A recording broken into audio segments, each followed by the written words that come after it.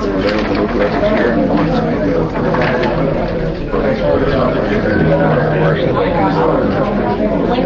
that case there. He's going to do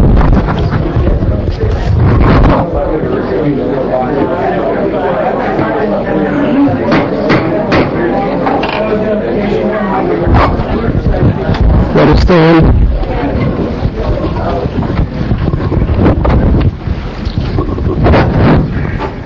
We have been elected as representatives of the people to conduct the affairs of the most beautiful county in Florida, Wakulla County. We represent a diverse people with many world views. What matters most is that we unite on core values to support what is true, good, and beautiful. We seek a world where all our children and our grandchildren, and for the 7 generations beyond them, have safe drinking water, clean air to breathe, and enough food to eat. A world where they don't live in fear of violence in their home, in their neighborhood, or in their school. This is the world which we seek. Let us commit ourselves this day and every day to doing our best as commissioners and as citizens, to work for the common good of our fellow citizens, for our county, our state, our nation, and our world. Amen. Pledge. I pledge allegiance to the flag of the United States of America and to the republic for which it stands, one nation, under God, indivisible, with liberty and justice for all.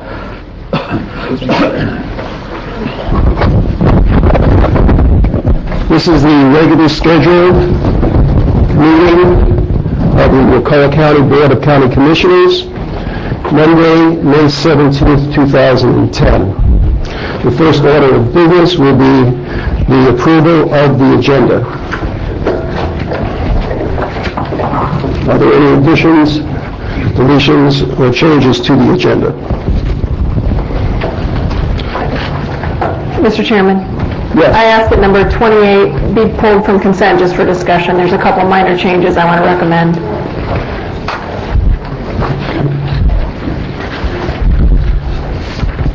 Number 28 pulled from consent.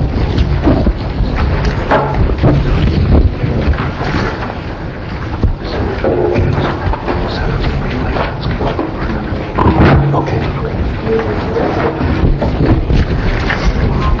Mr. Chairman, the presentation regarding the census is canceled.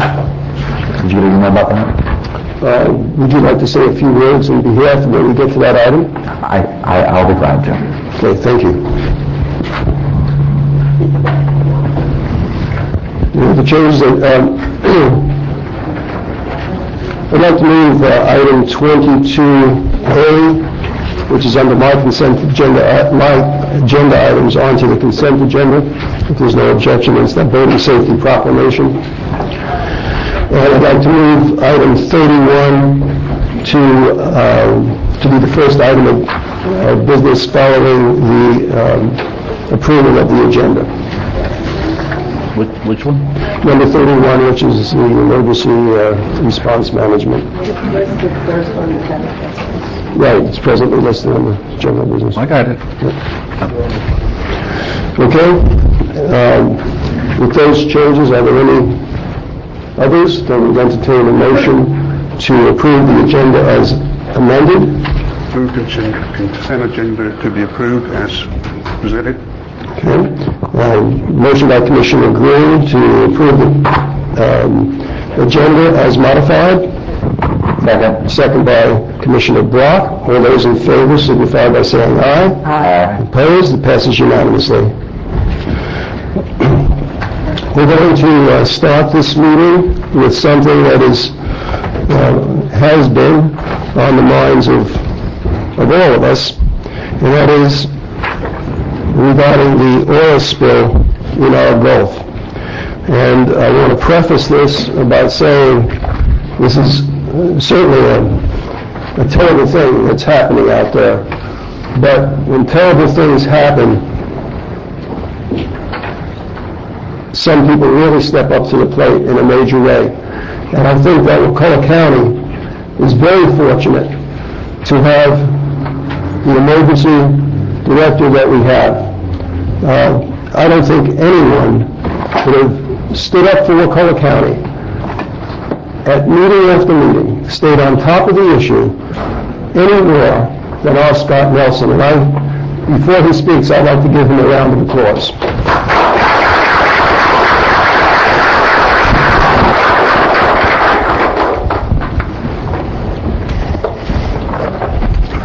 Thank you, and thank you for the kind words. I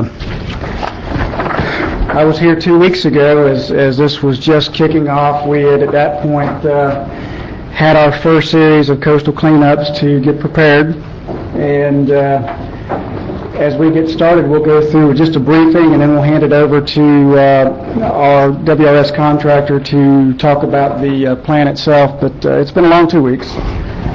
As you can see, this slide is dated May 8th.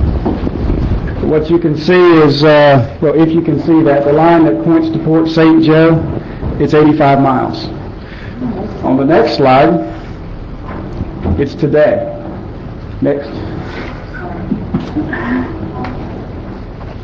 And you can see it's 170 miles. So it's actually moved a good bit to the west. And what it's done, that 170-mile mark for the last week or so, it's bounced back and forth, about a 20-mile range every couple of days. So it's not really getting closer, but obviously while it's out there, the potential's there. They have had some limited success over the last 2 days in developing some methods of decreasing the release, but the release is still ongoing. And with that, I'll just give you a quick briefing of where we're at and what we've done. Next. Obviously, we started this monitoring process on April 27th. April 28th, we started the outreach program with Green Living. On the 29th, we started exploring potential volunteer opportunities, looking for how we could mobilize our base. On the 30th, we started preparations for the first coastal cleanup using many of our local volunteers, but it was really on the backbone of Keep Wakulla Beautiful. They did a wonderful job of organizing some of their folks. We brought in volunteers from other locations. Many commissioners participated in that opportunity, but the goal there was just to clean up the beaches. They were telling us at the time that any man-made debris would create issues for oil sticking to it. I think the complexity of the oil has changed a good bit since then, but bottom line, it's never bad to clean up our coastline. On the 1st, that was our first sit-rep report. That's when we actually started actively listing our daily activities. On that day, we also requested from the state technical experts, and we also requested that they develop a coordinated effort for managing our volunteers. We've got a lot of people in this county and in this state and in other states that want to help and participate. This is a difficult process because it's still not clear, and we'll get into that in a little while, but it's still not clear how volunteers can really help if this thing impacts us. Again, on 5/1, we requested a DEP rep in the EOC. On the 2nd, we performed that coastal cleanup, as well as we made a very specific request at that time they protect our entire county. This was before the process we'll get into in a minute was developed. Also on the 2nd, we began reviewing the area contingency plan. And on the 3rd, we provided our first briefing to the board. And the board also on that date declared this an emergency locally. That has to be renewed every 7 days, and that has continued. Also on the 3rd, given that we were in a state of emergency, we entered the county EOC into partial 2 activation, which is involving the support functions that we need to meet the need. On the 3rd, again, we requested BP and DEP join us in the EOC. Also on the 3rd, we held our first planning meeting on the area contingency plan, and we'll get into that process again later. On the 4th, we held a planning meeting on the area contingency plan again. Also on the 4th, we requested training for volunteers. We thought that was important.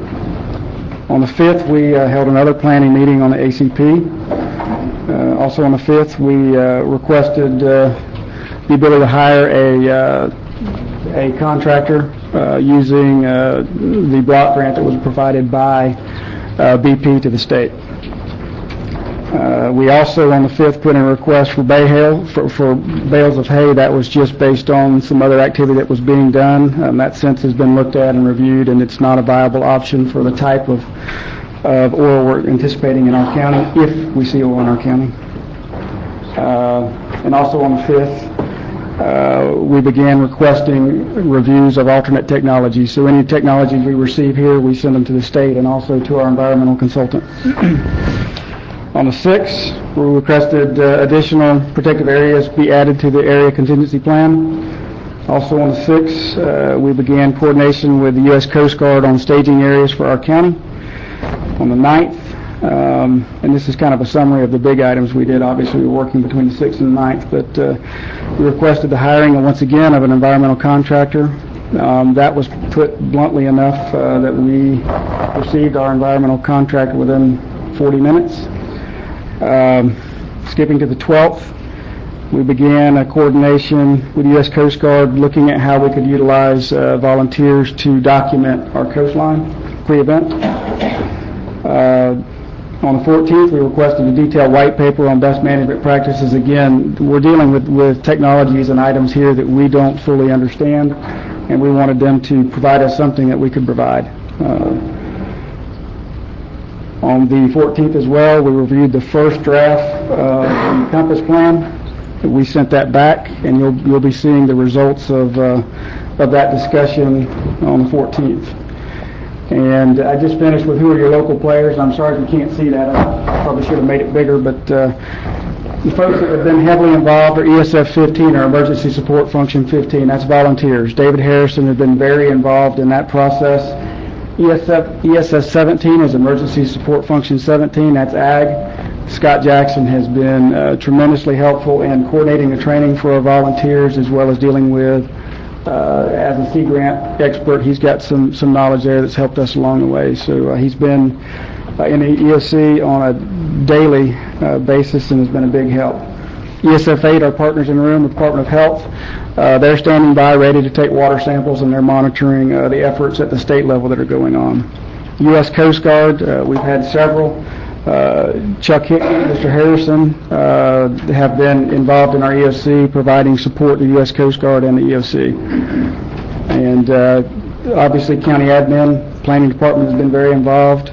Technical experts, Scott McDermott, you've all dealt with him on these issues. So there have been many people at the county level that have been in this process. Now, when we describe the process, we're not in charge of the operation. The tactical operation is being implemented by the Coast Guard and BP. If we get additional items approved, they may be implemented by the state. What we are doing is providing input into the items that we feel they've missed. We're coordinating, but it is a difficult process to deal with the top-down. But we have inserted ourselves where we need to protect our county, and that process is ongoing. You'll see the plan here in a few minutes. We are in support of the federal effort.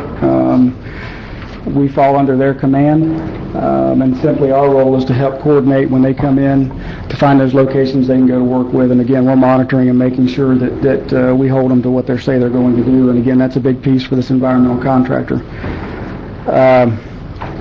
And you'll see that local managers struggle to work with the system. This is new for us. Usually your local emergency managers are the folks in charge of making the decisions, and the folks at the state are the ones that are helping us. This is just different, and it has created some new challenges. It was a bumpy ride last week. It is much improved. The state has learned a lot in their first implementation, starting in Escambia County. We're moving this way, so they have improved. And the biggest problem that we face in this entire event is the unknowns. The only thing we know right now is why. And I'm sure we're not clear exactly what happened, but we know that there was an explosion, there was a release of oil, and it continues. Knowing when it'll hit us, it's uncertain. Like I say, you see the slides, it's bounced back and forth. We don't know exactly what it'll look like. They tell us what they think it'll look like, which is tar balls. But again, we're just monitoring this, and there's just so many unknowns. We don't know if we're going to be hit. We don't know if we're going to need the training and the work that's being done, but certainly we're providing that preparedness up front. At this point, we don't know what the cleanup methods are going to be until they know what they're dealing with. That their technical expertise changes based on that. And we don't know the long-term impacts. So there are many items here that we struggle with. The new local challenges or no local expertise, again, we satisfied that with WRS Compass. There are multiple technologies available, and we've got to make sure that the state and BP are providing the appropriate technologies. Again, with our environmental group, that gets easier.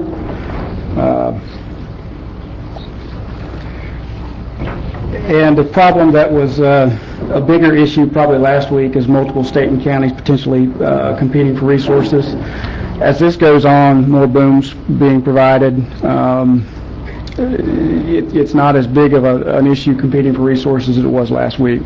When this first came about, it was, like I said, 85 miles off of St. Joe, and now it's not. We've got time. They've had time to build boom. They've had time to move forward.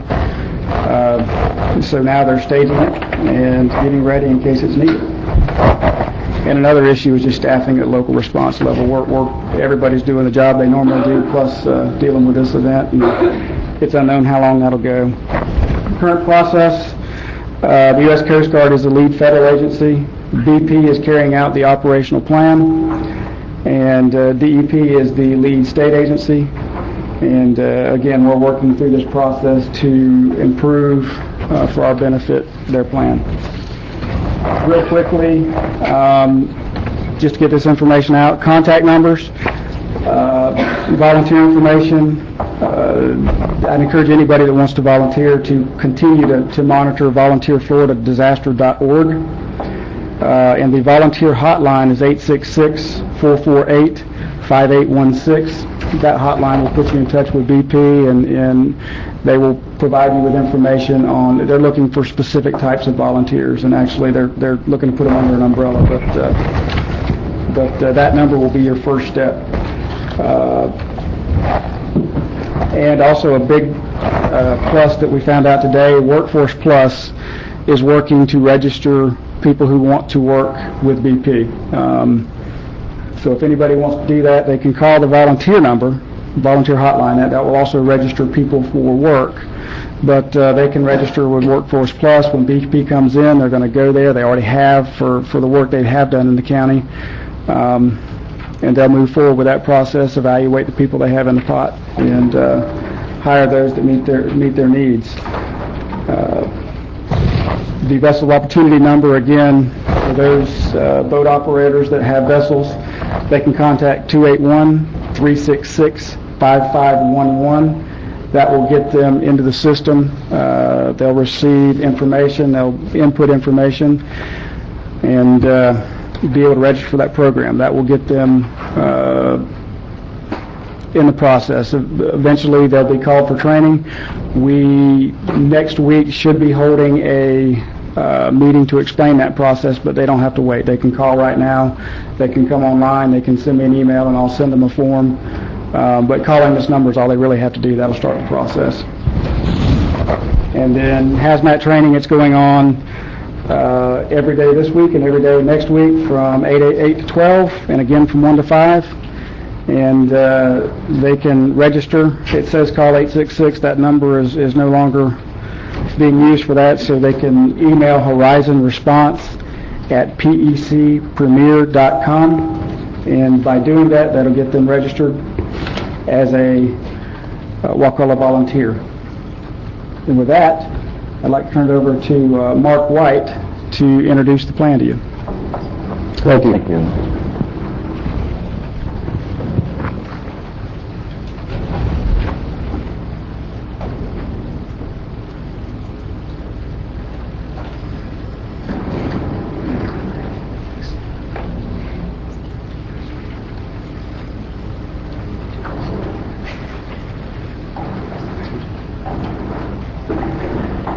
Good afternoon. Thanks for having us here today. I kind of want to go over, I guess, a brief overview of how WRS is integrated into this whole program, so you can get a broad picture of how we can lend resources to the county.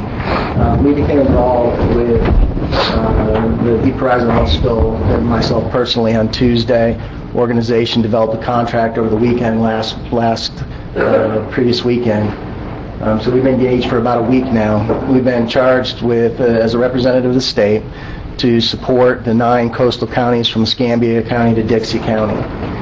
So we have field staff, such as myself, which we're considering county representatives, that are spread out along the coast, basically staged up in Gulf Breeze, Panama City, and then I'm covering the eastern 4 or 5 counties along the coast. Every day we get together, we have a person that is in the EOC that is working with the ESF 10 folks for the hazardous waste, working with the boom cells and boom implementation committees, and we have daily conference calls. So we try to take all the lessons learned that are going on within all of the counties and try to pull that together. So we are getting a lot of information on different technologies. I've gotten a lot of stuff that Scott's forwarded me from the citizens. I have responded to some of those, and I will respond to all of them that we've got, because I think having a good source of technical information to pull from, stuff that we might not even be aware of, is a good thing. So there's a lot of communication going on amongst WRS employees, as well as with Scott. Scott and I are in contact quite often throughout the day. And I think one thing important that he mentioned is that, you know, things do seem to be getting a little bit better from where the oil spill seems to be moving, but they still don't have it capped yet. Until they cap, I think it's good to be prepared. Another thing is that this situation is very fluid. So to be able to answer a lot of questions with great specificity, it is really hard to do at this point, because we don't know, you know, what type of oil, if it did show up, would show up, but we think it would be very degraded, probably sheen, tar balls. But until it actually starts coming on shore, maybe in some of the western counties, we'll get reports of that. And for this county, we'll be able to be a little bit more prepared, because we'll be getting feedback for what they're doing over there and be able to implement that over here. Conditions are a little bit different. They have a lot more beach areas. You have a lot more estuarine, salt marshes, etc. So what we did when we started looking at the boom plan is we're trying to, you know, it's an interesting position because we are representatives of the state, and we're going to be on board to help you guys develop a boom plan. We're also going to help you guys solicit and prepare a request for quote to solicit to potential contractors. We will get their boom implementation plans, how they're actually going to deploy boom, what type of methodologies they're going to use. We're going to review those plans and the costs, and then that's going to get provided back up to the state to be funded on your behalf. So there's kind of a long process, and then we'll make sure that they even install the boom correctly and that they maintain it correctly. So there's a long-range plan that we're going to be involved in. So when we first started looking at the plan, we found it to be lacking in quite a few areas. The BP contingency plan for the ACP was very limited and protected small areas. We started looking a little bit closer at it, and also had some great feedback from the county. We've been in touch with U.S. Fish and Wildlife, a lot of citizens about different areas that, even though I'm fairly local from Tallahassee, some things that I didn't even know about. So, and I'd ask that as people continue to develop information, even if they think we know it, go ahead and send it to myself. I'll leave cards, and or to Scott, and he'll forward it to me, because you can never have too much information. So we looked at the plan and started looking at areas. Friday's meeting, we had a small select group of stakeholders and some folks that were there that provided some input, and we beefed up the plan to what you see now, which we think is rather protective. If you look at the overall regime of how the boom lays out, the red boom, as it's shown on the map, is the boom that's in the ACP that BP is responsible for installing. And you can see that a lot of areas originally in the red didn't cover a great area of the coast. And as Scott mentioned, 244 miles of coastline in Wakulla County. It's a lot of coastline to protect. The yellow boom is boom that probably should be in the ACP because the ACP plan was supposed to protect the sensitive estuaries and then the areas they call triple diamond areas, which are areas that DEP assessed as being sensitive to oil spills. And they may be rookeries, they may be estuarine areas, a lot of different areas. So the yellow boom represents efforts that we've put forth to try to protect those areas. And then the green areas are areas that were developed supplementally, I guess you could say, by input from a lot of citizens of protecting certain creeks and certain islands for different varying reasons, rookeries, whatever it might be. So now I'm going to kind of go through each slide and show you what's been done. The first slide is strictly out of the ACP, and this was put together by the mobile command unit over Mobile, and based on review, we thought that it was fairly protective of this area. They have some deflection booms that are placed out to try to deflect any oil, and then they have a hard boom across where the US 98 bridge crosses. Overall, we thought this was a fairly protective measure. Didn't see a lot to add at this particular location. The second set of booms we beefed up in this area, and we thought it was important. Before previously, they didn't have really too many booms in this area. Now, the ACP, since we first looked at it, has changed a little bit, and some of the booms that are right now, they have a boom here, they have a boom here, and then they have a boom across here, which probably doesn't cut the mustard as far as everything we wanted to protect.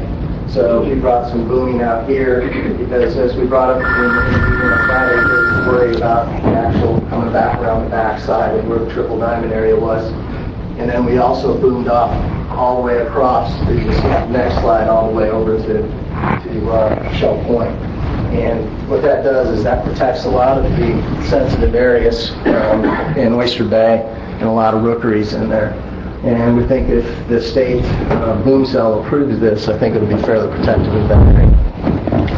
Could you Commissioner Buck, you on your mic, this works around. I guess we're not getting them picked up.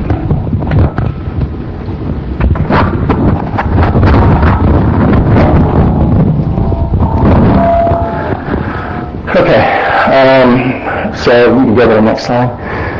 This slide is kind of an add-on detail to the last slide, and you can see that it is protective of some areas that the U.S. Fish and Wildlife and part of the St. Mark's folks, plus some citizens, some of these areas, these islands in this area are rookery habitat for threatening endangered species, so we thought those needed to be protected. And we're looking at this in the booms in this area as kind of a first line of defense.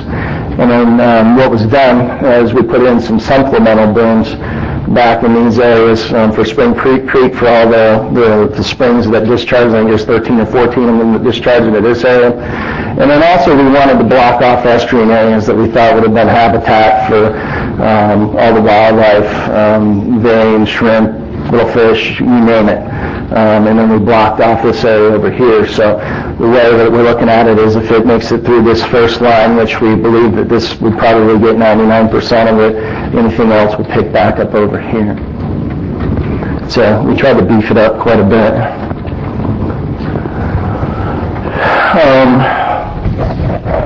The next slide is just east of Shell Point, Live Oak Island. I might as well stand over here. I keep walking back and forth.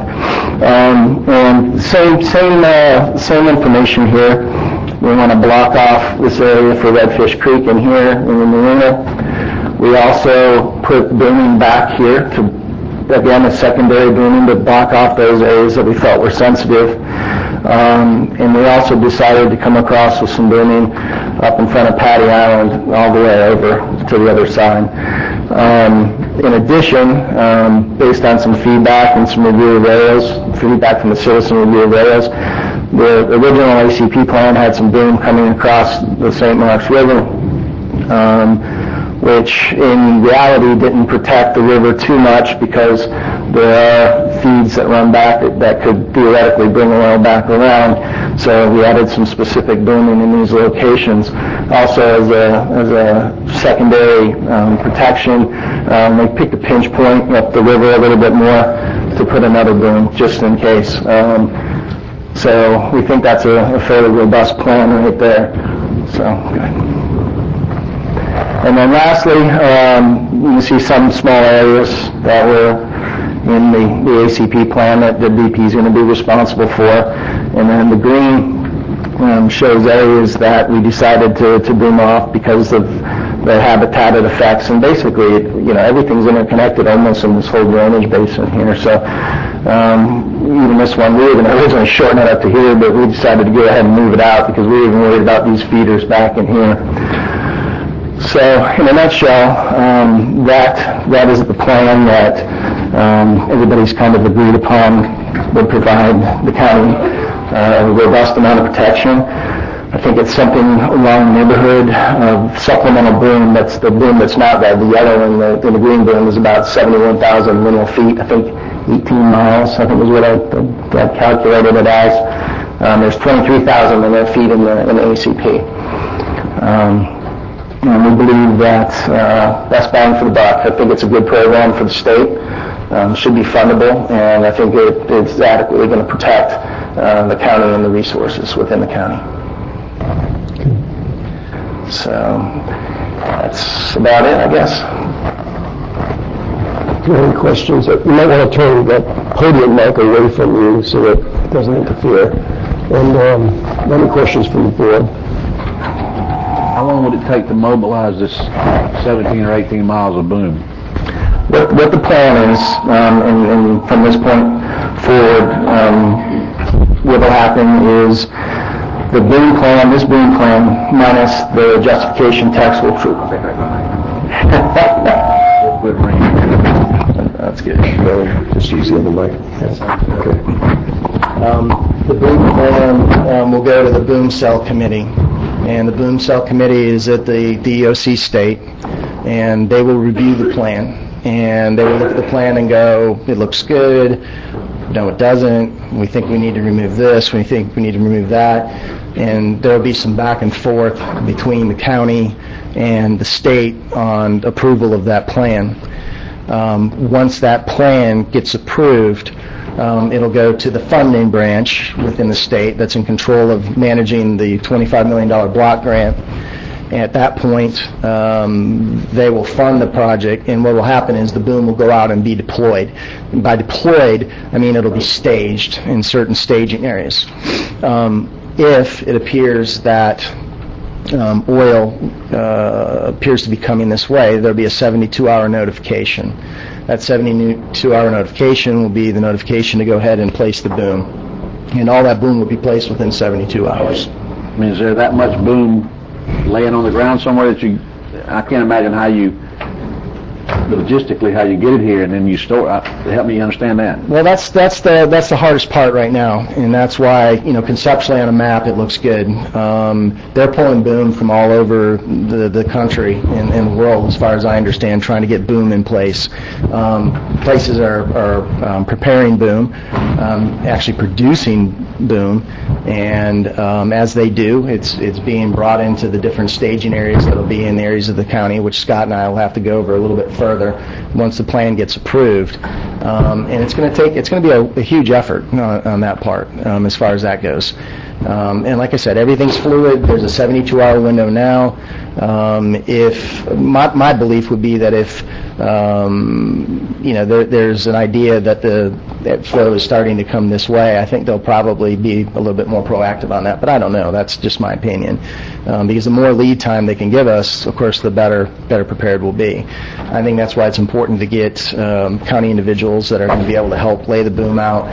We've been given several contact names and numbers for individuals that have been fishing these waters forever, which I think is very important, because I know there's a lot of oyster bars, a lot of shallow areas that are going to have to be taken into consideration when we're laying a boom. So it's not going to be just the contractor that's going to be trying to deploy the boom. I think it's going to be all the citizens and everybody pulling together to try to make sure that it gets taken care of. Yes.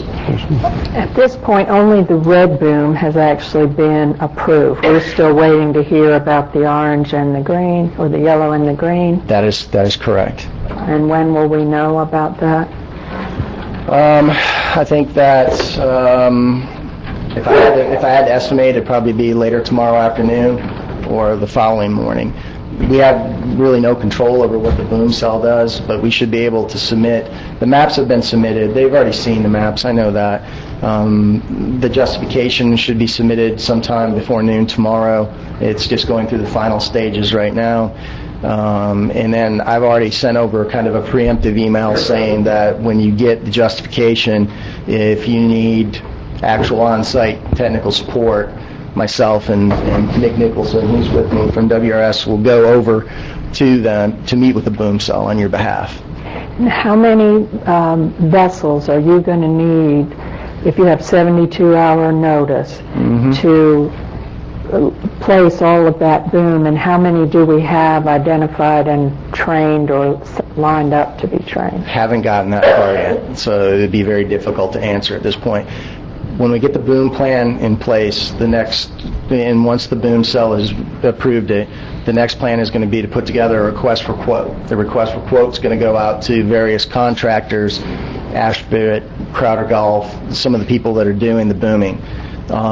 As part of their request for quote and quote we're going to get back from them, it's going to have their boom implementation plan. That's going to lay out a lot of the specifics that you're looking for.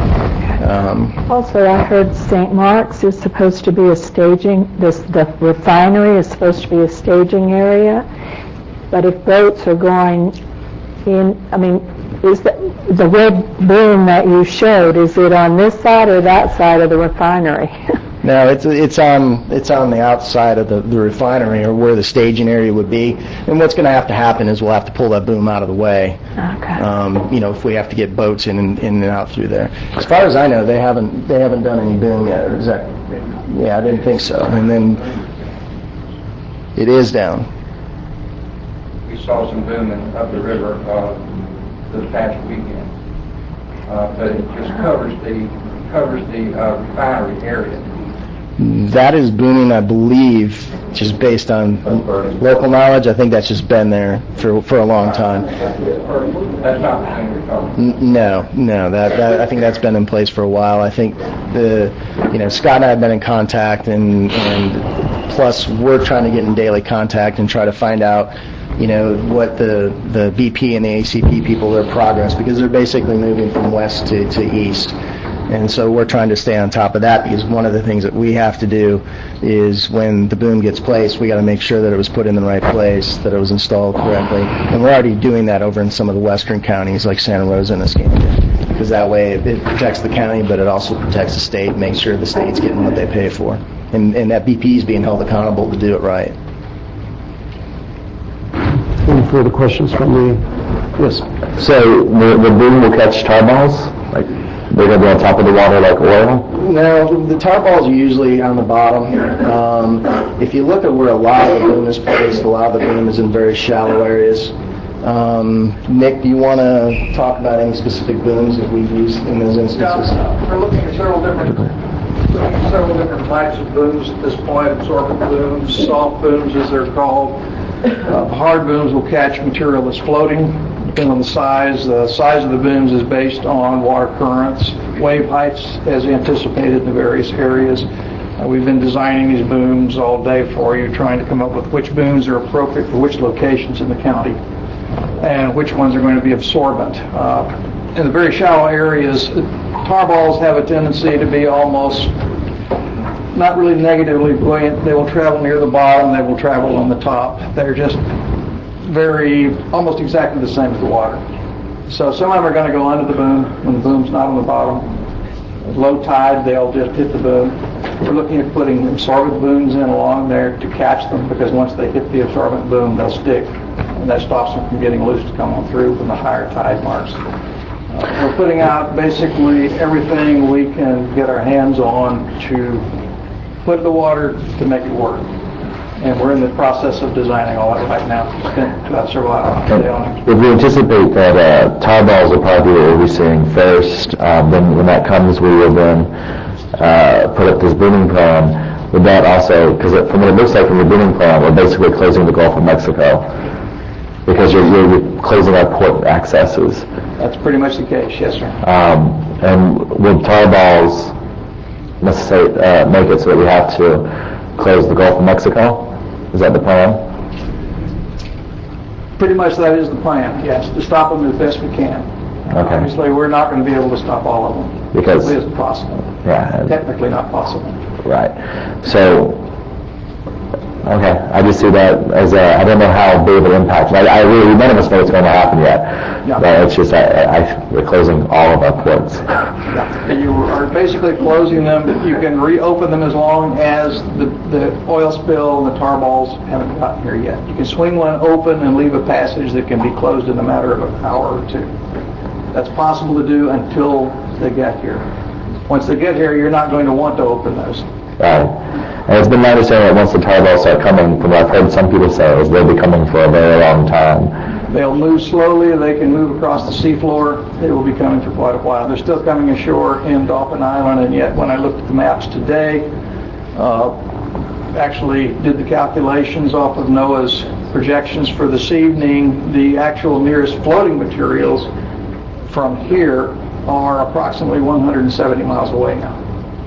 But the tar balls, for example, at Dauphin Island, they have already come ashore and are continuing to come ashore, not heavily duty yet, but there are some coming ashore on Dauphin Island, and yet your floating materials are still probably 40, 50 miles away.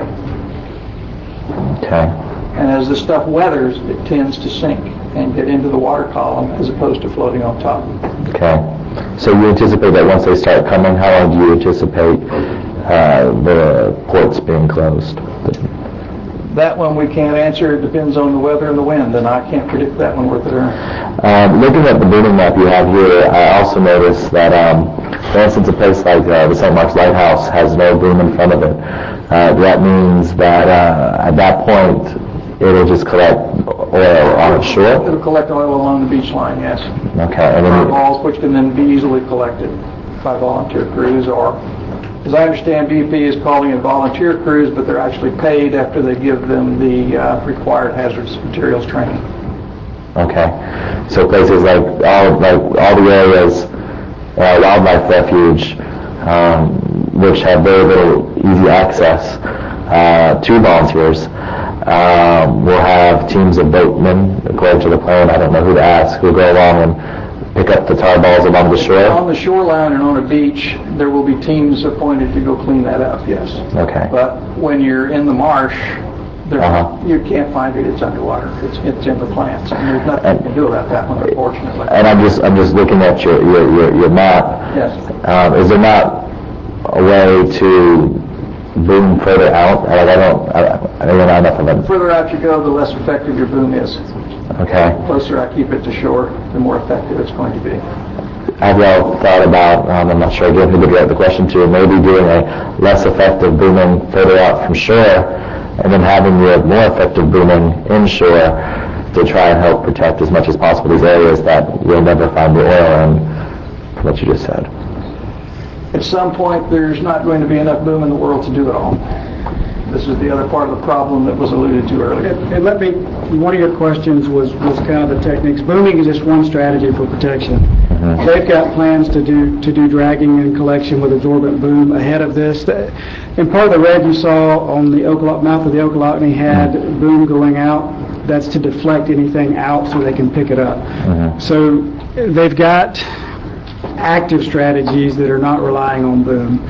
The boom is an alternative method, but they're going to be dragging, using skimmers. They're trying to pick this stuff up before it comes in. And again, they're going to be actively trying to deflect so they can pick that up before it gets to the boom. But trigger points, the question was on laying it down. We're potentially talking about two different contractors here, one for BP and one for a state contracting company.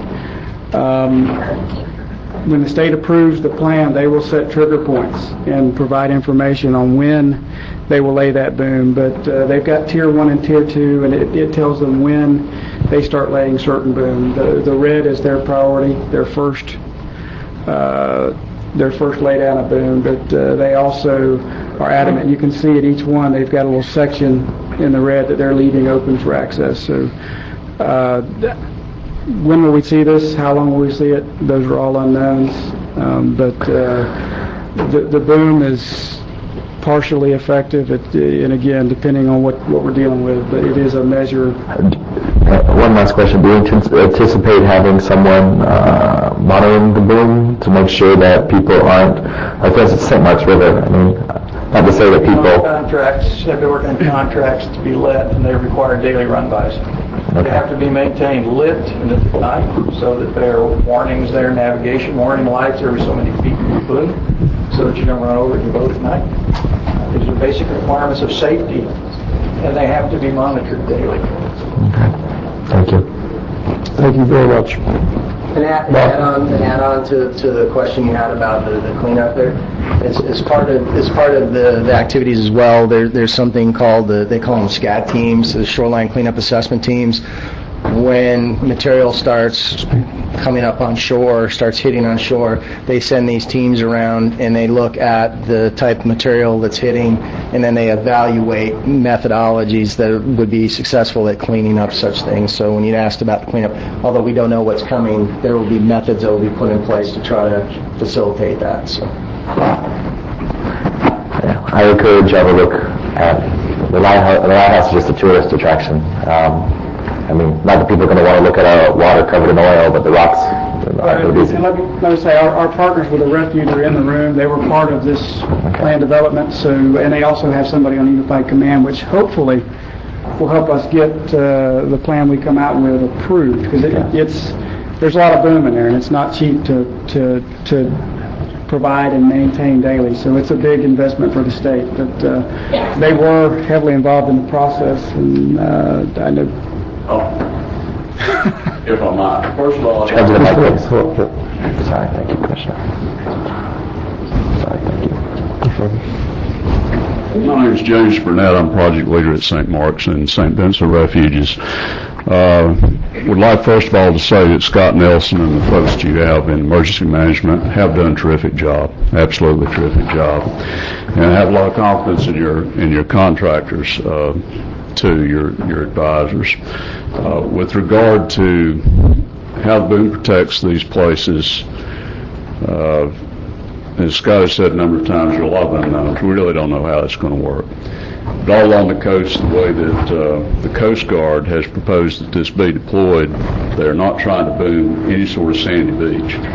And it may be a slight exaggeration to call the area at the lighthouse Sandy Beach, but there is a narrow area of sand right there. It's a little different than the Juncus Marsh that we have in most places. And the strategy is going to be to clean those areas. I guess you'd let the oil come in, hit them. Once it gets in the marsh, it's almost a lost issue in terms of cleanup. So those are the places that are most important to protect. And I support the boom plan that they put forward. It's actually very aggressive, I think. Commissioner Stewart asked questions about how are you going to get this much boom, how are you going to deploy it.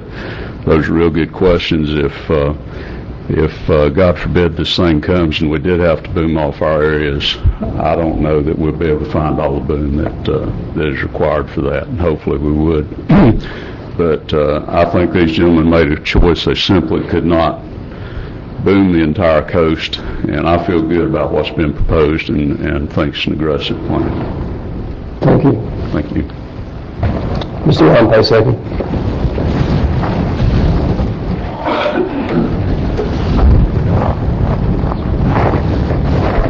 Yes, Ron Paisaki, 137 Royster. As Commissioner Kessler said, he congratulated the folks. I'd like to just echo that. Both Scotts. Melissa from planning was very, very helpful. David was very helpful too. I attended the meeting last Friday, and I brought with me Jody Campbell, which I think a lot of you know. Jody's been a commercial sport fisherman, takes tours out, and does a lot of flats work. And also Bob Morgan, who's commander of the flotilla at Shell Point. And as James said, he was able to provide a lot of insight and put science behind some of this, protect the whooping cranes in that area. Also, some of the rookeries. And so that's, I think there's strong science behind this, and I think what it's really going to take is the board to aggressively support it and reach out to their contacts at DEP on this. I would even recommend Congressman Boyd's office to get him supporting some of this stuff. And as they just mentioned briefly, one of the issues is going to be tough, as this isn't, and Commissioner Bach brought this up, the booms aren't going to stop everything. And it's going to be very sensitive putting in the supplemental booms, because that's extremely shallow water. You're talking of going in where there's 2 to 3 feet of water at best. And so they're going to have to work very closely with local fishermen to put it in. And then what they'll be doing is using skimmers on the outside to go into this, and they'll be skimming the water off, or the oil off, sucking it up through tubes into 55-gallon barrels, and then taking it offshore to a big barge or something to get rid of it. And so that's going to be a very testy area. But from what I hear, and I think they'll all agree, the booms are not the magic answer to get 100% of this. There will be stuff coming over, and we just need to prepare for it. But I think a great job's been done, and I urge the board to support it. Thank you. Thank you. Okay, once again, thank you very much for that comprehensive report, and we appreciate it. We now proceed with what can be a significant amount of meeting material to get through. So we'll begin by our first of the public hearings. The citizens who wish to speak on this must fill out a speaker's card on any of these items that are on the agenda. They're limited to 3 minutes. And we'd encourage you, if you have something to say, to fill out one of the speaker's cards. Thank you, Mr. Chairman. The first item is number 1 is the kennel ordinance. We're requesting the board to conduct the public hearing and adopt the proposed ordinance amending Wakulla County Ordinance number 0810. In essence, what this does is amends the definition of a kennel so that any commercial establishment, be it a veterinary clinic, anything dealing with any kennel that is there for commercial reasons, or any non-commercial kennel that has 6 or more dogs that are 6 months of age or over, is now within the definition of kennel. What this does is essentially, you have one definition of kennel in your land development code. I know I sound really weird, don't I?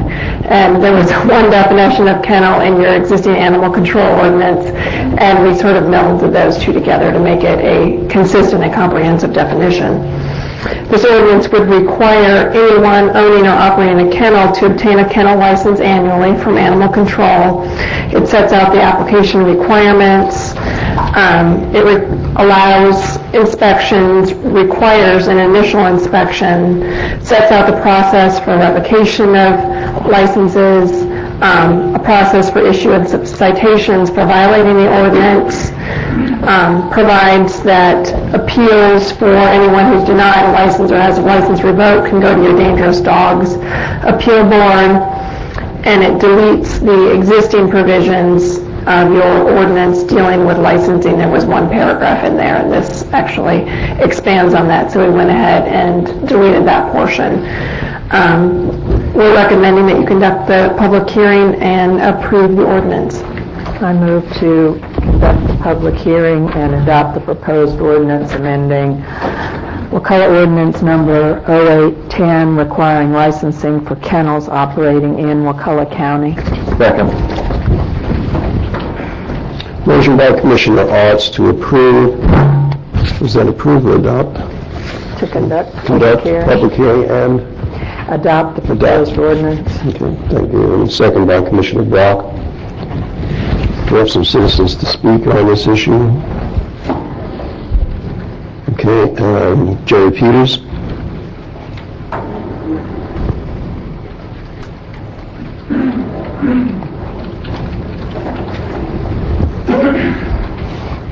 Mr. Chairman, Board, my name's Jerry Peters. I live at 2315 Surf Road, Panacea.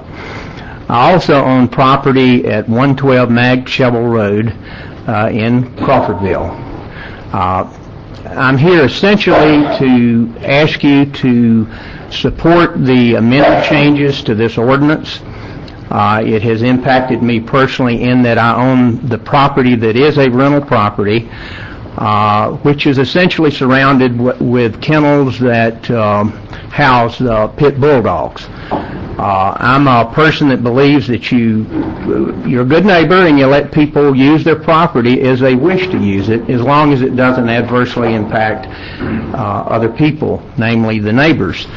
I also want to thank Animal Control, the County Attorney's Office, Code Enforcement. They took some action recently on my behalf. I hope that this is going to help, but I do see in the existing ordinance something like a loophole that would allow this to continue, and you could see it in other parts of the county. So essentially my position is strong support for the amended changes, and I would encourage you to give it some serious consideration. Thank you very much. Thank you. Catherine Gilbert.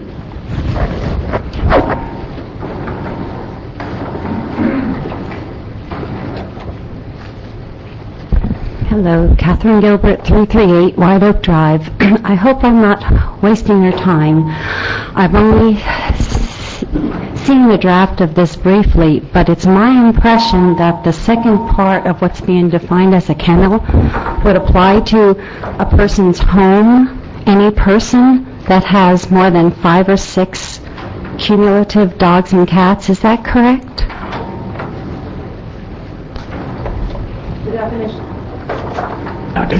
The definition of kennel would include any site where 6 or more dogs or cats 6 months of age or older are kept. Okay.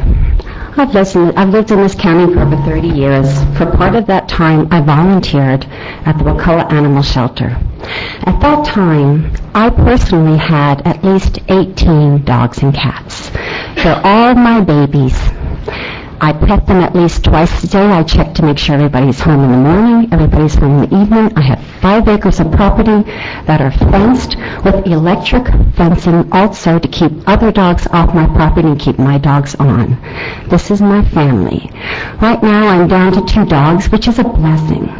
But the reason I have so many animals is because we've always taken in, rescued, and abused animals from this county. Was this ordinance really meant to affect people like me who rescue animals that are not being treated the way they should, have them neutered immediately, keep them up, and I can show you my vet bills to show the condition my pets are in? Was this ordinance really meant to affect me?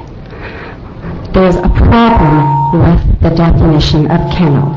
I might suggest that you might put, I don't know if that's me or what's happening, an adjustment to it that maybe it's unneutered and unspayed animals. Something so that your rescue people aren't being called a kennel. You can talk to my neighbors, some of which are here.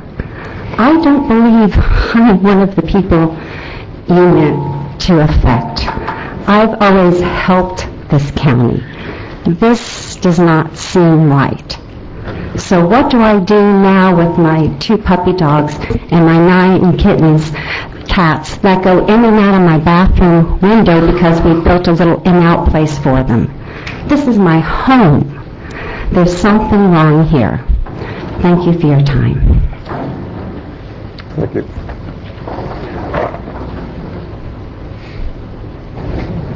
These are the only 2 cards we have.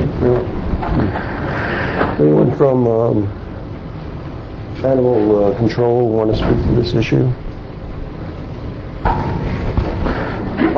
While she's coming up, can you just ask a question? What was that? While she's coming up to ask a question, would you like us to wait up Heather? Wait, she's here now. Hi, I'm Ivanhoe Carroll. I'm Director of Animal Control for Wakulla County. I would say, yes, it would affect you.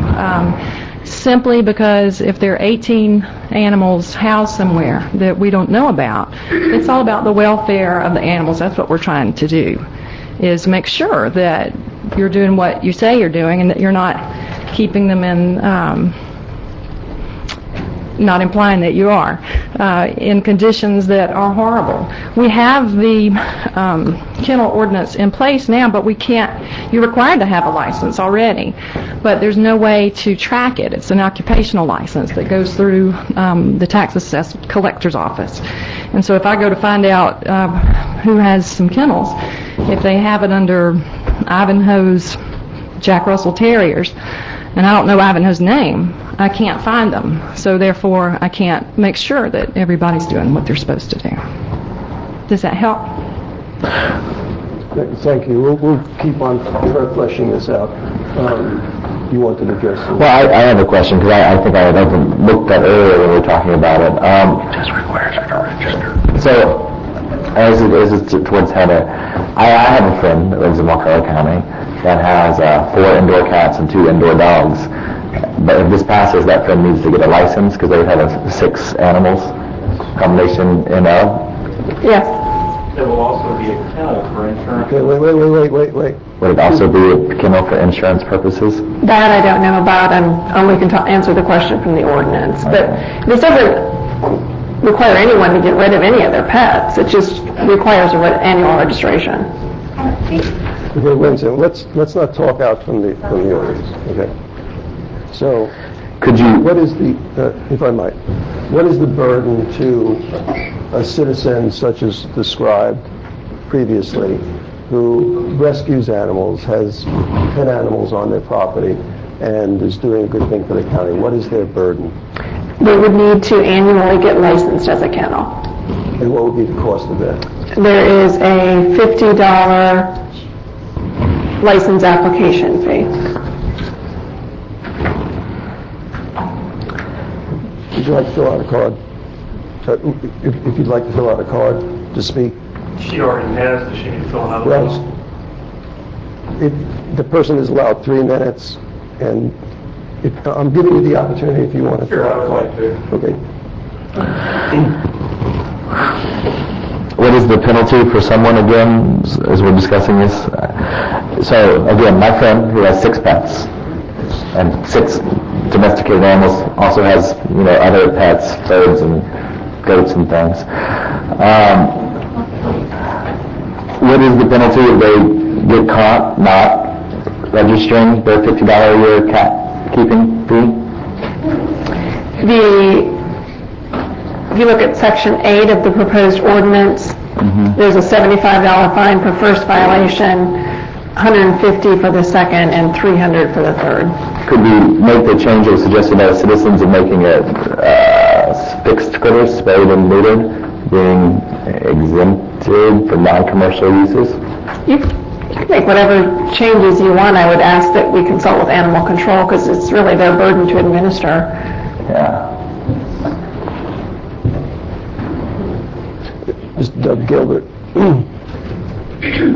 Citizens. Douglas Gilbert, 338 White Oak Drive.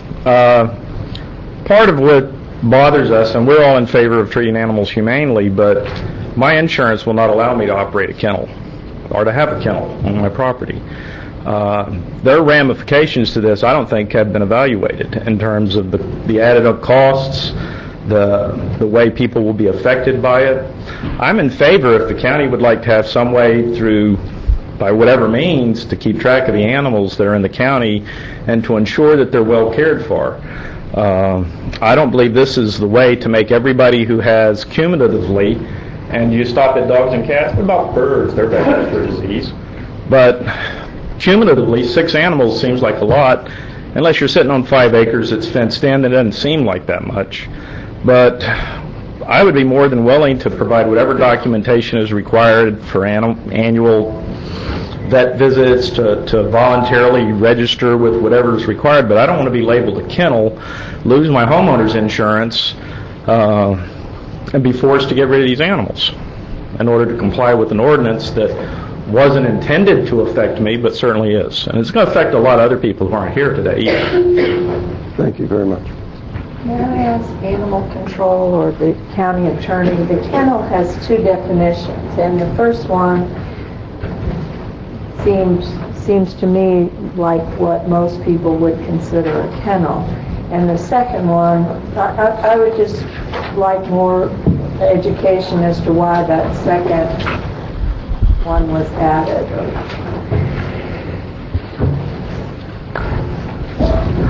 Scott or Ivanhoe or County Attorney? The original definition had for commercial purpose. We have seen some rescue groups, many times there's trouble and they take on more than they can do, and so the commercial purpose rescue groups are not out to make money, they're just out for the animals. And we do have rescue groups that are in favor of this that are in the audience today that are going, this is fine with us, we just want to wanted to help and support as well. But it deleted the commercial purpose so that it includes the rescue groups as well. Would you be, if we added in formal rescue groups to the definition, commercial, like as one of the options? I also know we've had issues with hoarding of animals in Wakulla County. Right. Where people have had dozens and dozens and dozens of animals in a mobile home in unkept conditions. But that's still different than having, as my friend does, 4 cats and 2 tiny dogs. And this is a workshop, so we're happy to include input from all the citizens. What we're doing is just trying to manage this so that we don't have 43 cats in a single wide mobile home and nobody knows they're in there. This is a public hearing, not a workshop. It's a public hearing.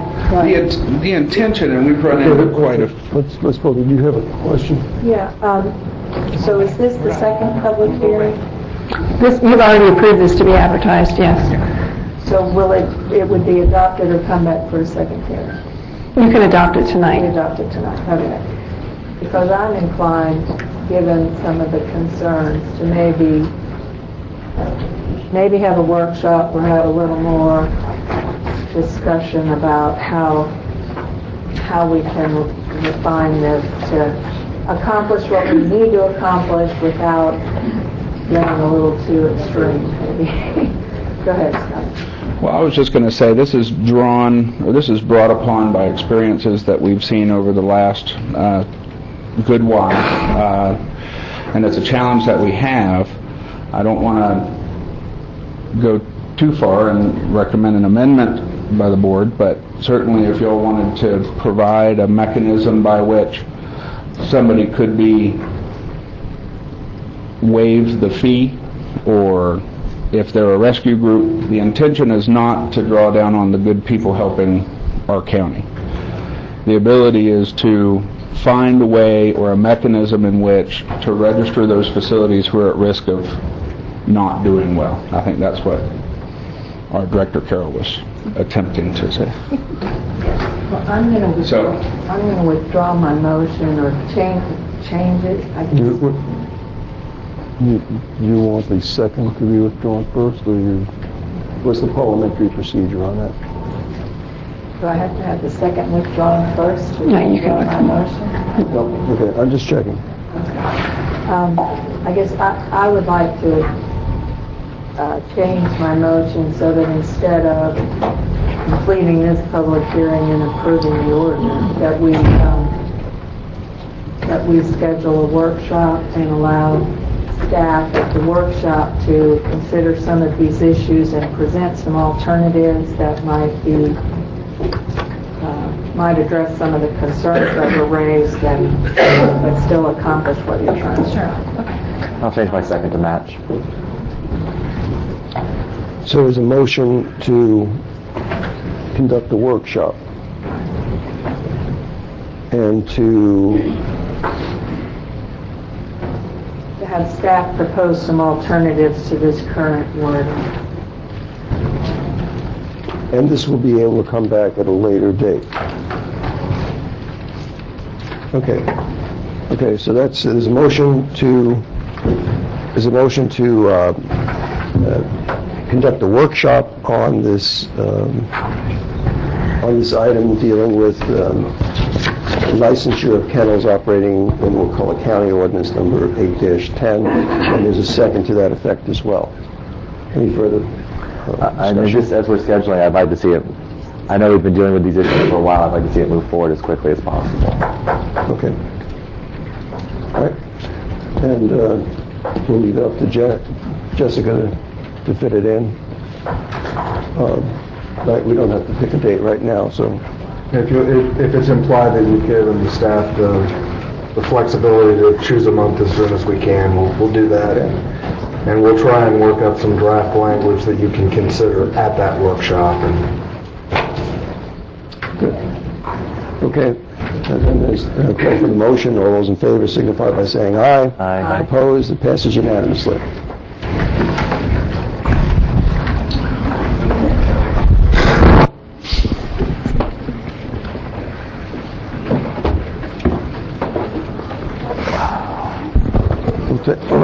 We'll take a minute to allow people to exit.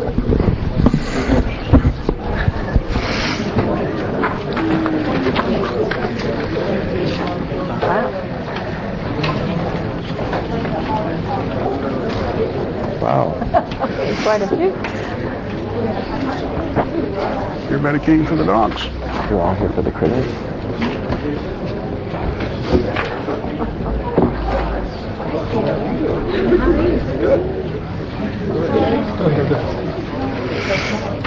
Okay, we'll proceed to the item 2. Okay, we'll proceed to item 2 on the agenda. Okay, items 2 through 8 are all public hearings. These public hearings were opened initially at the May the 3rd Board of County Commissioners meeting and continued until today's. Item number 2 is the adoption of Comprehensive Plan Text Amendment CP 09-02. These are the evaluation and appraisal report, the ear-based amendments to the future land use element of the comprehensive plan. I note that the Planning Commission considered this item back on November 17, 2009 for transmittal, and at the conclusion of their public hearing, they voted to recommend transmittal of this application with a 6-2 vote. The Board of County Commissioners also considered transmittal of this item at their December 8, 2009 public hearing, and at the conclusion of that public hearing, the Board voted to transmit this application with a unanimous vote. Again, this is for the future land use element of the comprehensive plan. The Department of Community Affairs did issue an ORC report, and they had 2 objections to the future land use element, both of which were addressed at the last board meeting, and staff as well as the consultant Kimberly Horn and Associates is here to answer any questions you have on this item and the rest of the ear-based amendment items this evening. I will note that this item was advertised on the May the 3rd, 2010 public hearing, appeared in the Wakulla News on April the 8th, 2010, and the advertisement for this evening's meeting, May 17th, 2010, did appear in the Tallahassee Democrat on May 10th, 2010. And again, staff is here to answer any specific questions you have about the future land use element. We did present at the last meeting, and if you have any questions, we'd be happy to answer them. Is there a motion on this item?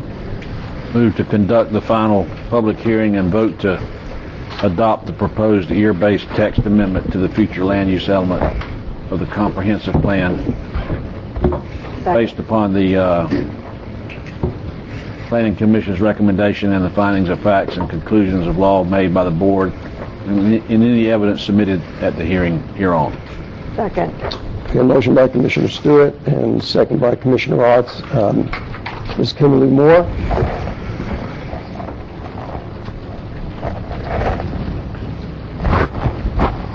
Good evening, Chairman and Commissioners.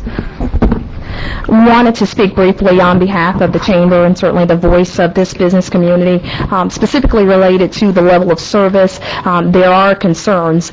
We want to ensure that, specifically looking at the transportation study. Okay. I believe that okay, that's what I asked. comes up later. Okay, that is what I thought I'd signed up for. No, there's a series, numbers 2 through 8 that Okay. we're dealing with. And what? Maybe check with the... Okay. Okay, so there are no citizens to speak on this item, essentially.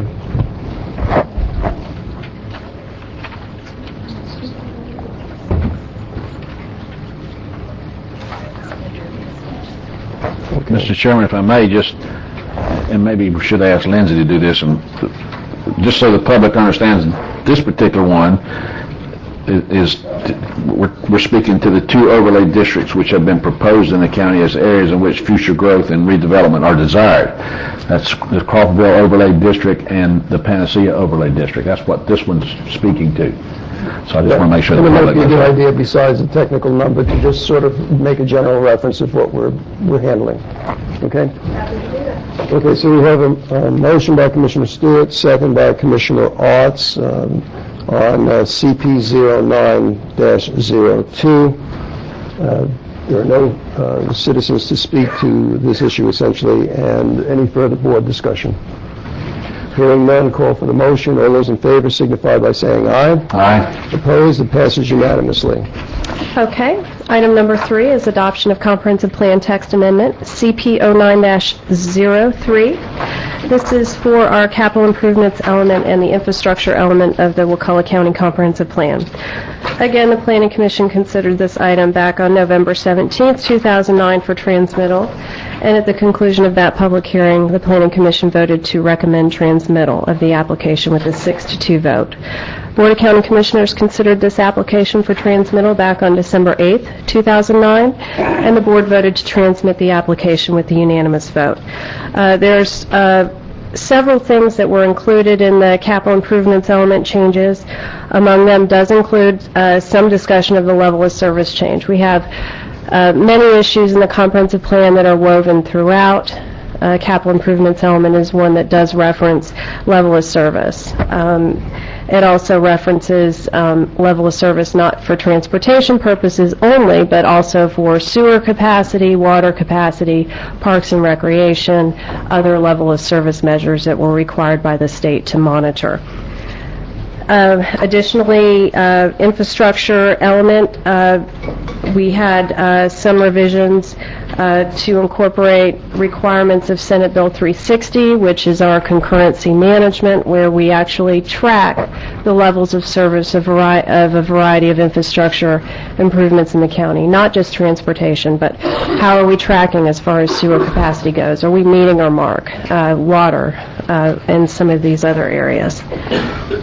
The Department of Community Affairs did respond back in their ORC report. They had one objection to the capital improvements element, which we did address. This was about some numbers related to the potable water levels, and again, we did address that. The infrastructure element, there was just one objection from DCA, and it was related to the level of service, but the level of service standards for potable water and sanitary sewer services and not transportation. Again, I will note that the advertisement for the May 3rd, 2010 public hearing appeared in the Wakulla News on April 8th, 2010. And again, just to restate, this evening's meeting was advertised in the Tallahassee Democrat for May the 10th. Happy to answer any questions. Move to conduct the final public hearing and vote to adopt the proposed year-based text amendments to the capital improvements element and the infrastructure element of the comprehensive plan based upon the Planning Commission's recommendation and the findings of facts and conclusions of law made by the board and any evidence submitted at the hearing hereon. Motion by Commissioner Brock, and second by Commissioner Arts. Are there any citizens to speak on this issue? There are none. Board discussion?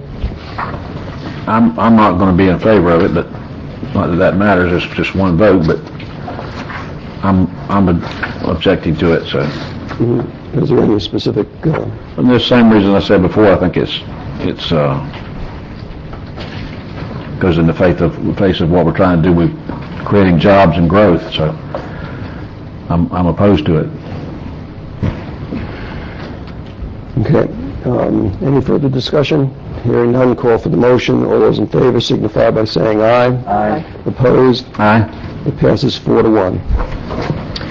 Okay, item number 4 is adoption of Comprehensive Plan Text Amendment CP 09-04. This is our intergovernmental coordination element as well as our public school facilities element. Again, Planning Commission considered this item back on November 17th, 2009. At the conclusion of that public hearing for transmittal, Planning Commission voted to recommend transmittal with a 7-to-1 vote. Board of County Commissioners considered this item at their December 8th, 2009 public hearing for transmittal, and at the conclusion of that hearing, the board voted to transmit the application with a unanimous vote. Intergovernmental coordination element, I would say, has some minimal changes to it, just talking specifically about how we're going to coordinate with neighboring jurisdictions, which we have been doing in kind of an ad hoc basis related to springs protection. Now we're placing it in the ICE or the intergovernmental coordination element, saying that this is how we're going to do it. Public school facilities element was adopted and approved initially back in 2008. We were one of the first jurisdictions in the state to do that under the leadership of the school board, and we've partnered with the school board since. But really this element is something that we should be doing anyway, is making sure we're coordinating our new growth and development in the county with the needs of our public school system, which also does include, just as an aside, consideration of any of the private schools that we have within our jurisdiction. The Department of Community Affairs did have one objection to the intergovernmental coordination element, and that was just to get some clarity on what interlocal agreements we have out there. And they did not have any objections to our public school facilities element. Again, this was advertised as previously stated in the item before, most recently on May the 10th, 2010 in the Tallahassee Democrat. Move to conduct the final public hearing and vote to adopt the proposed ear-based text amendments to the intergovernment coordination element and public school facilities element of the comprehensive plan based upon the Planning Commission's recommendations and the findings of facts and conclusions of law made by the board and any evidence submitted at the hearing hereon. Second. Motion by Commissioner Brock, second by Commissioner Arts. Are there any citizens to speak on this issue? There are none. Any board discussion? Hearing none, call for the motion. All those in favor signify by saying aye. Aye. It passes unanimously. Okay, item number 5 is adoption of Comprehensive Plan Text Amendment CP 09-05. These are the ear-based amendments to the conservation element of the comprehensive plan. Planning Commission considered this item back on November 17th, 2009, and at the conclusion of that public hearing voted to transmit with a 6-to-2 vote. Board of County Commissioners also considered this application for transmittal back on December 8th of 2009.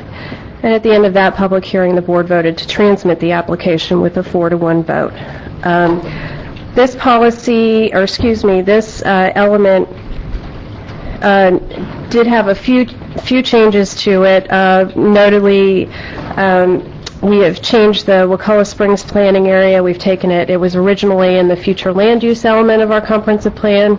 Kind of thought that was not the correct place for it to be, so we transferred it over to the conservation element.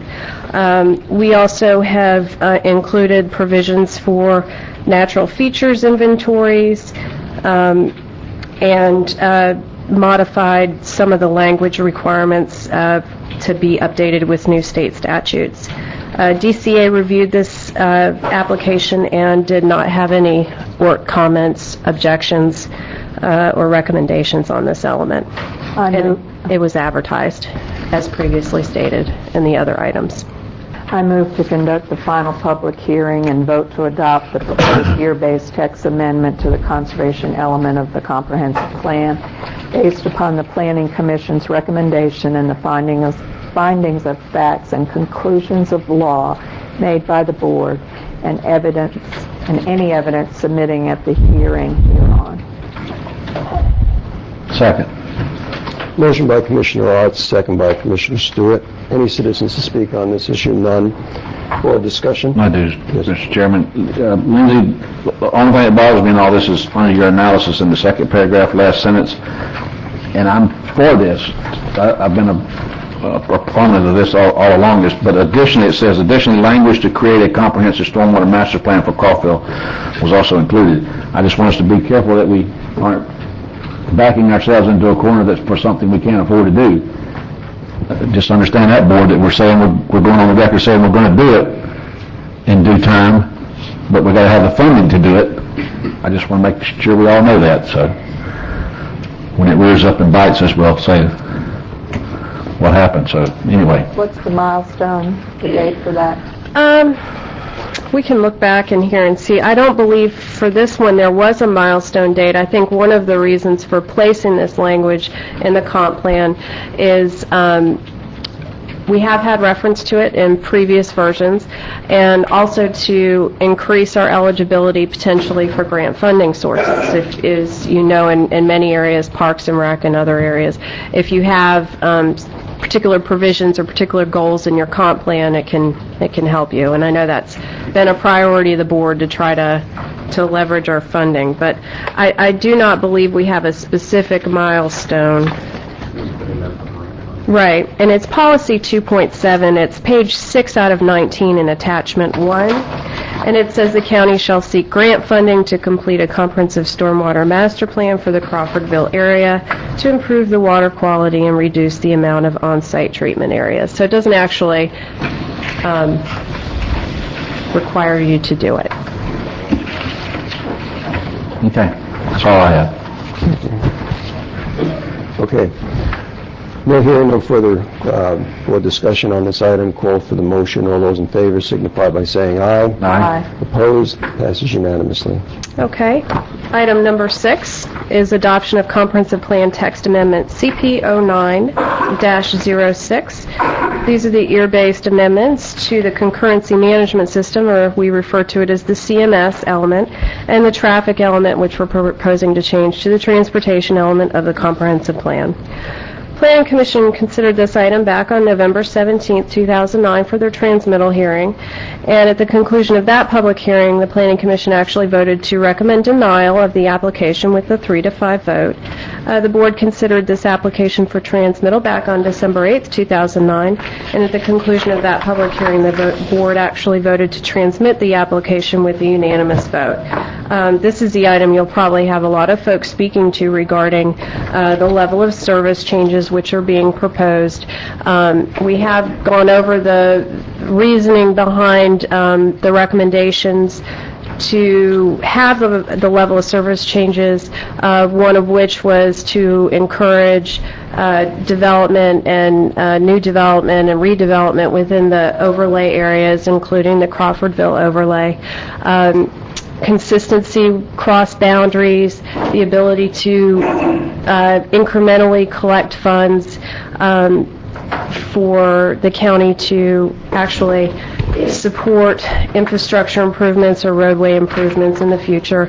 I think we've given you quite a bit of information about that. If you'd like to hear that again, we're prepared to do that this evening. I would note that the Department of Community Affairs had one objection to the concurrency management system element, and really that was questions surrounding the potable water standards, and they did not have any objections to the traffic or the transportation element. Again, as stated in previous items, this item was advertised most recently on May the 10th, 2010 in the Tallahassee Democrat. Staff or the consultants are here to answer any questions you all might have, but other than that, I will yield the podium. I move to conduct the final public hearing and vote to adopt the proposed ear-based text amendments to the concurrency management system element and the traffic element of the comprehensive plan, based upon the findings of facts and conclusions of law made by the board and any evidence submitted at the hearing hereon.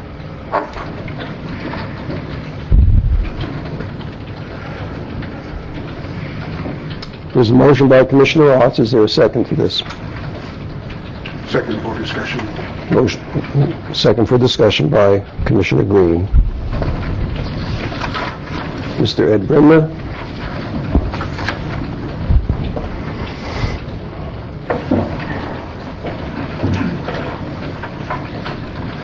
Thank you, Mr. Chairman. My name is Ed Brimmer. I live here in Crawfordville. I think most people understand that I've spent a lot of time thinking about and studying the traffic in Wakulla County, and I understand that sometimes there is a traffic problem. However, I think the last couple of years has highlighted the fact that Wakulla County is going through a pretty severe economic downturn. I can't tell you the number of friends and family that I have that are either unemployed or underemployed. And I also know that the extreme bureaucratic workload that we put on businesses coming into Wakulla County is bad for business. This is just an additional roadblock that's put in the way of businesses. And I think that there's a way that we could do this. I think that if you travel down Crawfordville Highway today, it is a much better travel than it was 6 years ago. I think that the center lane has done great improvements to the road. I think that the turn lanes that have been being required to be put in before businesses go in is a great improvement. But if we just do a carte blanche roadblock, I don't think that's a good thing. I think you guys need to really think about what you're doing here. Thank you very much. Thank you. Mr. Bob Danzy.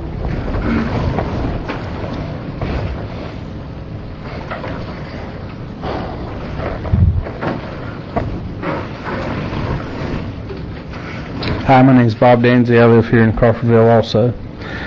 I think this is nothing more than just a new tax. And in this economic environment that we're in, it should be criminal to do this to the people that are trying to make a living here. So I stood up in the past and spoke against each one of these. I only chose this one tonight. This, I think, is the most important for the citizens. It's not only a tax, it's just plainly a burden of making a living that it's going to create. I think it's a terrible idea, and I'd appreciate it if you'd vote no and defeat this. Thank you. Thank you. Ms. Mary Ellen Davis. My name is Mary Ellen Davis. I'm here on behalf of the Wakulla County Economic Development Council. We ask that you make no change to the level of service and do not recommend this to be implemented. You've got a nice enterprise zone in Mid-Art, and we think this will negate the effect of that. I want to remind you that your own planning commission voted against this and recommend that you do not adopt this. It's going to have a huge impediment to new or expanding businesses when this county needs jobs. So we ask you to vote no change to the level of service. Thank you. Thank you. Ms. Kim Moore.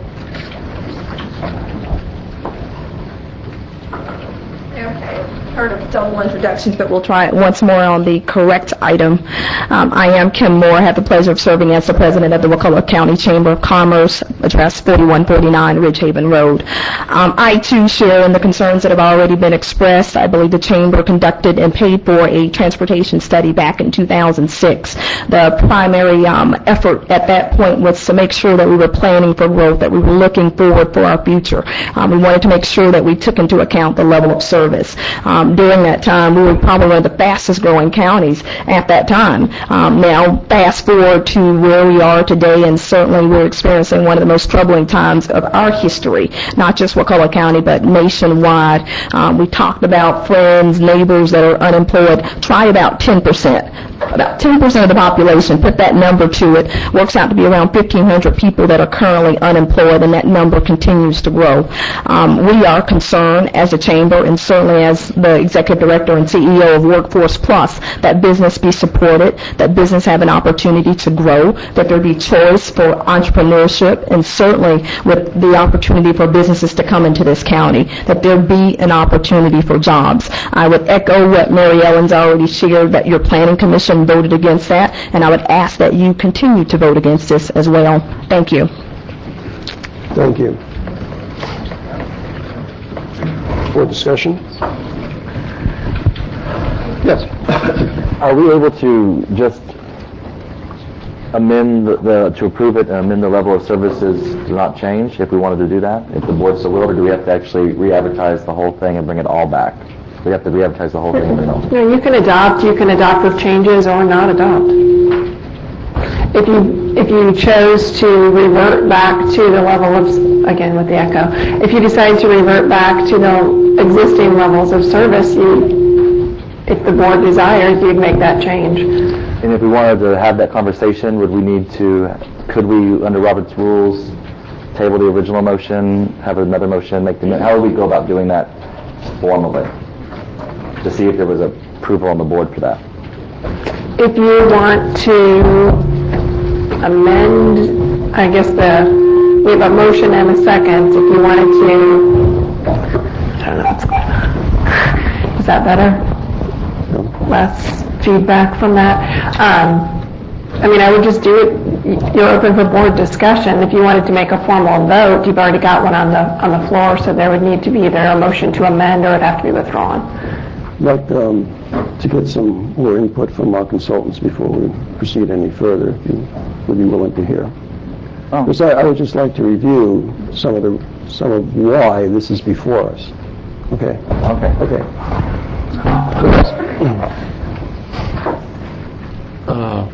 John Sewell with Kimley Horn and Associates. Good evening. Is there a question of why are we making these changes? Let me give you some direction. Sure, thanks. Because I thought I heard you at the list go around.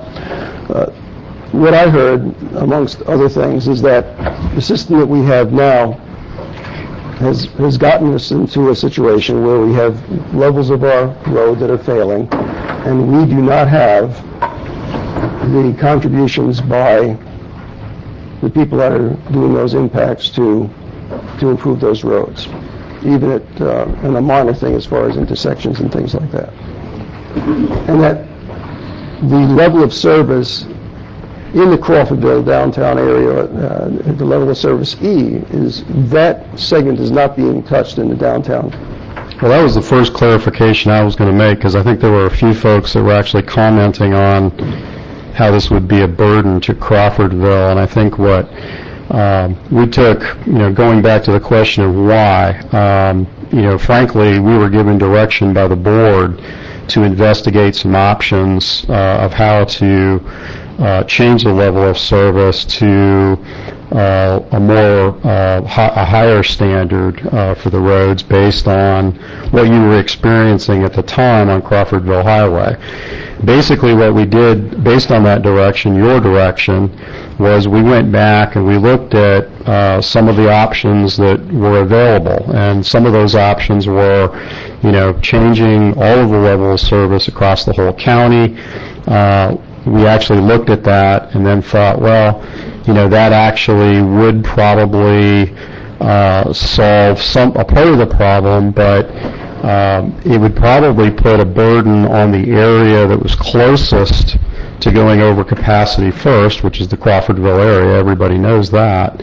And so what we did was we looked at a tiered approach that would basically leave Crawfordville proper alone. So we're not proposing any changes in Crawfordville. And then what we did was we took a graduated approach, looking at if a development came in and was outside of Crawfordville, or it was in Crawfordville but was affecting areas outside of Crawfordville. We wanted to be fair to that development, so what we did was we actually looked at one link beyond the Crawfordville area in general, and we were using initially the concurrency management system links as a guide. And so what we did was we looked at it and graduated it out from Crawfordville, so it actually goes from E in Crawfordville to D just outside of Crawfordville, and then to see beyond that. And in essence, what this will do over time is it will allow you to keep a higher standard on the roads that are not a problem today, and will allow you, as those roads become more and more developed, will allow you, yes, to collect fees. Those fees are in Florida statute today. We're not imposing any new fee that you don't already have in Florida statutes. Florida statutes basically has a provision called the proportionate fair share requirement that if a development puts a roadway link over capacity, they're allowed to pay their fair share of the impacts so that development can proceed. And to be perfectly honest with you and frank with you, this is done all over the state of Florida. This is the way it's done. I do know that there probably could be some cases, some examples cited where people have done exactly what you have done. You've had level of service E forever. I would suggest that some of those areas are actually paying the price for that right now. A great example of that is the city of Crestview. They adopted a level of service F. How that got approved, nobody knows. It's probably the only place in the state of Florida. But anybody who's traveled along 85, either north or south of I-10, knows what that really brought them. It brought them economic development. The problem with that is that they gave away their infrastructure, in essence, for free. And that's what impact fees are for, and that's what proportionate fair share is for. I know that when we conducted public meetings for the county when we were doing the year report, I know that there were comments made by people in the public, well, it's a state road, the state should pay for it. Well, the problem is the impacts aren't from outside of the state, outside of this area. The impacts are being generated by folks here. The second part of that is the state doesn't have any money. You all know that. You have a design project that's sitting on the books, $160 million design project. That project is just not going to get funded. There is a very slim chance that you could leverage some funding to do some more immediate projects. We had talked previously about improving the intersections in Crawfordville. A very realistic option, frankly, is that if you were collecting funds, proportionate fair share funds or impact fees, you could go to the state and make the argument that, hey, we've been collecting fees, we've been doing what you all have told us we should be doing, so let's do an interim project to correct, the intersection at, East Ivan or whatever road it is, and incrementally improve the roadway. The state is not going to fund that road. It's most likely not going to come from grant money. There's just not that kind of money out there. So our recommendation, if you really do want to ratchet these level of service standards to a higher level, in other words, providing a higher level service to your citizens, would be to move forward with these changes as they are, because they do allow the development to occur in Crawfordville as they are today. Now, if somebody triggers an overcapacity situation in Crawfordville, it is not a result of these amendments. That overcapacity situation exists today. So I think that really needs to be clear. And these level of service changes don't put any road overcapacity once they're in place. There's adequate capacity on all those links. We provided those tables to you in the past. That's not to say that they're not going to go over capacity. There are probably several roads that when the growth comes back, that they probably will be triggering it, and people will be asked to pay their fair share as they do in other locations in Florida. I hope I answered your question. And that's kind of the thought process and how we got here. And I understand that the business community has spoken against this. But I can tell you, in working across Florida, when the roadway is over capacity and nobody can move on the road, the business community is going to be the first one to complain about it and talk about, what is the solution to this? And really the solution is we should have been working on the solution a long time ago, but we didn't. And I know it's tough. It's hard to listen to this in some respects, but it's the way it is. And you all can deal with it now, or you can deal with it later. It's kind of the old adage, and that's the board's decision. And I'd be glad to, answer any other questions you have. I hope I answered your question. Thank you. Yes. I have a question. And I apologize. I was out of town for most of last week, so I didn't get the chance to get back. But your staff was very quick to get me numbers. And this has been a conversation that I've had with many citizens in Wakulla County. I have gone back and forth on this issue a great deal, and I probably will be. It's a tough issue. Yeah, I probably will be voting against it tonight. My question goes back to the service volume. And there's only 3 of these roads that are in my district that are in the chart on here. The main one being Woodville Highway. And if y'all want to look in the book, attachment 7, page 10 of 10 is the chart that was on the shot and that he's given us before. Initially, just talking numbers, St. Mark's to U.S. so Woodville Highway, going from St. Mark's to US 98 had a volume of 1,400 potential, and then it dipped down to 860 and 860 at the current value. Under the proposed changes, it went from 780, 750 to 940 proposed volume, and I was very confused at how these numbers changed, how when you went from a E road to a C road, the proposed volume increased. And I've asked questions about them. I've gotten answers on new numbers that were sent to me on Monday. I don't know if staff was all copied of all the board members received it. But the numbers are different again. Yeah, I understand. I can answer your question. The way the concurrency management system is set up, it is set up such that you use standardized tables from DOT. Everybody uses those standardized tables. They are derived from using standards from across the state in terms of the amount of traffic that a particular type of road can handle. There are more detailed analyses that you can do to get to what the actual service volume is. In other words, doing a service volume, you would analyze and generate a service volume that would be based on that specific road using the DOT methodology. And that's called ART plan or high plan, depending on the situation, depending on the number of signals along the corridor and that type of thing. Your concurrency management system allows the use of those alternative methodologies to get to what the service volume should be.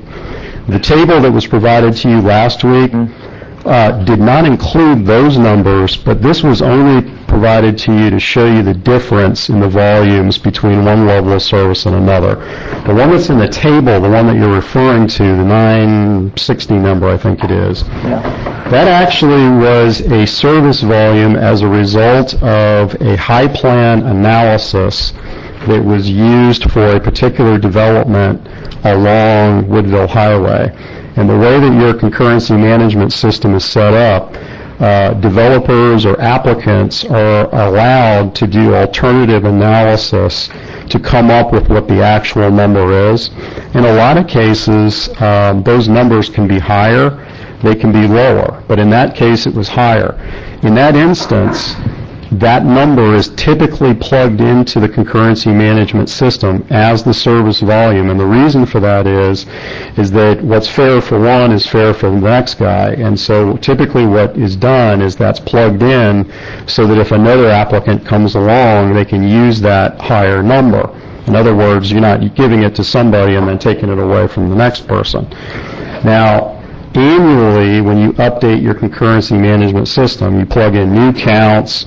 Normally what you would do is you would erase out those high plan or ART plan numbers out of the table, and the next applicant that came in that wanted to use that could use that. And hopefully that's not a long-winded answer, but that's the answer to your question. It's typically done when a developer does not like the answer that they got from the standardized table, we allow them to do that, frankly, because it's an added cost to them to do it, but it actually is the right answer when it comes out. Following up on that, the initial note, do you know, and this might be too specific without your notes around you, what the change in service volume was from south of 98 to north of 98 on Woodville Highway, why there was such a dip in your original numbers? The last series of changes was a result of plugging in the new traffic counts from DOT. And in your last series of numbers, all of the service on the highway is the same. But in the one that you gave us initially, there's a change at 98, and it reduces significantly going north. You're talking south of 98, so north of 98. Or north of 98. South of 98, it almost doubles the amount they allowed in the original. I have my notes here. I can look that up right now. And I'm not even talking about capacity. I'm just talking about service volume. Yeah, let me look here real quick. I don't mean to. I'm not trying. Yeah. No, it's a legitimate question. Let me answer it. I creased over my pages anticipating your question, so let me see if I can get to that.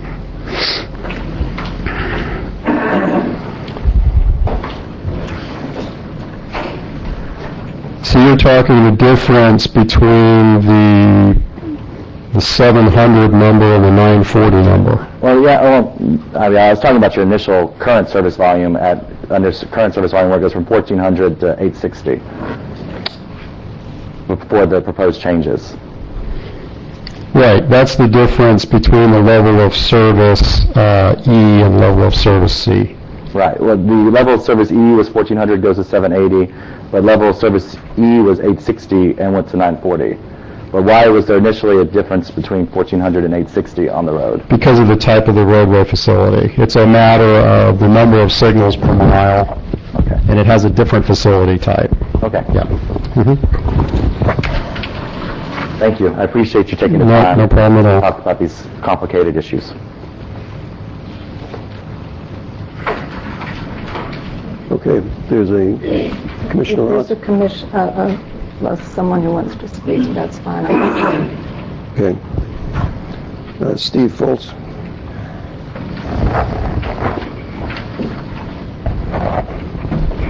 Good evening, Commissioners. My name is Steve Foltz, 35 Montecoup Circle, Panacea, Florida. And it appears this is, and I wasn't prepared to speak on this, but it appears this is going to be one of those tough ones for you. And I guess this is where you really make your money. I happen to be a businessman, and I've listened to this evening. And to be honest with you, I don't know if this will affect me positively or negatively. I really don't care how it affects me. If it affects the county positively, then I think that's what you should vote to do. I have a great deal of respect for Mr. Sewell. I know him. He is absolutely an expert in the field. His firm is extraordinarily well known for what they do, and I don't know enough about it personally, but if the expert says this is what's best for our county, I would suggest that you please approve this. That's all I have to say. Thank you very much. Thank you. Any further board discussion? I'm going to vote against it just because, like Ms. Moore said, and Mr. Brimmer, I want to see us, whenever we get out of this downturn, that business can come here and build and provide jobs. I know I heard you say, Mr. Sewell, that we can pay now, we can pay later, and I understand that. The issue is that all we're telling business is that if you can come here, but it's going to cost you, and it's going to cost you more. We got impact fees, we got building fees out the yin-yang, now we're talking about adding another fee on top of that. Sooner or later, business just says it's not worth going to Wakulla, let's build it in Leon or Jefferson or some other county. And I want to encourage business here. I want to say to business, if it takes it, let's take off all these fees to get them here, because in the long run, we make our citizens make the money. It puts people to work. It does all these things. So, and I know you guys have spent a lot of time with me trying to educate me on this, and I appreciate that. It's nothing against you guys. I understand where you're headed, and I think it's probably a good thing somewhere down the road. No pun intended, but not right now. I think we need to just put the brakes on at least until we get through this economic downturn we're in and try to encourage business to come here. That's all I'm saying. So I'm going to vote against it. Commissioner Ross. Alan looked like he was ready to say something. Okay. All right. I appreciate the people who have come here and to speak against this because of their concern about economic development. I know that's something that as a county is important for us to work on, and you know, that's something that I myself am trying to work on. But I share your concern, but I have the exact opposite impression of this, in that I think if we leave it the way it is, it's actually going to work against economic development rather than for it. So I'd like to try and explain why I feel that way, and my inclination, like Mr. Foltz said, is to go listen to the experts, and so I've listened very carefully to what Kimberly Horns had to say. But I also try to do a lot of research, and I went and I did a lot of searching for studies that would show what the impact of level of service changes, or even just level of service, is on economic development. And I really couldn't find articles that spoke precisely to that in spite of my searching. It doesn't mean they aren't out there, but I couldn't find something that specifically answered that question.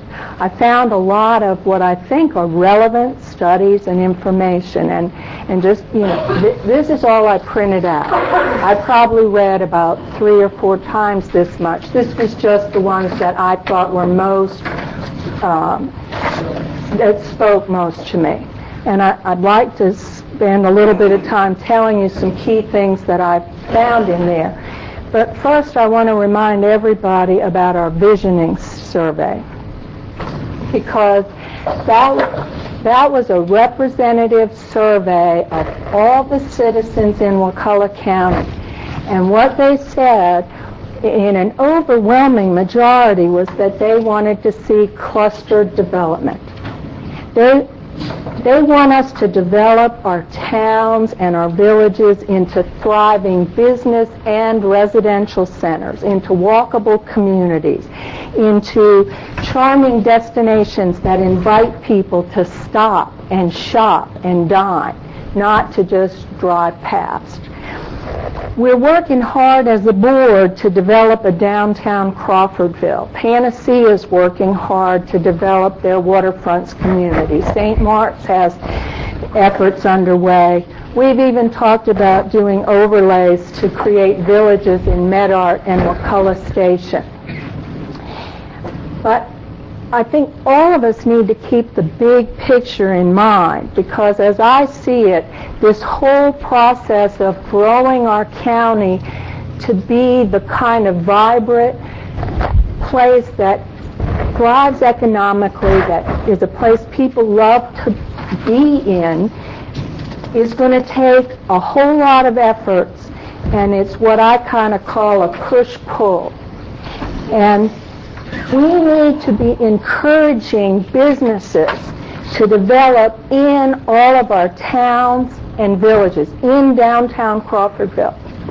And there's a whole array of things that we are going to do to encourage that. We're focusing on infrastructure development here in the downtown. We've talked about density bonuses. We've talked about waiving impact fees.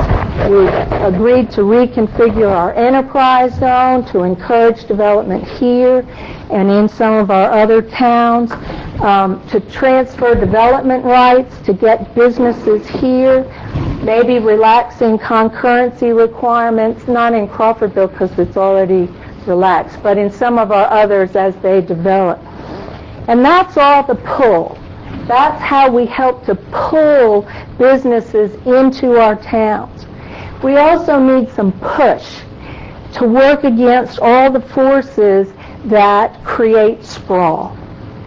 And this level of service change is what I consider kind of a push to encourage businesses to go into the places where we as a county have said we want them. We want them in our cities, our towns. So, you know, I view this as anti-sprawl. It's not anti-business. It's not anti-economic development. It's anti-sprawl. And sprawl, just so people know what we're talking about haphazard, expansive, low-density development on the fringes of urban areas. It's automobile dependent, it's land consumptive, it's unsightly, it's costly, it's inefficient, it's alienating. These are the words that are used to describe it. Because of sprawl, land is consumed 5 to 10 times faster than the rate of population growth. And it's a national problem. In 2000, that was a decade ago, the majority of counties in the U.S. considered sprawl a major concern. And it's very expensive. You have higher transportation costs, higher energy costs, higher infrastructure costs. You have more water and air pollution. You have loss of green open space, and you lose some of your agricultural and your environmental concerns. It has an implication for our government and all of our taxpayers, because less dense development, sprawl, has higher infrastructure costs, probably 40% higher. Your road costs are 25 to 33% higher. Your utility costs 18 to 25%. Operation costs for law enforcement, fire, and EMS. Cost of transporting students to school. Public transit becomes less feasible and more expensive. You know, sprawl is costly. It's costly for a government to try to serve a county that has sprawl problems, and everybody wants us to lower taxes. Now, sprawl has already taken a really heavy toll along 319. If you look at 319, the last couple of decades of boards and advocates for economic development, I think, have made a mistake. I think if we could do 319 over again, we would do it differently. Traffic may be a little better now because of the economic downturn, but it still takes me longer to go up 319 than it ever used to when I first moved here. So traffic congestion is a problem. And I think we need to learn from our mistakes. If we keep our level of service everywhere else in the county the way we've kept it on 319, we're just going to make all of our roads look like 319. And then we have a lot of problems.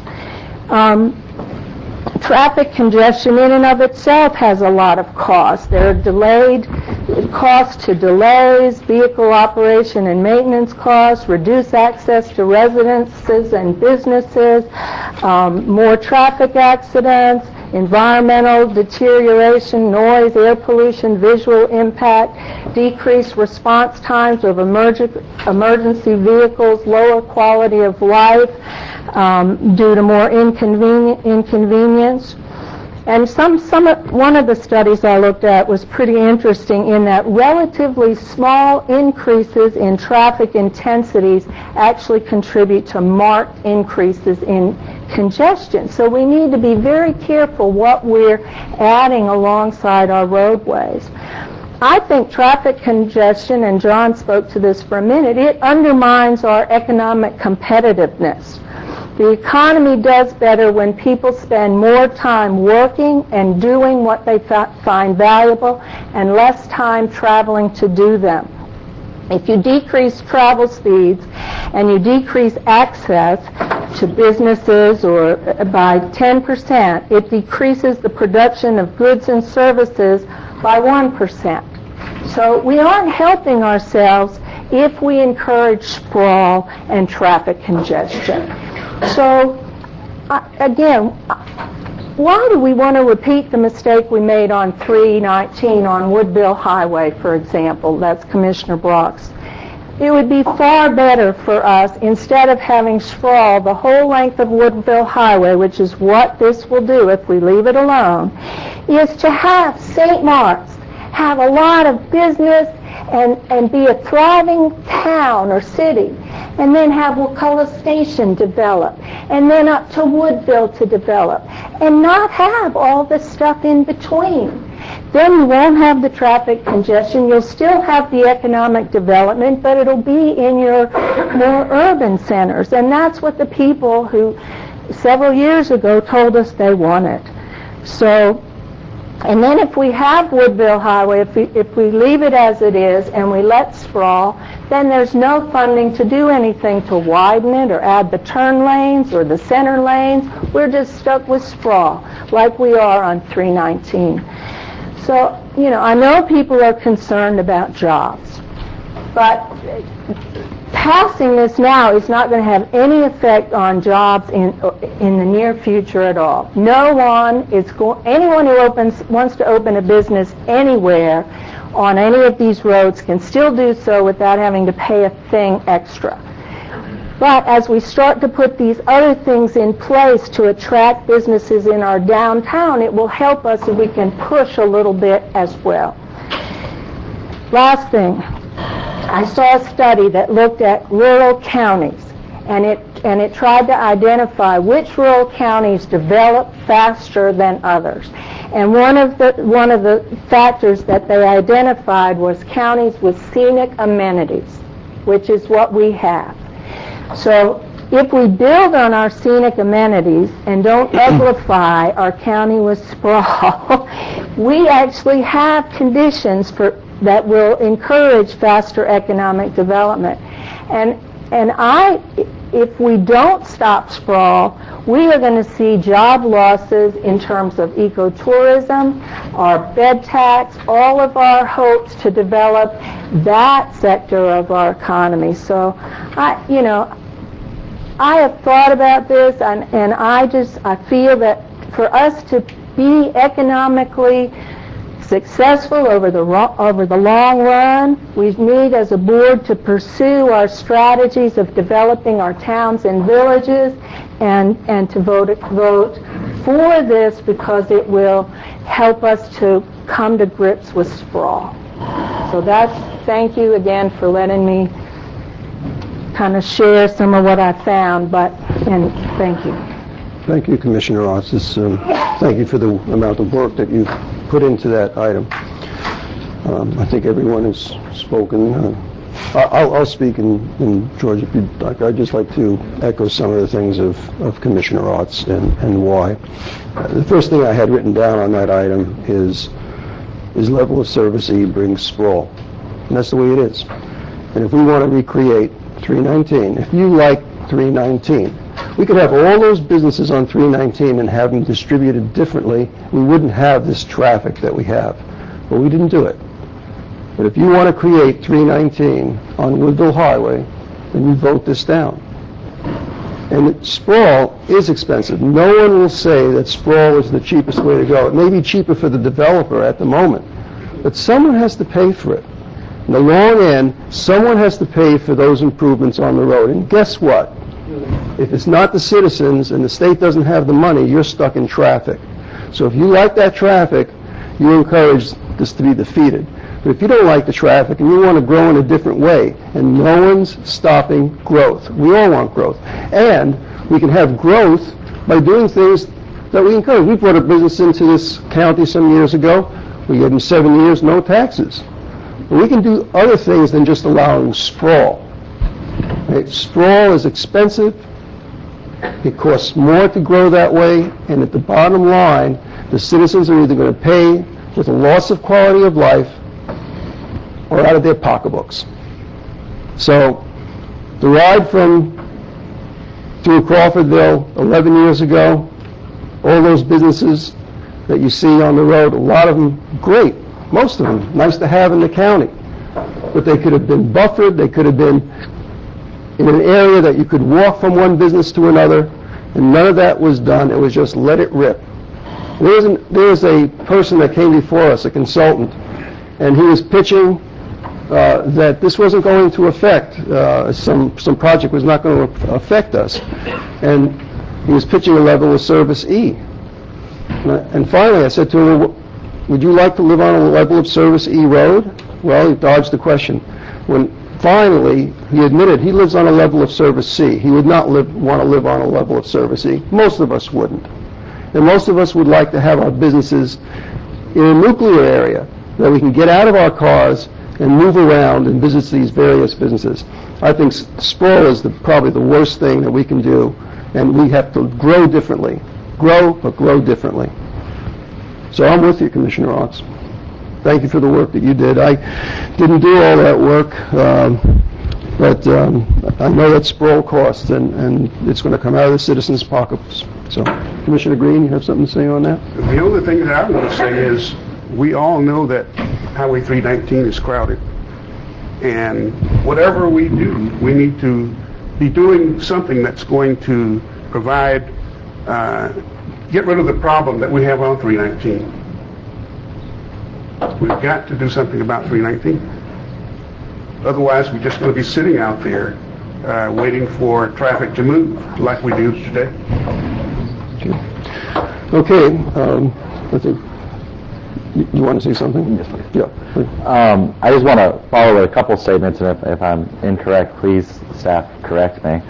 One, this St. Mark's, whatever goes on in St. Mark's is not affected by these developments. Because the main road, looking at the chart, the main road we're ending up discussing is Woodville Highway. It's the only road that's going to be, the level of service volume is going to be lowered to a level that might be impacted sometime soon. The rest still have hundreds, over 500 trips available for every road except Woodville Highway, which if we move to a level of service C, drops to not 150 trips available. If St. Mark's puts in any company, that doesn't affect that. St. Mark's could up the level of service, could put in a big business, which could change everything on Woodville Highway and put it over capacity, of capacity level C, and that could stop all growth. Or it would make people have to pay a proportionate fair share for the change, even though St. Mark's, a business St. Mark's wouldn't have to do that because we don't have an interlocal government agreement making that happen. Is that correct? Yeah. Could you please come up and comment on that? And basically the question, if I can rephrase it, is that if the city of St. Mark's puts in a large business and pushes, and if we have this level of service C on Woodville Highway, and they want to do something that would bring it to a level of service D, what's the consequences? The counts would eventually make their way into your concurrency management system and would count, would be numbers that would be counted for that particular link. So, and so if St. Mark's put in a large business that took it to a level of service D, they automatically took it to a level of service D. Would that mean a small business would need to pay some sort of concurrency? Are you speaking of that particular business or another business? Business coming up the road. Yeah, another business would have to pay a proportionate fair share. Very small. Yeah, we gave an example in the last presentation at the beginning of the month how that would work. But yes, it's very possible. Mm-hmm. And then the other question, just comment. Thank you. Mm-hmm. The other comment that's being made is the issue of concern that a lot of people who have spoken to me are addressing is our industrial area we're trying to do outside the Longleaf PUD over by the prison. If we get a business complex, a large business that wants to move in there, that could very easily change the road capacity. It wouldn't be sprawl, because it's where we're trying to push business, but it would still push the capacity of the road over very quickly. And these are the concerns I have, and I want to see us make sure that we do what we can. And it is Woodville Highway that I'm worried about. It's my district that I'm worried about. It's the only road that's going to be significantly affected by this change. Well, it is weird. So that's the reason I'm going to vote against it. So I'm not, okay. None of us are in favor of sprawl. And I want to see us do as much as we can to encourage centralized growth in communities. And one second, Commissioner. We're all sitting up here as really 5 commissioners at large. Right. The community, the county as a whole, has elected all of us. So Woodville Highway is as much a concern for me as it is for you and the other commissioners as other areas in the county, and we all share that. So we're all concerned. I think what I've heard from the consultant is that none of this stops any business from coming in. They just have to pay their fair share. Could you comment on that? Am I stating this wrongly, or? That's correct, and that's correct for the predominance of Florida. Absolutely. Right. And let me just finish. Thank you for that. The rest of that equation is that we can do things. Okay, basically this is an encouragement thing of where businesses get placed. We can do things to give incentives to that business that takes away the bite of even paying their fair share, and that the board has the authority to do. Mr. Arts wants to say. Okay, I'm sorry. Yeah, I wanted to just comment on the two things you said. One is right now St. Mark's is having a terrible time trying to attract any business, and this will help them to attract business, because instead of being on the outskirts, people will be more inclined to locate within over the long term. And that's actually, that's a more desirable situation than having the small business locate out. The other thing is you're concerned about the opportunity part. We have the IDA to help with that, but actually it's in the best interest of the businesses who locate there to have roads that they can travel on. And what happens is if we allow the level of service that we're talking about, then when businesses come there, they're going to be stuck trying to deal with the equivalent of 319 rather than if a 4-lane road is needed or 3 lanes, it won't be there for them. So that, it actually helps, over the long run, it actually will help those businesses thrive. Plus, level of service really needs to be viewed and addressing sprawl needs to be viewed on a regional basis. And Woodville Highway is C, right above that. So, it really, we need to think long and hard about if there's C down to our border, why aren't we C as well? And I know the mention was made about MedArt. I care a lot about MedArt. I'm glad that level of service is being changed because I want to see a charming little village in MedArt, not more of 319. And we've talked about the roads where Leon County is going to get money, but we aren't because of some of our level of service in the north. So it's not just Woodville Highway. There's a lot of. Thank you. I think we're ready to vote. We'll call for the motion. All those in favor signify by saying aye. Aye. Opposed? Aye. It passes 3-2. Okay. We're going to take a break right now. We want to remind the citizens that when we come back after this break, there will be citizens to be heard. I don't want to check in and see what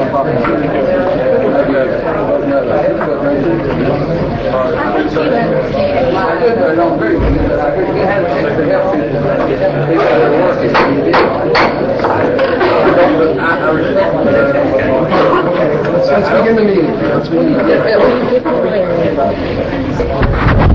Okay, this is the portion of the meeting that we're going to have citizens to be heard. If there's a citizen that wishes to speak, please come up to the desk, and Ms. Welsh will give you a speaker's card, and you'll be given 3 minutes to speak. And with that, we'll begin the citizens to be heard. Mr. Ed Brimner.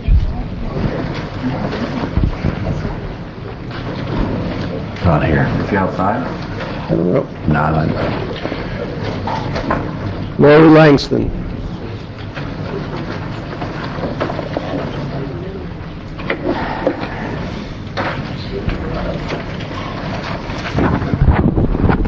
Good Good evening, and thank you for the opportunity to speak tonight. I was compelled to speak on this when I read that Commissioner Kessler was requesting for board approval a proclamation declaring May 2010 Civility Month in our county. Had I not read this with my own eyes, I would have never believed it. It also piqued my curiosity, why now? After 8 years of personal attacks, acts of intimidation to silence, and playing by the rule, do as I say, not as I do, I could only come up with two conclusions. It's getting very hot in the kitchen, and it's election year. I just hope Civility Month works out better than Freedom of Speech Day. I never understood why we needed this special day in our county, since that was something given to us as Americans in our constitutional rights. I participated in that day that was Commissioner Kessler's brainchild. I civilly made a political statement on my private property, and the meaning behind the statement was, I didn't feel Commissioner Kessler was an effective commissioner, and I did not agree with his personal agenda. Much to my surprise, my political statement was turned into everything it was not by Commissioner Kessler's followers and supporters. I was not only personally attacked, along with my family, I received cowardly hate mail. If that civility wasn't enough, along with my husband, we were professionally attacked, and letters were sent to our respective employers asking for us to be reprimanded with hopes, I'm sure, of termination. Following that civility, a letter was also sent to the Attorney General's office. Thank goodness we were protected under our constitutional rights and really didn't need Freedom of Speech Day after all. So this leads me to wonder, does this warm and fuzzy proclamation about civility apply to everyone? It seems a little strange to me at this point of the month we'll have approximately 1 week and 1 day to be civil. So does this mean in June I will again be personally and professionally attacked for not feeling the way Commissioner Kessler does? You've heard the saying, a day late and a dollar short. I personally feel this proclamation coming from Commissioner Kessler is 8 years late, and with the money that we taxpayers are spending to legally defend acts of civility, as it's called, we are thousands of dollars short. You wanted transparency, Mr. Chairman? You've got it. Thank you. Thank you. Mr. Steve Calhoun.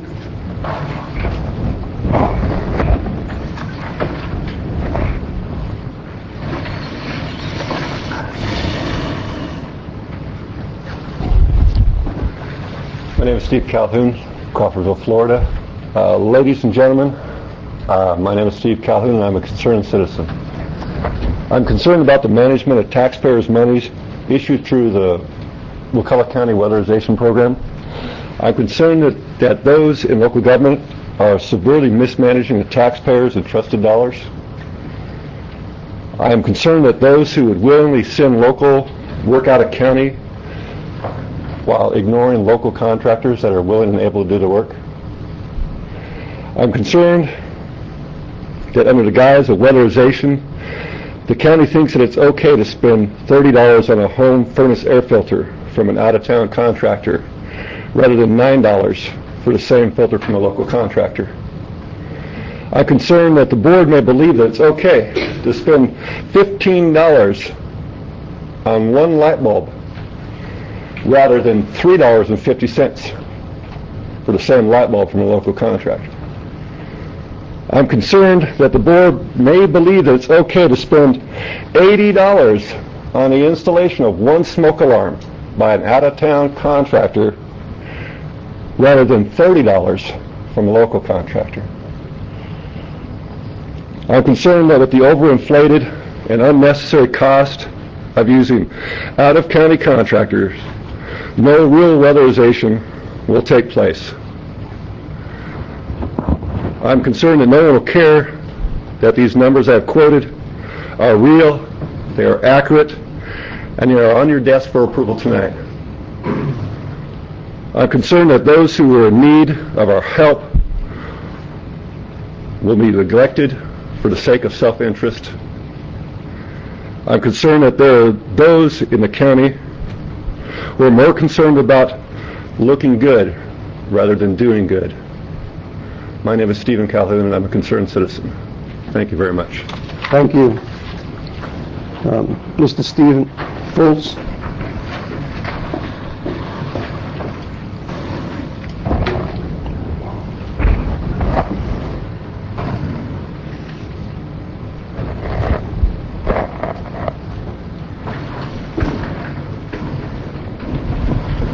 Good evening, Commissioners. Again, my name is Steve Fultz, 35 Monocoop Circle. I've prepared just a quick PowerPoint presentation for you. It's called Truth, Transparency and Truth in Wakulla County.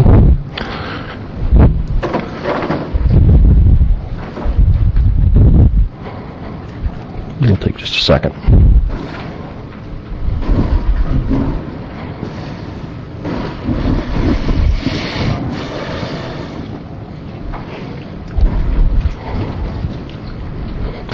Purpose? To simply promote true transparency and expose the truth pertaining to documents prepared by the county administration, which were clearly intended to mislead our commissioners and ultimately abuse we the people. The Administrator's Pledge, a 26-page budget document dated February 10, 2010 from Mr. Pingree, clearly states the following. End note, for transparency, I have also asked Mr. Barden for an updated copy of a prior memo sent on this issue 2 months ago. The corrections in red ink of the attachment number 4 address any discrepancies between that data and today's as provided in attachments 2 and 3.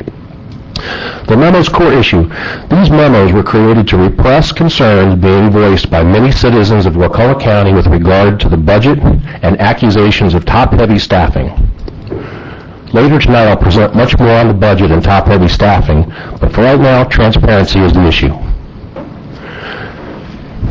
Barden memo is issued, then 2 months later, Pingree approves and issues a corrected transparency memo. This is just an overview of the memo. I'll get into more of the details later. Page 2 and page 3 of this transparency memo. Now, this is the actual excerpt of the document. It says, remember, the Pingree memo assures transparency by highlighting any corrections or discrepancies with red ink. So we discussed some supervisory positions. There were some changes in this document. They are highlighted in red. These changes are very small changes. They're highlighted in red from the first original version to the second. We come to total employees. Those numbers changed slightly in red. But now we come to, why is there no red ink here? This is the most important. If you look at these numbers now, we're talking about every budget figure was changed from the original document to the second document. And now we're talking about millions and millions of dollars here, folks. Millions of dollar changes. Look at those numbers.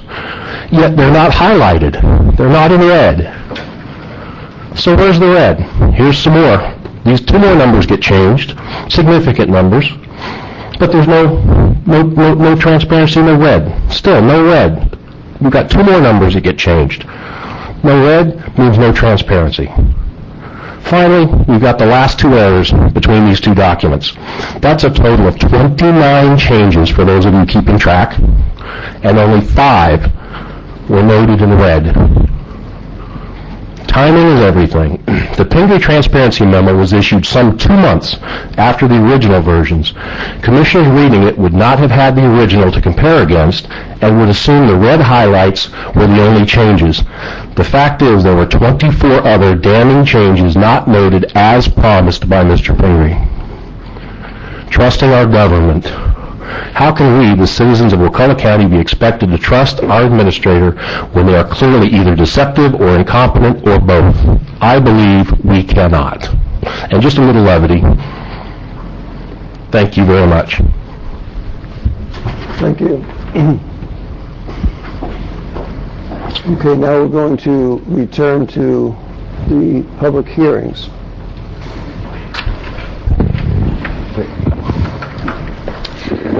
There might be. What's that? Okay, 1 second. There was one more citizen to speak. Okay, not on citizens to be heard. Or yes. Okay, no problem. Bob Danzy and the citizens to be heard.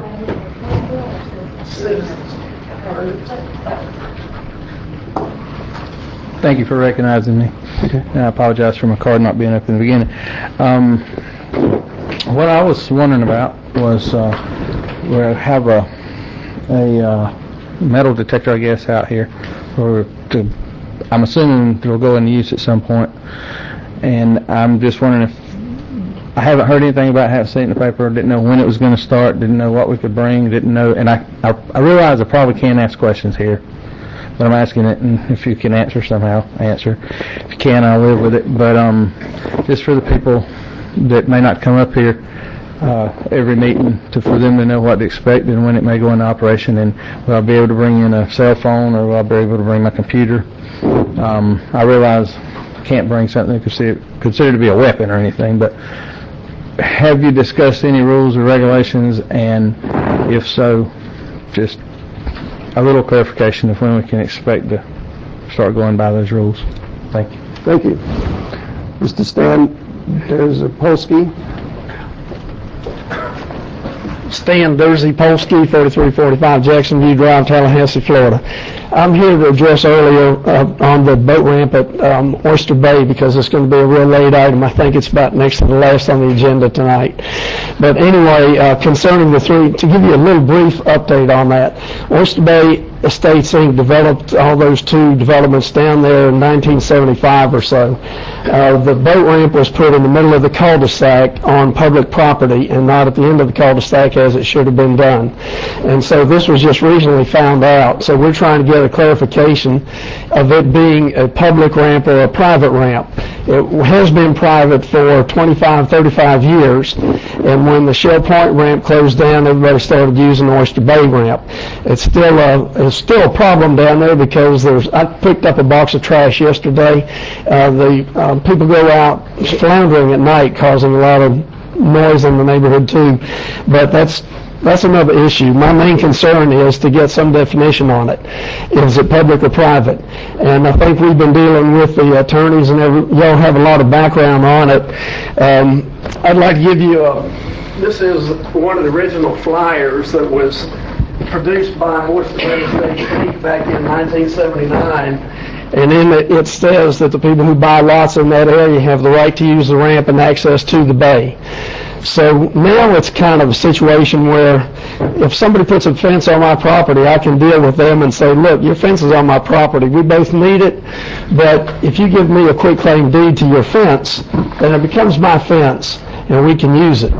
So I think you need to look at that approach to Mr. Carnegie, because he is actually Wakulla Estates Inc. was closed in '83. He reopened the corporation in, I guess it's 2007, right when he deeded the property to him and his mother. So he made himself president, and his sister secretary treasurer, I think. But that's when he got the deed to the boat basin down there. So Oyster Bay Inc. is an active corporation that developed that property, and they're the ones who promised the people down there that we had the right to use the boat ramp and the basin. So in essence, right now, I would encourage y'all to consider it a matter that the county has his personal boat ramp on your property, and you need to see if you can work something out with him. It'd be best if he gave the quitclaim deed of the personal property of the boat ramp to y'all, and then y'all worked out some sort of situation with the homeowner association to pay the liability insurance on it. At least for me, that's my best proposal. That's what I would like to see done. But it's something to think about later. Okay? Thank you. Thank you. Now we'll proceed. Sorry about that. That's fine.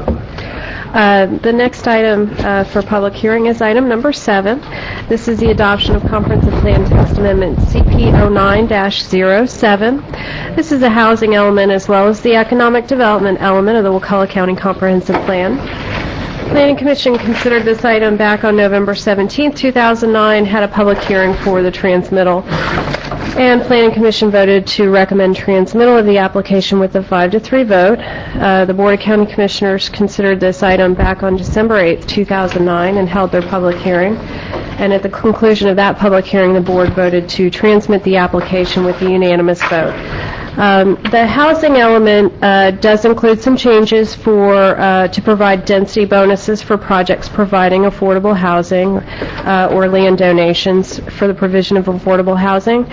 And it's also an important note that the county will be incorporating a minimum housing code ultimately through our land development code, or excuse me, through the Wakulla County Code, but we do have a policy in there for the minimum housing code standards.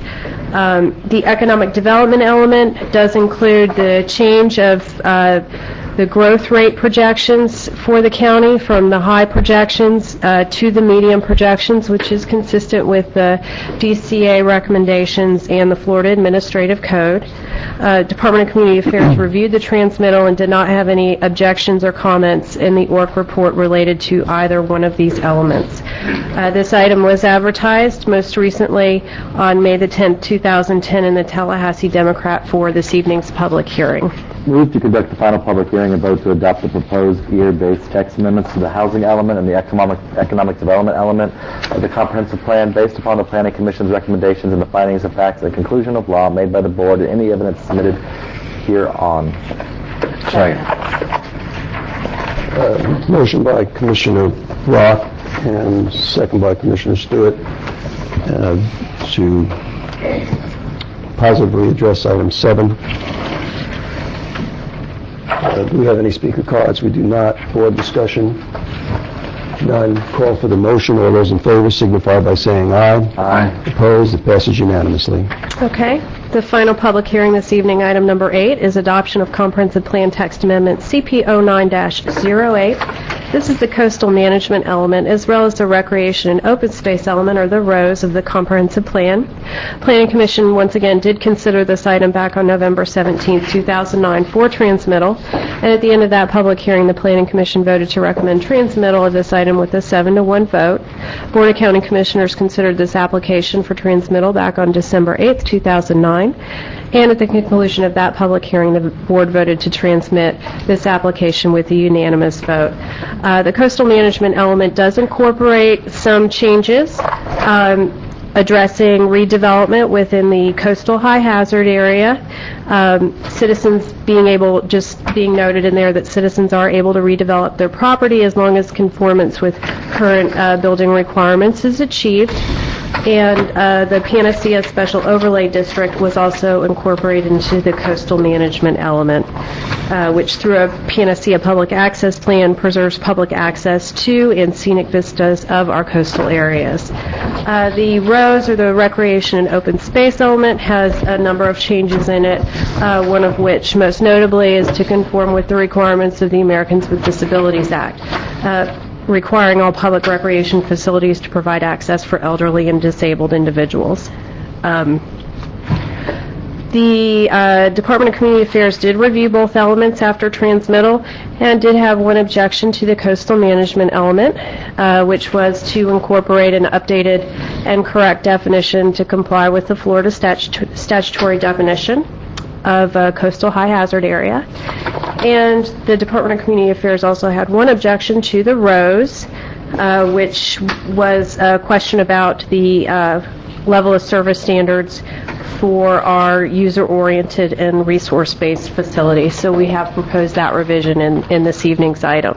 And once again, I would note that this item was advertised on May the 10th, 2010 in the Tallahassee Democrat. Move to conduct the final public hearing and vote to adopt the proposed year-based text amendment to the coastal management element and the recreation and open space element of the comprehensive plan based upon the Planning Commission's recommendations and the findings of facts and conclusion of law made by the board and any evidence submitted at the hearing hereon. Second. Motion by Commissioner Black, second by Commissioner Arts. Any citizens to speak? Not on this issue. Is there any further board discussion? Hearing none, call for the motion. All those in favor signify by saying aye. Aye. Aye. It passes unanimously.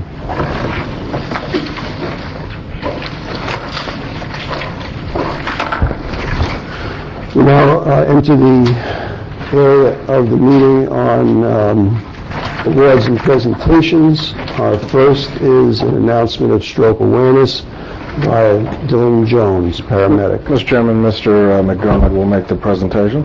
Yep. Your page is correct, Mr. Chairman. Dylan Jones is our paramedic who's doing the CVA outreach training.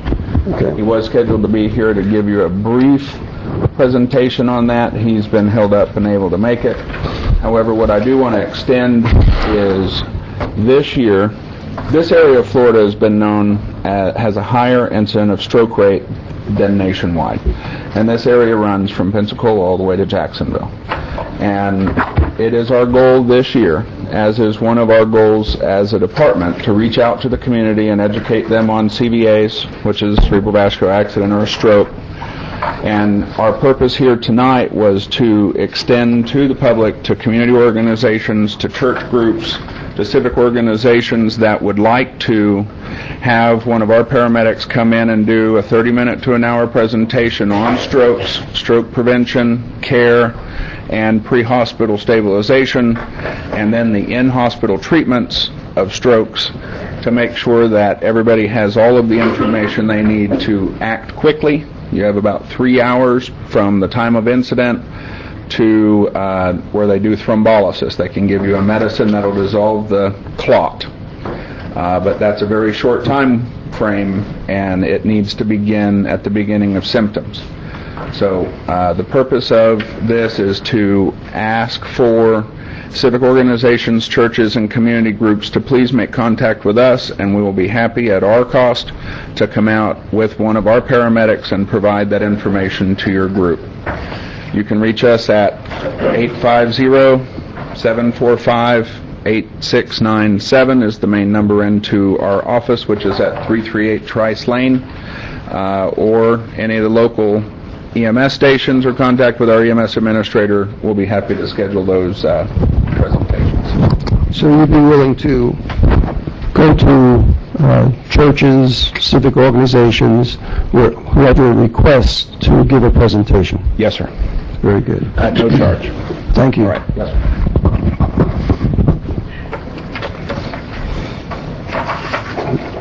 Commissioner Brock, would you like to do the announcement of the information regarding the census? Yeah, I'll be glad to. Evelyn Ramirez, who represents this region for the United States Census Bureau, has been called to their office in Panama City and not able to attend tonight. She had asked to make a brief presentation to us to encourage citizens, if you have a census worker knock on your door, to please answer their 10 questions. It should take less than 5 minutes. They're 10 really brief questions, and it will help Wakulla County receive money from the federal government. For every person counted in the U.S. Census Bureau, Wakulla County will get about $1,500 a year. So it's important that we make sure you get counted. That is how we get the money you pay to the federal government back to Wakulla County. Thank you. Thank you. I'll deal with the Civility Month announcement and then go into the voting safety. So often we get requests for proclamations from organizations. There's a couple on this agenda that I put on late. One came very late to the board. But I think that this proclamation dealing with civility that will be on the consent agenda, or yes, on the consent agenda now, is a good thing to have. It's always good to be reminded that sometimes we may raise our voices, sometimes we may act in a manner that isn't quite up to even our own standards. And there's nothing wrong, and I think it's admirable for this board to reacclaim and reaffirm that civility is an important part of our democratic process. And so I thank the board for their consideration when this is on the consent agenda. At this point, I would like to step down and ask the representatives from the Coast Guard who are here to come forward.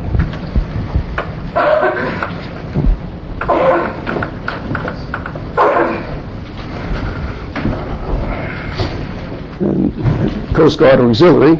Okay. This is a proclamation declaring the third week of May 2010 as Boating Safety Week in Wakulla County. Whereas recreational boating continues to grow in popularity, and millions of Americans are choosing this activity as an ideal way to relax with their families, and whereas the increasing public participation in this healthy outdoor sports has emphasized the need for greater attention to courtesy and safety to minimize incidents which often lead to boating mishaps, and whereas on the average 700 people die each year in boating-related accidents in the U.S., and nearly 7 of these are caused by drowning. And whereas the vast majority of these accidents are caused by human error or poor judgment, and not by the boat or the equipment or environmental factors, and whereas a significant number of boaters who lost their lives would be alive today had they worn their life jacket. And whereas the Flotilla 12 St. Mark's and Flotilla 13 Shell Point District 8 coastal region of the United States Coast Guard Auxiliary supports safe boating and provides safety programs for the general public, which result in our waterways having a safer and almost accident-free record. Now, therefore, the Wakulla County Board of County Commissioners, in recognition thereof, do hereby proclaim the 3rd week of May 2010 as Boating Safety Week in Wakulla County, Florida, the 17th day of May 2010. Board of County Commissioners of Wakulla County, Florida. Thank you very much. Thank you very much. Thank you very much, and even more with your participation in the crisis that is threatening our shores. So thank you on both levels. Thank you. Thank you. If I may? Sure. I'd just like to take a moment to thank the Board of County Commissioners on behalf of some 40,000 regular Coast Guard and 30,000 auxiliarists. We appreciate the promotion. It helps us tremendously in promoting boating safety, not only on the water, but it gives recognition to those who will bother to go through safe boating classes and make this a better county. So thank you very much. Thank you. We now are to the consent agenda as amended. There is one item that has been pulled and one item that has been added. The pulled item is item 28. The item added is this Boating Safety Proclamation 22A. Could entertain a motion. Motion to approve the consent agenda with noted changes. Motion by Commissioner Stewart. Second. Second by Commissioner Brock. He's quick. Yeah. All those in favor signify by saying aye. Aye. Opposed? It passes unanimously.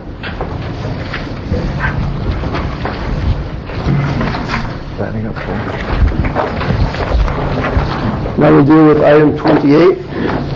Yeah. I just have a couple minor comments. This is a request for board approval to accept $19,300 in grant funds, an authorization for the chairman to execute the grant contract with the Florida Department of Agriculture and Community Services. It also is approval to request a approval resolution and a budget amendment. The only reason I pulled this is because attachment 1, which is the grant agreement, there are a couple provisions in there that are not applicable to this program. We talked with forestry about, or agriculture about it.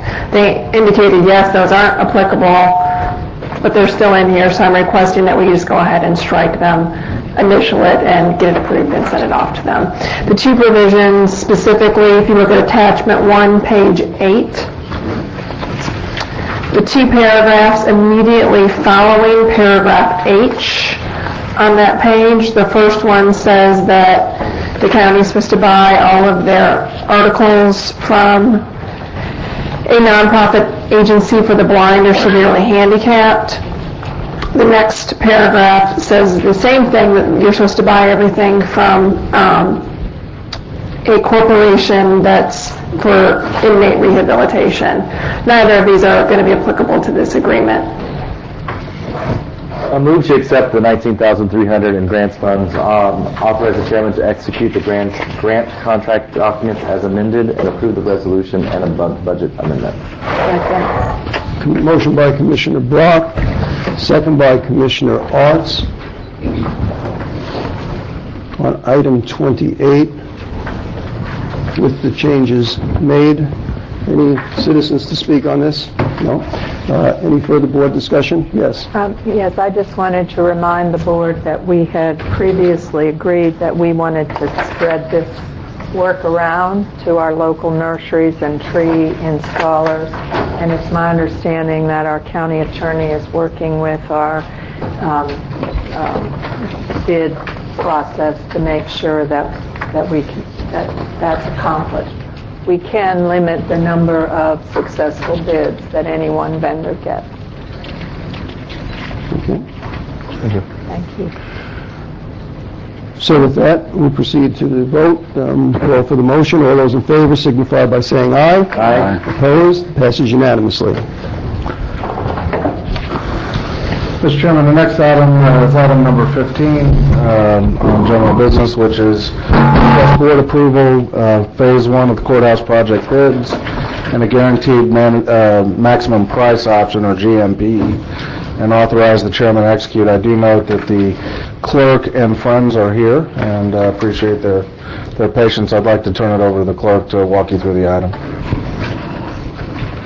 Thank you, Mr. Chairman and board members, for allowing me to be here tonight and work with you on this item. I hope I can do the item justice. Normally by this time of night I have to decrease the level of service my mind can handle. But anyway, I'm here to ask for you to approve the bids and authorize the chairman to sign the guaranteed maximum price portion of the contract. Very briefly, at the March 1 board meeting, the board directed the construction management firm, Peter Brown, to go out for bids. I have here two representatives from Peter Brown, if you have some questions, Alan Franklin and Scott Brewer. Also have Grant Sladen here, who is one of the co-authors. He's the court administrator for the Second Circuit, one of the co-authors of our agenda item here. But anyway, Peter Brown went out for bids, and what we have here tonight is kind of the culmination of that process. One of the things that construction management firms do, they're the one that goes out for bids rather than it be at the county, but the county does have to approve whatever bids are accepted. So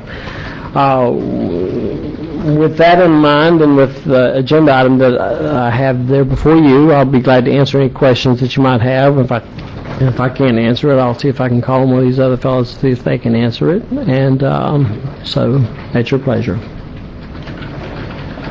Move to approve the phase 1 courthouse project bids and GMP option, and authorize the chairman to execute. Second. Motion by Commissioner Brock, second by Commissioner Stewart, to accept the bids and move forward with the execution of the contract. Yes, Commissioner Arts. I have some questions I would like to ask of the Peter Brown representative. Sure. At an appropriate time. No, it's now. Okay. I'm Alan Franklin, but I'll be glad to answer any questions you have. Okay. I wanted to make sure I understood that you elected to go with a slightly more expensive painting contractor to use a local contractor. All of these other contractors are local, is that correct? All of the other contractors are located in Leon County, Florida. The one painter was in Wakulla County. His home base is in Wakulla County. So we only have, out of all these contractors, we only have one in Wakulla County? Yes, ma'am. We contacted a lot of local subs. We had 35 local businesses price the work. Of those, none were low bid. The painter was within a realm that matched basically the local preference purchasing ordinance that you have in Wakulla County, and it was close enough. The other firm was out of Naples that we thought that we should recommend that go to the local bidder. To the local business, even though he was slightly above the low bidder. Now, the firms that are low do employ a lot of Wakulla County residents. There's about 48 residents in the firms that were low that are employed by the firms that will be working on the courthouse. Out of how many total are going to be employed, do you think? Probably all in all about 70 people would work on the courthouse. I don't know exactly, but that would be about an average rate. I had another question on Please. another topic. Okay, in the agenda item, and this accurately reflects board preference, that one of the goals was of these renovations was to increase the efficiency of the building from an energy and resource conservation standpoint. Mm-hmm. And I would like to, if you could briefly kind of itemize or summarize what you're doing in that regard. I'm not an engineer, and I wasn't the designer of the project, but I can kind of tell you what they're doing. They're putting in a central air-cooled chiller plant rather than the separate units I think we have now. 2 high-efficiency air handling units that can be expanded so that if you ever go to phase 2, they can be expanded to handle the airflows for the new addition. And they meet the current higher energy ratings required by the Florida Energy Code now, whereas the outdated ones do not. So, okay. But I could probably get some more information from you that'd be a little more detailed than what I'm able to give you. Okay, and that's certainly a key item. Mm-hmm. Are there other things that you're aware of? Or? Mechanical-wise, I'm not. I know there's probably a lot more that I'm not able to tell you, but we are replacing all the water piping in the courthouse with modern standards. Okay, I noticed there will be... There's a couple. Oh, yeah, recalking the windows and putting in elastomeric sealant on the exterior walls to stop water intrusion, to help with that. Okay. I think we will also have some resource conservation plumbing fixtures. We really are still using some of the original 1948 fixtures in there, so that will be part of it. And I think there'll be some light fixture enhancements as far as the energy consumption of those. Though we have adapters on a lot of our fluorescent lights over there, but this allows us to replace those if we get feedback from the engineers that says there's good payback to go through the replacement process, then we can replace those with this pricing. If the engineers say with your adapters and the newer, more efficient bulbs in there's not a good payback, then we can back off and save even more money over. Yes. Okay, because I'm very concerned about the costs over time, not just the initial cost. I see that there's a metal roof. Is this going to be highly reflective Energy Star? It's the same metal roof you've got, except it's repairing it, replacing all the caulking and replacing the fasteners, redoing the flashing.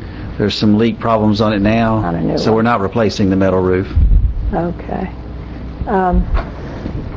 And outdoor lighting?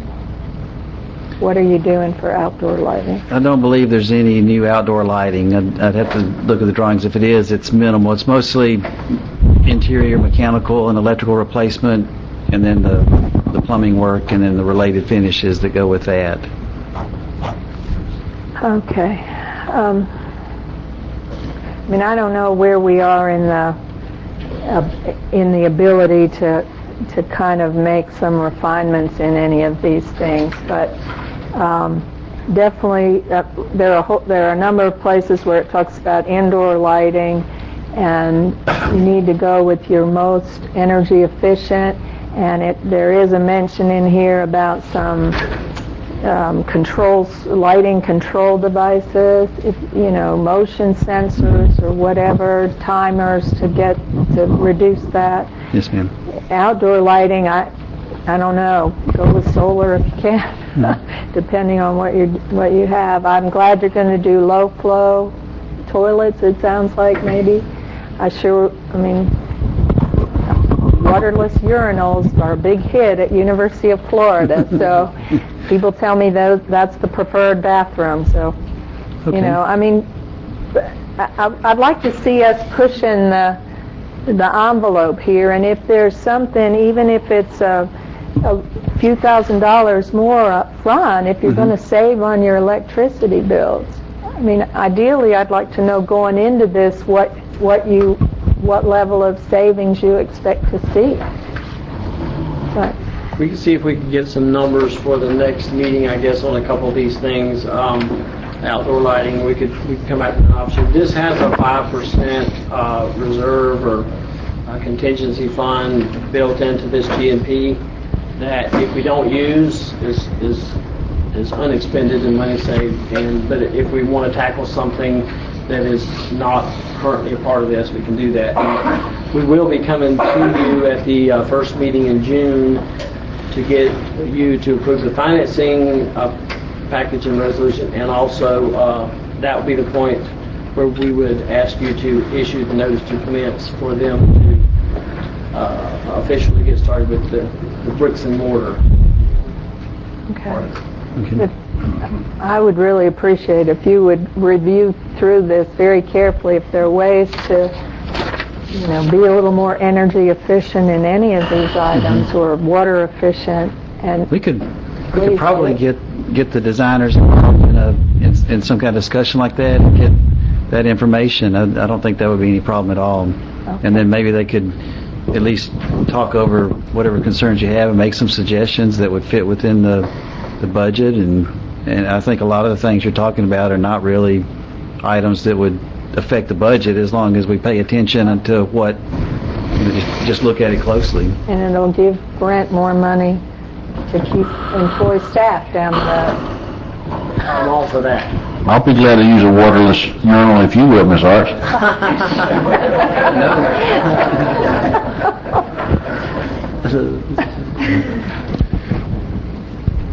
Severity Month. I took a picture of one. You should have heard what Mike used to call fertilizer. I think he is being civil there. What is the total cost of the project with the reduced amount in this bid? So, the GMP amount, is that what you're asking? What are we going to pay for over here? What are we looking at as our final figure? Oh, it's two. Let me see. I've got his.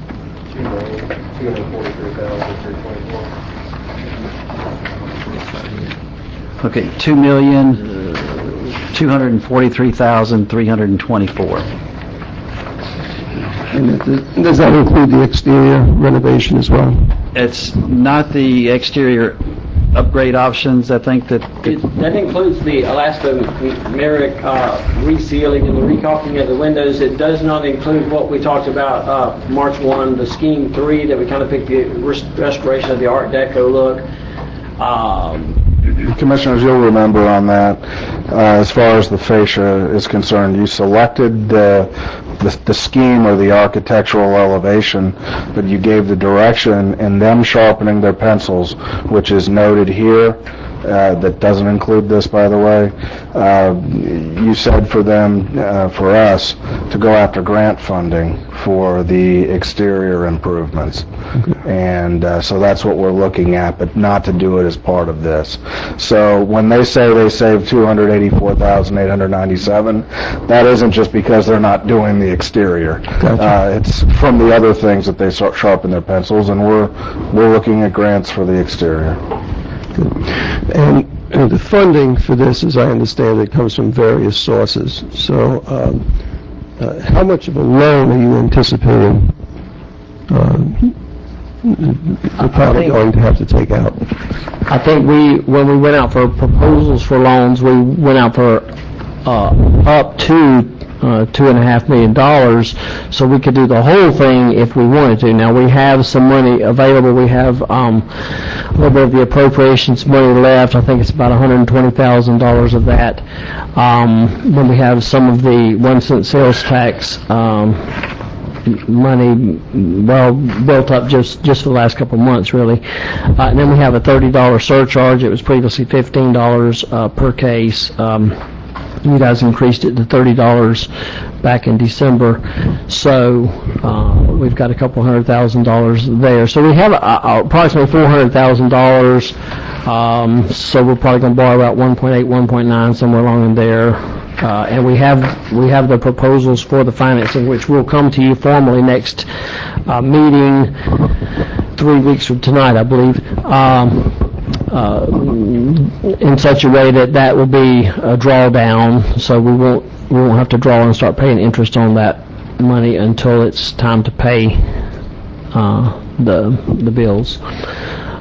So it's going to be somewhere in that 1.8, 1.9 range. Commissioners, if you look at attachment 3, page 4 of 7, that it was the agenda when it last came to you. I'll give you a moment to get there.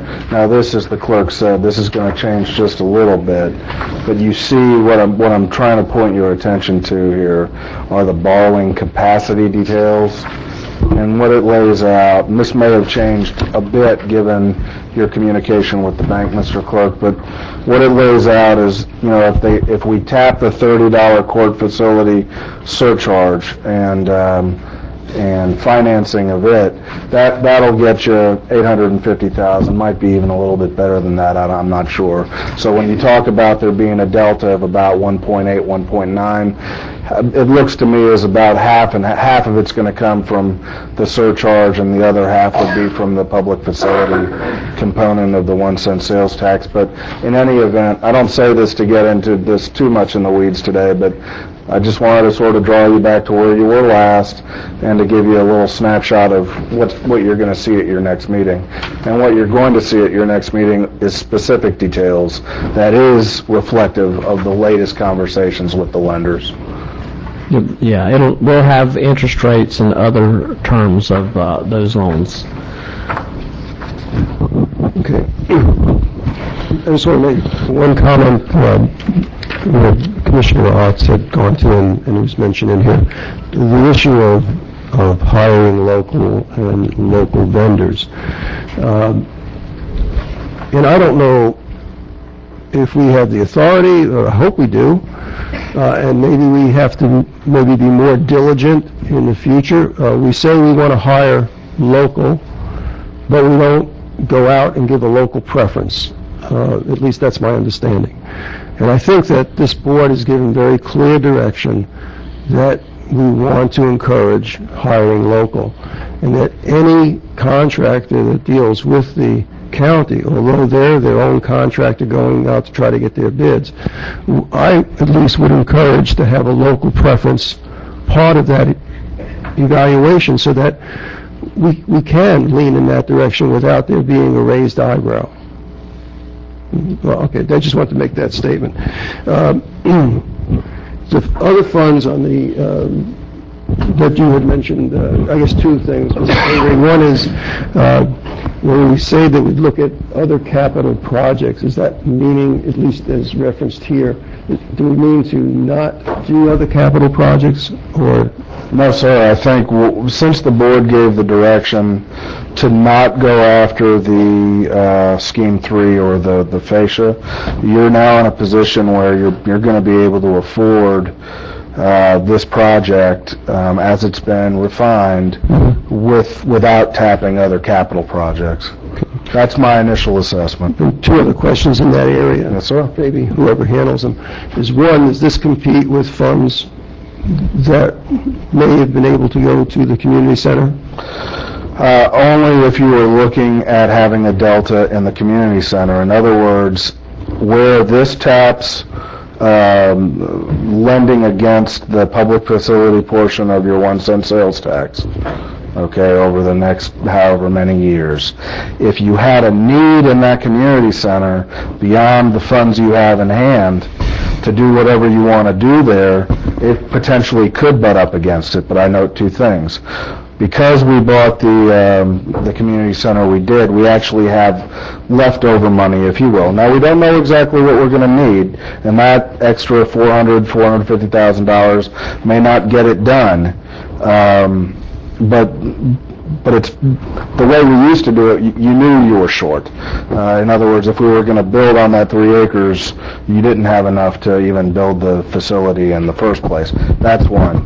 Two, I do note that between the last meeting when that attachment I just directed you to and today, we are going to be tapping hundreds of thousands of dollars less in that 1 cent sales tax component, I believe, in the agenda item we're going to bring you at the next meeting for approval. So I do think there will be some capacity there. If, let's say, the $450,000 does not finish what you want at the community center, I think you will have, based on what I'm seeing and so far, I think you'll have some wiggle room to tap that resource also for the community center. Good.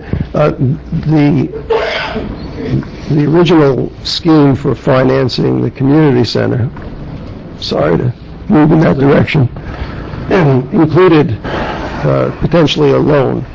Would we be able to still go out and borrow money if this project is approved for the courthouse?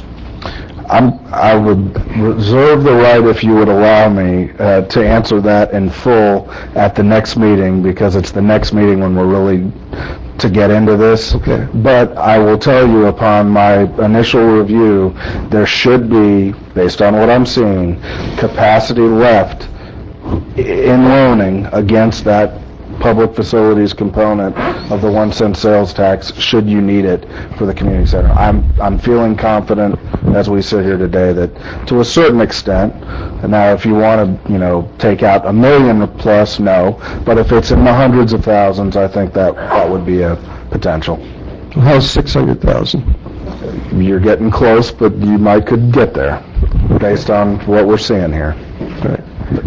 Again, that 600,000, is that all the money we have for? Well, I'm talking about borrowing potential. That'd be the borrowing potential for the next decade. That would fully tap out your ability to borrow against that revenue stream. Yes. For 8 years?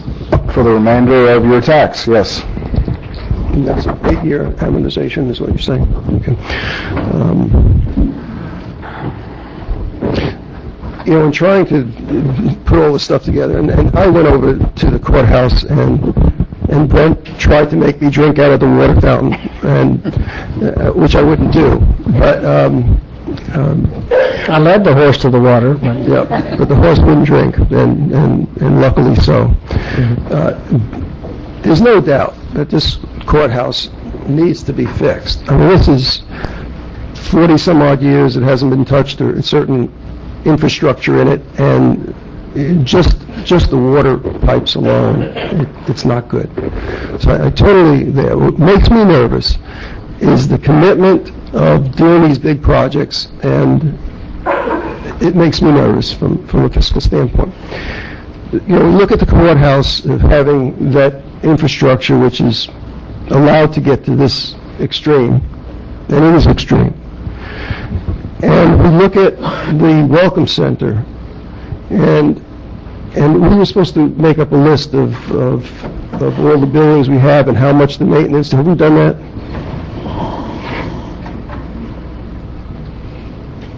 I believe we're working on it, sir.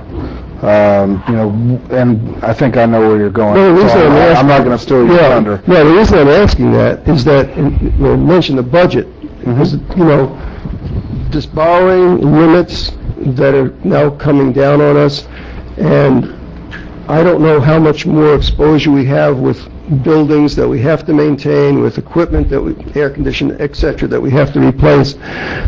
It's of great concern to me, and I don't know how we can make these decisions like piecemeal instead of, we have to sort of look at the whole picture. Correct. So now, absolutely not stealing your thunder. The board did give us the direction that we needed to start accounting for this, similar to what fleet management does with your rolling stock. And what I've said before, and I'll say again now, is to what I can see, this county has not ever funded a repair and replacement program for your hard assets, such as the courthouse, such as the admin building, such as this building with the plume of gas underneath it, such as the Welcome Center, such as all its VFD roofs and wherever you want to go. Historically, we have not had a schedule for that kind of activity. I will tell you, you're not alone. There are and it's not company that you want to have, but there are many governments, especially the more fiscally constrained you are, the less sophisticated your staff and budget capabilities, the less likely you are to have that accounted for. That being said, we're not resting on that whatsoever, and we're trying to get that schedule prepared for this coming budget cycle. Give you an example. We're working with all of the VFDs under Scott McDermott's fire umbrella to make sure that in addition to hoses and boots and gear, that we're also going to now be capturing any facility costs that just have not been accounted for at the countywide level. So we're on board with you, sir. Yeah, and I don't want to keep on hammering it, but it's time. Well, two things, I guess. One is, because it hasn't been done, doesn't make me feel good that we haven't done it over the last couple of 3 years, okay? That this is something that we have to include as part of our budgeting, or else we're going to be, I don't know what's going to happen if we don't include it as part of our budgeting. I don't know. Well, I think if you don't account for it, you continue a centuries-old tradition of when the roof leaks, then you address it, which is not the way to plan for these kinds of activities. And I don't disagree with you. Yes, we absolutely need to move in that direction, and we are. Okay. And I know, Brett, we discussed less costly alternatives, looking at it. Some of the alternatives really, dealing with the plumbing is really a major issue. Did you work up any figures on less costly? A lot of the monies that are in the $284,000 figure, we fell below the original estimate and budgets on this. A lot of that is because of downsizing some of the things in the plan that had to do with trying to, put those in at the capacity that it could handle the phase 2 and that type of thing. If that's what your question was. Well, I guess my concern is if we were able to not do a major renovation and just run some PVC pipe up the side so people would have good potable water and fix whatever we need to fix. What I'm looking at, we have a representative from the court here, and we're being told we need another courtroom. And this doesn't provide that other courtroom. And I'm looking at what that expense is to do this courtroom, and I'm saying, here we are with this significant renovation. Is there, I'm just worried about where we're going. Well, I've been worried about it for a while, no question. And when we split phase 1 and phase 2 apart, I think if you look back there, we acknowledged that it's going to be more expensive to do a phase 1 and come back and do a phase 2, but we didn't feel like we had a lot of choice at the time. There just didn't seem to really be enough money to do this project and the others, and then the economy coming down like it was, and the adverse effect that was having on the borrowing capacities and so forth. So I think by split, I don't think we really had a choice other than to split the phase 1 and the phase 2 apart and tackle it at this stage. I don't think there is. I think we when we price this out, if we were to replace the heating and cooling system with a large residential version, which is what we have struggled with since 1992 when this one has been put in there, we would save, I think it was around $60,000 or so, but the payback is like 7.5 years because this other one is more efficient. So if this other commercial chiller system lasts 40 years, then for the last 32 years of its use, we'll be saving money every year on our utility bill. I just want to say I think we've got this phase one about as cheap. It's way more than any of us would like to spend, but I think we've got it about as cheap as we could get it. Without, we've got some abatement that we're going to have to work in there with some. But no, I accept that you got this phase one as cheap as you get. So my concern goes twofold, and I'll jump back to the second one, which is the courts. If we're locking ourselves up as far as not being able to significantly borrow for 8 years, okay, and then at 8 years we're starting with whatever that ground zero is, okay, then it's more than 8 years before we are looking at a courtroom. How do the judges feel about that? Can I hear? Yeah, absolutely.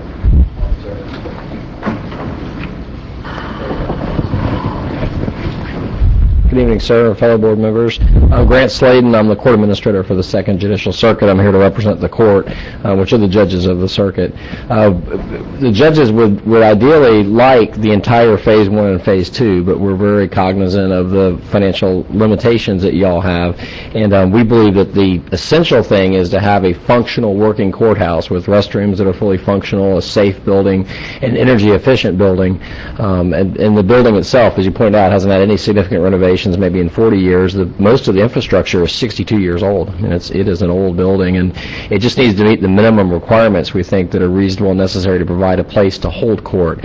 Now, would we like another courtroom in the future? It's very possible in a few years we may need additional court space, and that would require two things, I think. One, we either have to use the current space we have more efficiently, which is difficult to do because trials are very unpredictable and those things are unpredictable, but we could work to do it. We've done it in some counties before.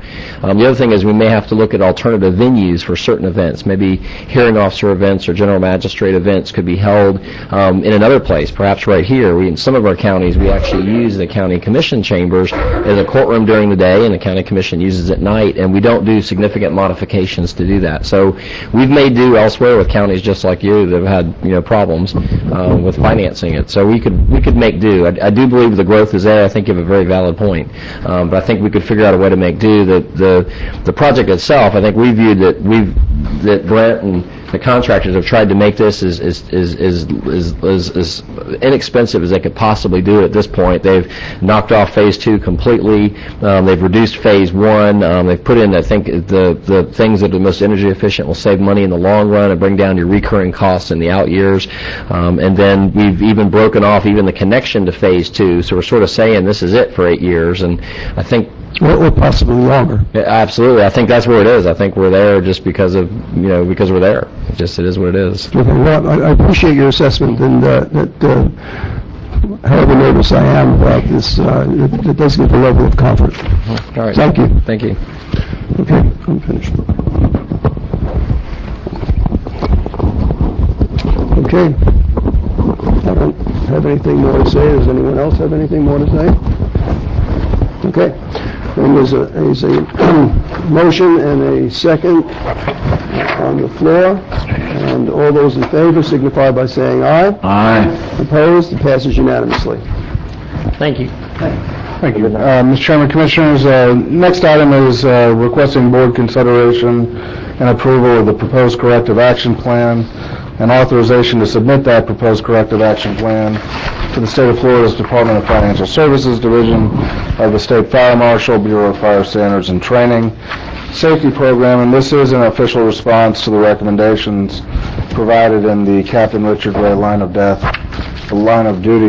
death investigation report from February 2010.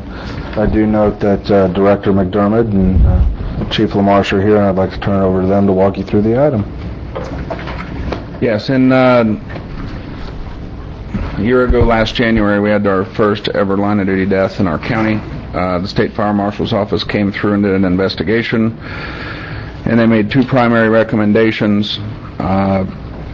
The majority of both we have already implemented. We've established a corrective action plan with a committee that was put together with volunteer members and our staff that sat down and found ways to effectuate those recommendations and employ them in our system. Also, we've created, thanks to the State Fire Marshal's assistance on his last visit, a countywide safety committee that will act in a role to advise us on perpetual improvements in our system as we continue throughout the years once we're beyond this report. Okay, thank you. We entertain a motion at this point in time. Move to approve the proposed corrective action plan and authorize staff to submit the proposed corrective action plan to the State Fire Marshal's office. Motion by Commissioner Brock, second by Commissioner Stewart. Are there any citizens to speak on this issue? There are none. Any further board discussion? There is none. Call for the motion. All those in favor signify by saying aye. Aye. Opposed? It passes unanimously.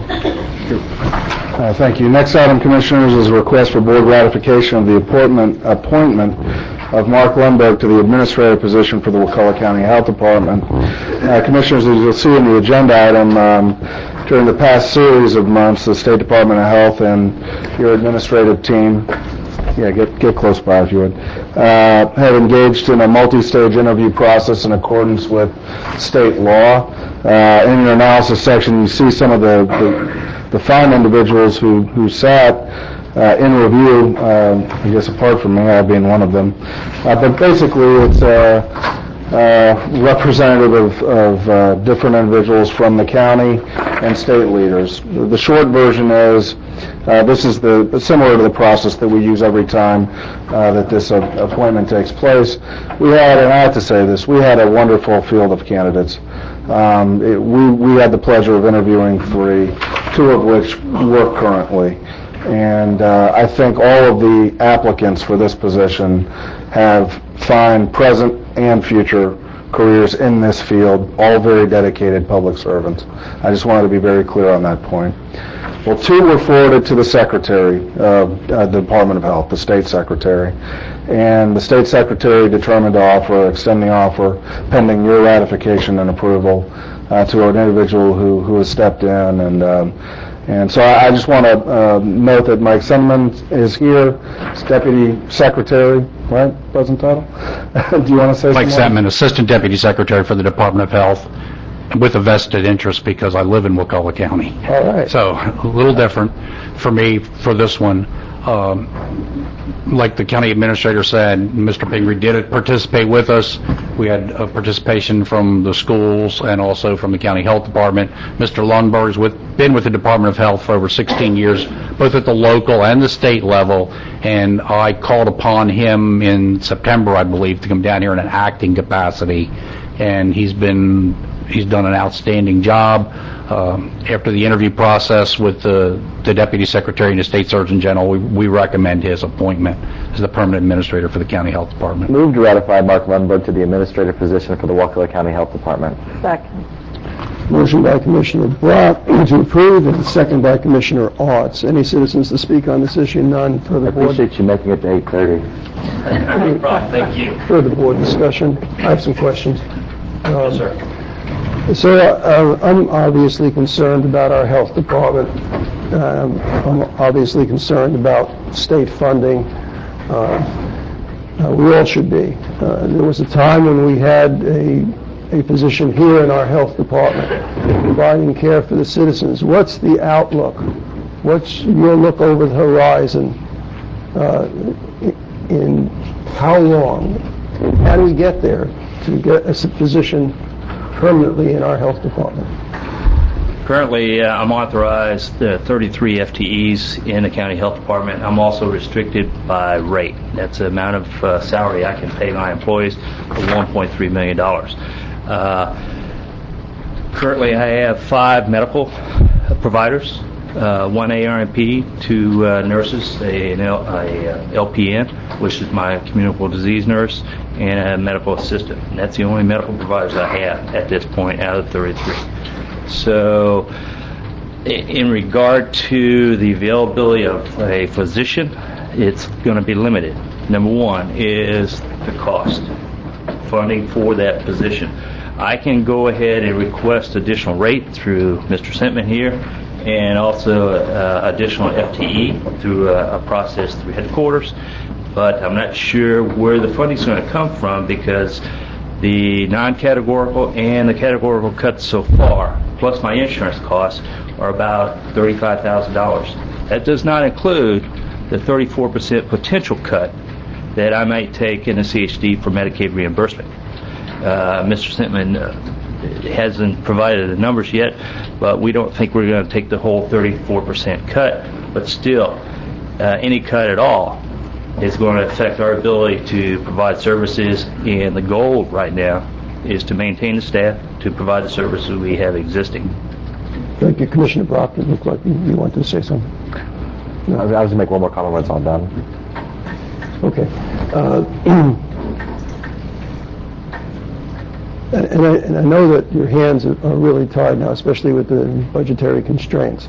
But I guess I'm asking you, if there are any things that, as you go down this road, that you think we can do as a county to improve the availability of access for our citizens in that health department. I think the commissioners, all of us want to know. Increased access to care in the health department. To tell you the truth, Mr. Chairman, because of my limited experience so far, I can't really tell you right now. Well, I'm not asking you to do it tonight. I'm just saying, please. But no, that's a major consideration, is health care for the citizens. But also, as I talked to Commissioner Arts last Thursday, is prevention is public health. And that's where I think, and one of the areas I think we ought to take on is obesity and overweight. That affects 60% of our population in the county, and we can have direct effect on that. Now, acute care, I'm not sure acute care or primary care is in the cards, looking at the budgetary constraints. Mm-hmm. And I appreciate that. Yes, sir. But I appreciate you taking on this task. I think we're all grateful to have you here, and I thank you, Mr. Assistant Secretary, Deputy Secretary.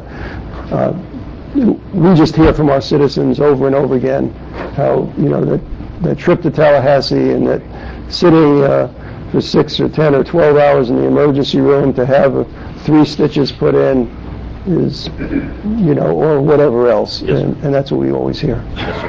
Understood. One thing that will be suggested to Mark as we move forward would be a community health needs assessment and also a health care needs assessment. We're very careful in all 67 counties not to really duplicate services, but work with the community partners and others in the community. So it may be a question of Mark and the health department working more closely with the community health center and seeing if an expansion of services is possible. And as we move into health care reform, as you say, you build it, they will come. But unfortunately, what we find in our business is the indigent care, and we do everything on a sliding fee scale. So if they may not pay anything. So by working with the community health center and leveraging some of the federal dollars, by going through a health care needs assessment and showing the definite need, then working together, that may be very possible. And that needs assessment would be a key. And I'm sure you'll hear more about that from Mark as he moves it forward. Terrific. That's very good. Commissioner Brock? I just wanted to commend you again, Administrator Lombard, I know you came in under the tragic loss of Jody Smith, and I think you've done a good job of the unexpected, filling those shoes. And none of us are envious of the challenges that you're going to face as our State House and State Senate and our Governor continue to cut funding towards public health in our state. We'll do what we can here to try and help support you, but it's not going to be easy. Thank you. Appreciate that. Thank you very much. And if you just remain standing there for just one moment, we're going to call for the motion, I think. All those in favor signify by saying aye. Aye. Opposed? It passes unanimously. Congratulations. Thank you very much for the opportunity.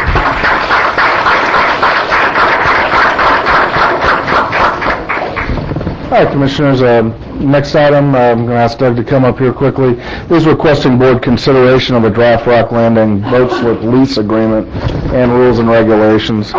request for board authorization to install pilings. The pilings issue, I think, is the preeminent one for tonight. I do note that this is the agreement and the rules and regs will come back to you for approval at the next meeting, but Doug, why don't you elaborate a bit?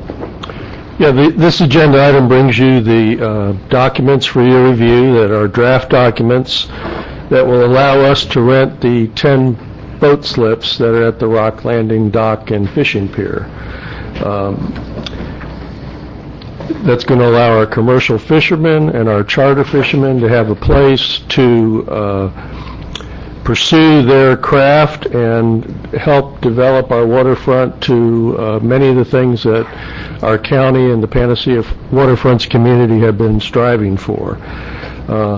This agenda item also includes the authorization to obtain bids and transfer funds from the reserve to pay for the construction of 11 pilings, which are needed to ensure the safe mooring of vessels at this dock. The two documents that you have are drafts, the boat slip lease agreement and the rules and regulations and wait list policy. They're written by staff, the legal counsel, as well as members of the Panacea Waterfronts community. And they are drafts. If there's any feedback that you'd like to provide to us, we'd be welcome that from you as well as the public on both of these documents. The 11 pilings are needed to tie off vessels at the dock. They're estimated to cost less than $10,000. Staff requests authorization to transfer funds from the reserve to pay for the piling installation and authorize staff to obtain bids to go ahead with this project. Move to allow the board an opportunity to review the draft boat slip lease agreement and the rules and regulations and provide comments to staff prior to the June 7th board meeting. Also authorize staff to acquire pricing for installation of 11 pilings and approval to proceed if the cost is under $10,000. Second. In addition to that, we need to authorize that the funds are transferred from the reserve. And that the funds are, and I will friendly amendment that the funds are authorized to go from the general reserve. Okay, there's a motion and a second. Are there any citizens to speak on this issue? There are none. Is there any further board discussion? Yes. Yeah, when we first discussed Rock Landing, we talked about a system called Reef Maker that can be built around pilings, and we couldn't use it on the actual dock because that design had already been developed. But we're putting in 11 pilings, and Ray has already researched this. You can lease the mold, and you make it's stackable discs that get set on the piling, and they create habitat. They're, you stack up a number of them. They're made out of concrete and limestone rock, and they have all kinds of little crevices, and it's habitat enhancement for not very much money, and they are very easy to install, you can configure it any way you want, any depth and whatever, so it wouldn't hit the boats. And I'd like to see this researched in conjunction and combined if possible. Sounds like a great idea, and this is the first I've heard that term mentioned, and I will pursue that. If he's got the information, I'm sure he can readily obtain it, and I can we'll try to incorporate that into the bid specs that we need to get quotes on. That was recommended by Scott Jackson, had directed me to someone with that expertise. There's a website. He recommended it as a good system. Mr. Pooey? Yeah, just friendly amendment to the friendly amendment. We're not tapping the county's reserve fund. There is a boating improvement fund that we had set up. There's a reserve in that. That's what we want to tap, just for clarification. That's point one. Point two, when you approve, and I just found this out too, Doug, when you approve the initial leases, that revenue will go back and fill in that boating improvement fund, just so you're aware. I do know we're on a little bit of a time crunch, that the Rock the Dock event coming up May 22nd, some of the people want to try and get these slips rented if they can, which is why I would move forward before the June 7th meeting if possible, my understanding. I don't know if that's probably not going to happen. Yeah, it's tonight. That's Saturday, next Saturday. It's this coming weekend. Saturday? Oh, I got the date wrong. This weekend. Well, enjoy your time in Panacea this weekend. And hopefully you'll There'll be lots of room out on the dock for fishermen and for boats to come to and from the dock. I had a citizen raise it as a concern. It's a valid concern. Thank you. Do you have any idea what the slip fees would be? The slip fees that are proposed in the lease agreement that you have before you there are $125 per month if the leaser so chooses to do it monthly, or $1,200 annually. So there's about a $300 savings if commercial fishermen choose to pay an annual lump sum. That was in, because I missed it. Where is it? Second page. It's under rental fees on page 2. Of attachment, attachment 2, page 2 of 7. Okay. The longer we put this off, the more money we're losing. Every month that goes by, we're losing $12,000 or years, $12,000 a year. So, I mean, we need to get moving with it. We've drug it out too long already. We should have done this months ago. Any other questions? Thank you. Okay, call for a motion. All those in favor signify by saying aye. Aye. Aye. Opposed? Passes unanimously.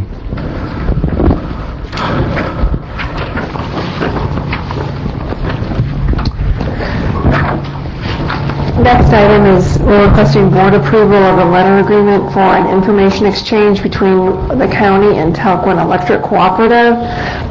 This is sort of a follow-up item to the item that we had on last meetings, which was approval of the wastewater services agreement. The proposal we received from Talquin was that they would agree to provide the county with connection reports and certain maps for their water and their wastewater system. I'd like to note that the maps they have agreed to provide do not include the location of service lines. They're only looking to provide us maps with their main transmission lines, and despite me getting back with them and requesting that again, it was refused again. In exchange for that information, they are looking, if you look on the second page of the agreement, they're looking for certain information from the county, which should not be problematic. They want notice of public works projects if we're going to potentially conflict with any of their lines, notice of land use changes, an available capacity report annually. I do recommend that you approve this agreement, but I recommend that you strike number 4 of the information that they want from the county, which is development projects. And the reason is that if we don't know the location of their service lines, it's kind of difficult for us to give them notice of projects that are going to hook onto those lines. Move to approve the letter agreement for information exchange between Wakulla County and Talquin Electrical Co-op Incorporated, striking section 4. Second. Motion by Commissioner Brock and a second by Commissioner Arts to approve the letter of agreement with the striking of paragraph number 4 on page 2. Any citizens to speak? Any further board discussion? No. I'll be voting for this because of the recommendation of the county attorney. But I think this continues to show the poor spirit of Talquin in any way, shape, or form as being they are not and have not been a good utility provider. So I'm just saying that. I'll be voting for it because of the attorney's recommendation, but I almost vote no to protest. Anyway, call for the motion. All those in favor signify by saying aye. Aye. Opposed? Passes unanimously. Thank you. The next item is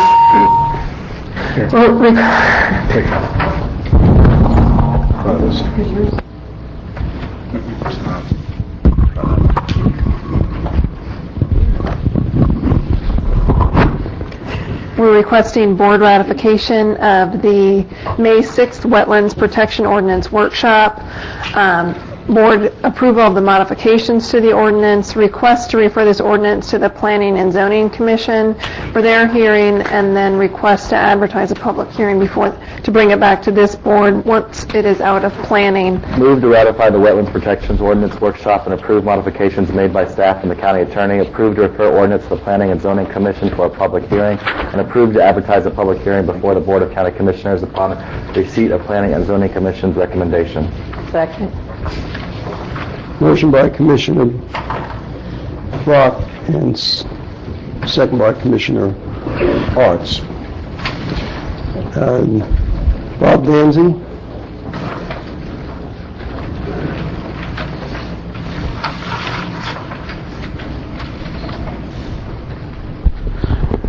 Hi, my name is Bob Danzy. I live at 1012 Wakulla Road.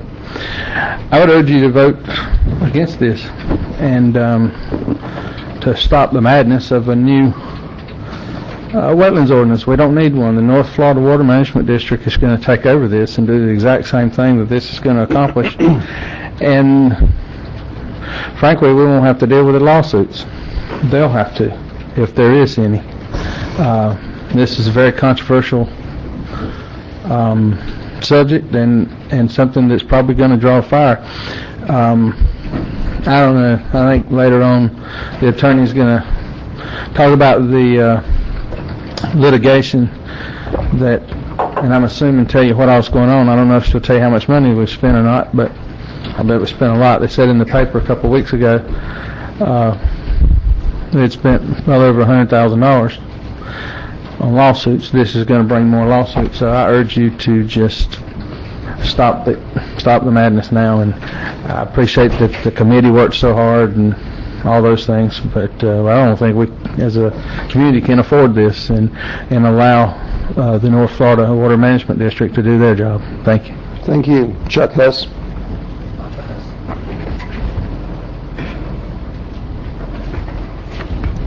Fred Bradford.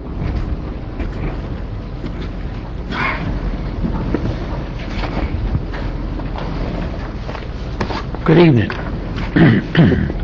As the commission already knows that I'm an outspoken critic of the absurdity known as the wetlands ordinance.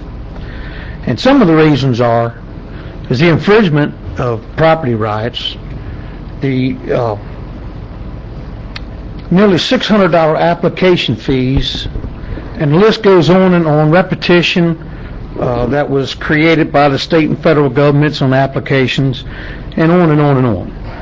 But I have one thing that's really bothered me, and I overlooked a lot of things, and I was just meditating on this, and my brother came to mind. And my brother shed his blood in uniform in the United States. And I started thinking about the infringement of our personal property rights that this absurdity known as wetlands ordinance would do.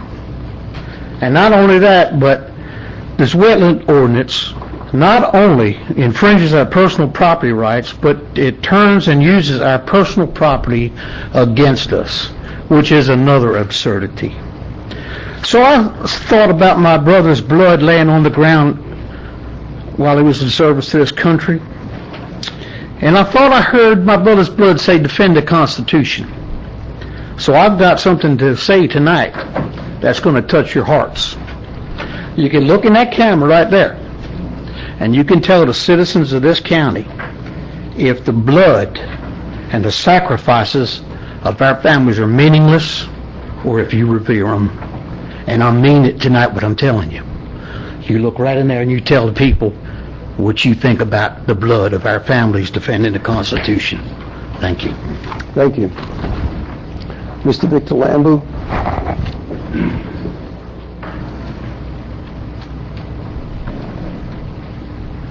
Vic Lambu, Commissioners.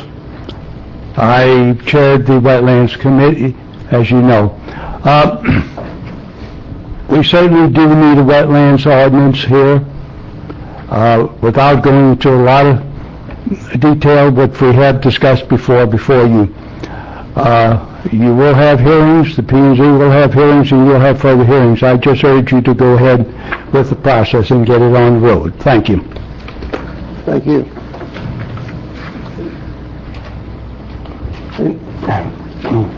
Board discussion?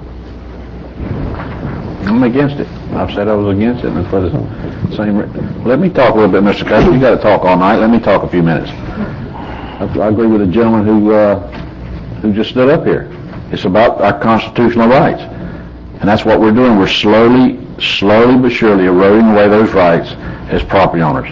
Call it what you may.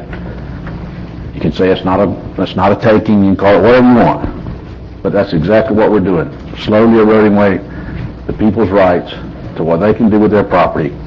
And when we start taking 75 feet around a wetland, to me, that's taking their property rights. There's adequate protection in place by the state rules and laws. Just because we have it in the comprehensive plan that we got to have this stinking thing, let's change the comprehensive plan. Let's say we don't need it. Let's go by what's already in place. I mean, the tail's wagging the dog here, and I'm tired of doing it to people. I'm not going to do it any longer.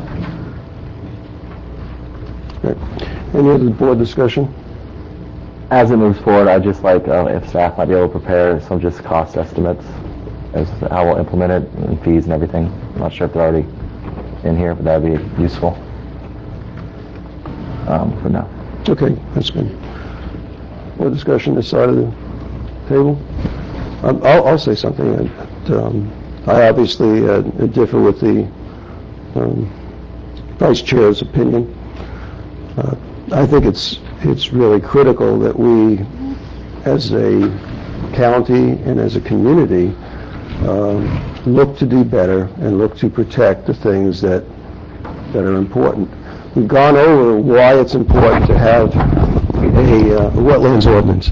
It costs us, just economically, much more to replace these wetlands each time they're destroyed, and then we have to go out and provide storm water and all the rest of the stuff, water purification.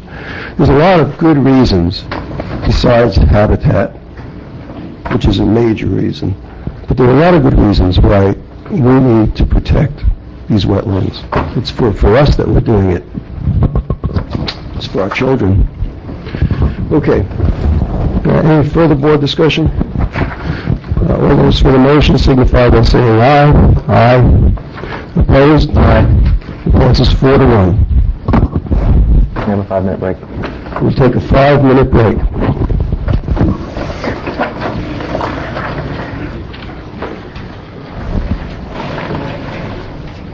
Okay, we'll resume. Okay. Thank you, Mr. Chairman. The next item up is we're requesting board approval of a SHIP Program Funds Recapture Settlement Agreement. This agreement would provide partial repayment of a SHIP loan in the amount of $9,950 to the county. This would be in full satisfaction of a disputed SHIP loan. The county would sign a release, we'd release our lien and our interest, would withdraw our objection. Brief facts, in 2002, Mary Spears entered into a rehab agreement with Wakulla County, just under $20,000 in SHIP funds. This agreement provided that if the owner transfers, sells, or leases the property on which the residence rehabilitated pursuant to the agreement is located within 5 years, that all monies would be due to the county. Ms. Spears, the following year after she signed that agreement, transferred the property to her brother. She did retain a life estate.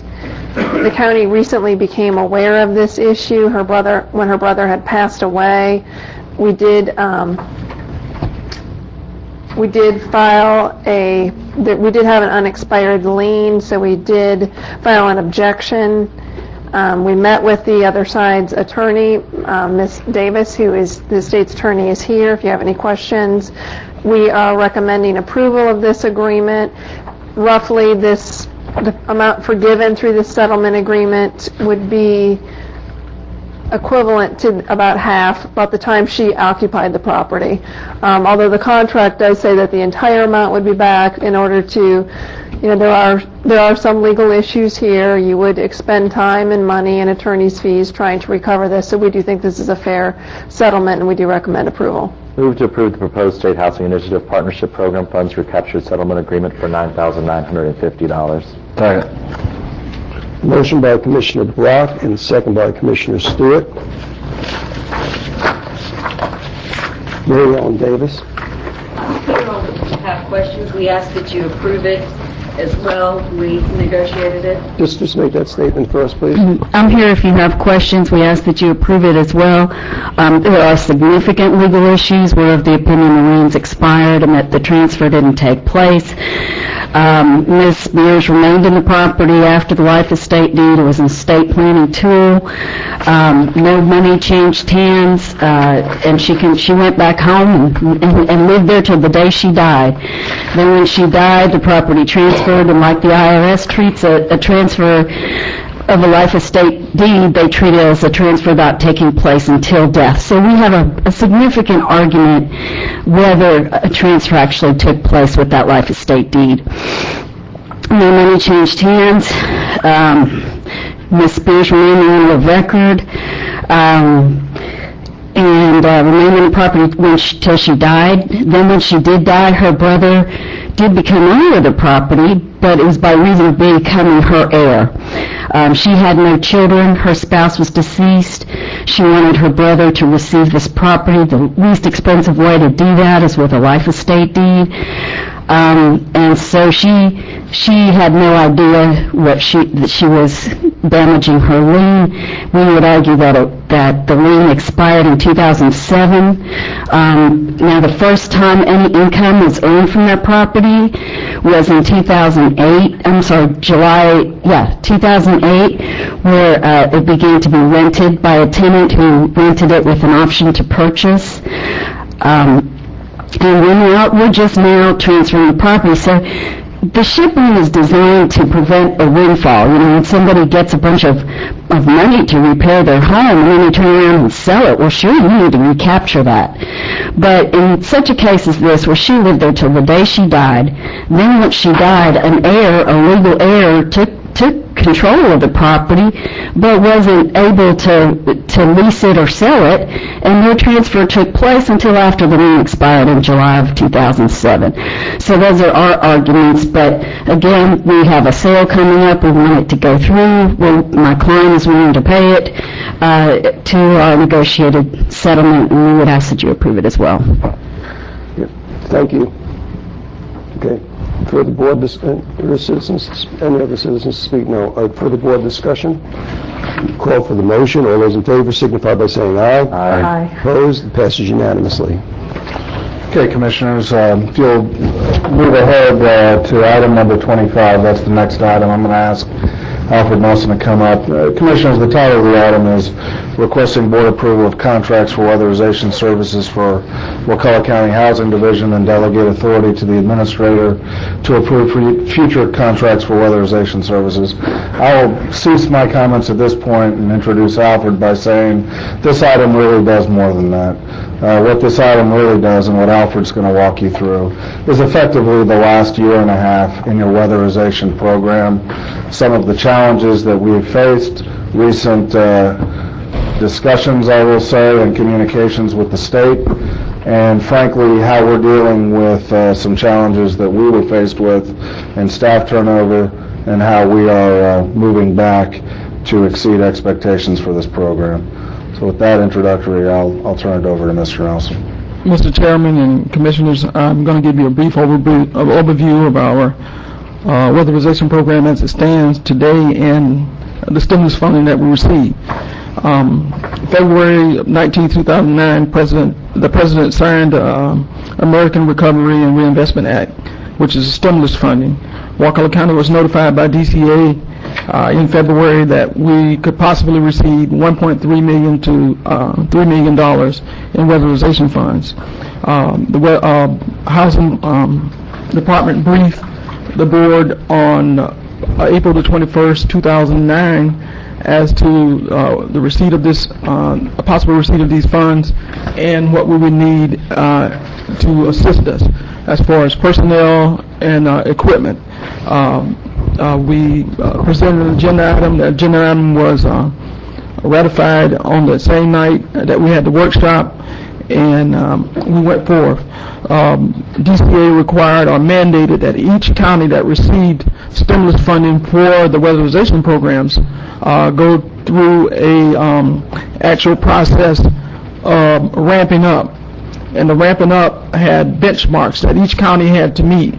And the benchmarks included, even though we had a weatherization coordinator that we had had for 7 years, that weatherization coordinator had to be recertified and retrained to spend the stimulus funding. We also had to get all the necessary equipment that was needed to support this weatherization coordinator and a possible another weatherization coordinator or assistant. And we had to hire additional staff, which was a weatherization in-house assistant for paperwork, administrative person. And also we had to have 30 to 35 homes available for pre-inspection at the time that if we were going to meet these benchmarks. The county met the benchmarks in August of 2009. The state issued us a contract in September. The contract was approved by the board on the 22nd of September 2009, and it was sent back to us on the 30th of September 2009 from DCA. In the meanwhile, or the interim, our weatherization coordinator resigned. Robin Diaz resigned. At that time, we no longer met the benchmarks that the state required us to meet.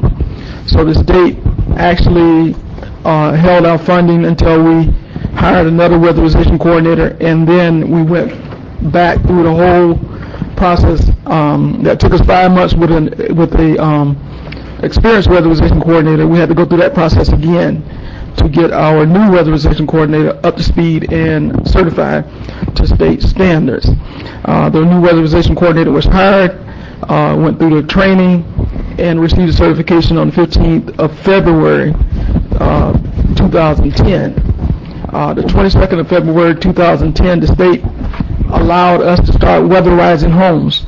So between September of 2009 and February of 2010, we were not allowed to weatherize any homes in Wakulla County due to the fact that we did not meet the benchmarks because of the certifications. And the reason that we didn't meet the benchmarks for certifications, the state only had certain times, every 3 months, they would certify someone.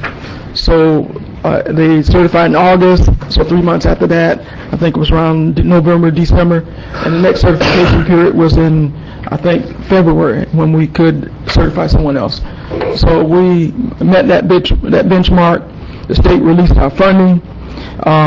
We started weatherizing homes. As of this time, we have weatherized 16 homes. We have received over 116 applications for weatherization. We postponed 6 of those homes that we attempted to weatherize, not included in the 16 that we already weatherized. And we have 83 homes that we're still waiting to be weatherized. So, but the state, even though we had all these difficulties getting our program going, the state sent us a letter on April the 29th, just to move forward a little bit, saying that Wakulla County needed to speed up their production or to show significant progress in their production. They sent the letter to our chairman, and I think all the commissioners have had a chance to see that letter. So we met with the staff, with the county staff, the day after we received the letter from our chairman, and we came up with a plan to increase production. And our plan to increase production was the fact that we only had 2 contractors that were certified to do weatherization work. And we had April the 28th and 29th, we held classes to, we had already started this up April 29th, 2009. We had already brought in new contractors because we knew that we probably needed to ramp up our production, even though DCA didn't tell us to. And so we certified, I think, 8 more contractors. And so our plan was to add more contractors to the process. And also, we use a bid process where we only bid out one home at a time. And each contractor had to walk through that process and bid on the homes, and that was very slow. And so we decided that we might need to bid these out in groups of 3s or 5s. And that's part of the agenda item tonight that we're asking to be approved, where we have issued contracts in groups of 3s, which is about $15,000. And in the groups of 5, it would be $25,000. At this time, the contracts are out, and we're asking the board to approve those contracts, and I think you have a copy of those contracts. So we're asking to allow us to approve contracts or bids in groups of 3 or 5s. And we have asked the contractors to provide us with deadlines, or we provided them with deadlines to finish the homes. And we have employed McNeil and White to come back. We had already employed them through a single source contract to come back and inspect more homes, so we have them prepared for all the contractors that we just brought on board. I'm trying to rush through this. We've mounted a more effective outreach campaign. What we're doing, we're going to put more ads in the newspaper. We're going to do hand-to-hand handouts. We're going to contact our local churches. We're going to use our LAHEAP program to also assist us in finding candidates for weatherization. We're going to use our SHIP program to assist us in finding candidates for weatherization. And we're going to also communicate with the senior center to find candidates for weatherization. So tonight, I guess basically we're asking you to approve the group of 5 contracts that we've already issued. We had basically no choice because it's an emergency situation that we feel, and they're $15,000 each. And also, we're asking you to, ask to allow our county administrator to approve or sign these contracts that in groups of 3s or 5, which the amount would be $25,000, because the process needs to be expedited. Because the way that we're doing it now, if we approve them or issue the contracts and have to go before the board every time to do what we're doing tonight, we'll never be on track as far as the weatherization program is concerned. I move that we accept the bids and approve the contracts with each vendor to perform weatherization services for the Wakulla County Housing Division in the amount not exceeding $15,000 per bid. And number 2, authorize future bids to be released and accepted by the county administrator in blocks of 3 to 5 homes in a total amount per block not to exceed $25,000 per block, and delegate authority to the county administrator to approve future contracts with those vendors on the county's pre-approved vendor list and in accordance with the terms of the standard contractual services agreement. Second. Motion by Commissioner Stewart, second by Commissioner Arts. I have some questions, Alfred, if I might. Yes, sir. I'm still a little confused on the contracts that you put out to bid. Yes, sir. You described the prior bid process. How did the prior most recent, this emergency bid process, how did that occur? Or what was the process? The old process was... I got the old process. Okay. This new process. This occurred due to the fact that after we met with staff and we sat down and we had to come up with a process that would be fair across the board to all contractors that were within our process. And so what we decided was we had those 5 additional contractors that came on board, and we already had 2 contractors that had been working with us in the program. They already had houses that they were doing, performing work on. And so we issued these contracts to the new contractors. And what we did was we took every contractor that wanted to go out to a home before they bid out to these homes and let them bid on the particular houses that they were, and once they bid, they were out of the process. They were not able to bid again. Mr. Chairman, if I might, what I'm missing, I guess, I just want to understand that if there was a group of 3 houses, and that was a package, then did multiple builders go out and look at those 3 houses and then competitively bid on it? Every contractor that wanted to go out to those houses went out to the houses and went through our bid process. I didn't particularly, Jerry, did you? I didn't particularly go out, but that is our process, a competitive bid process. Or well, the county only requires quotes. The state requires a bid process. So.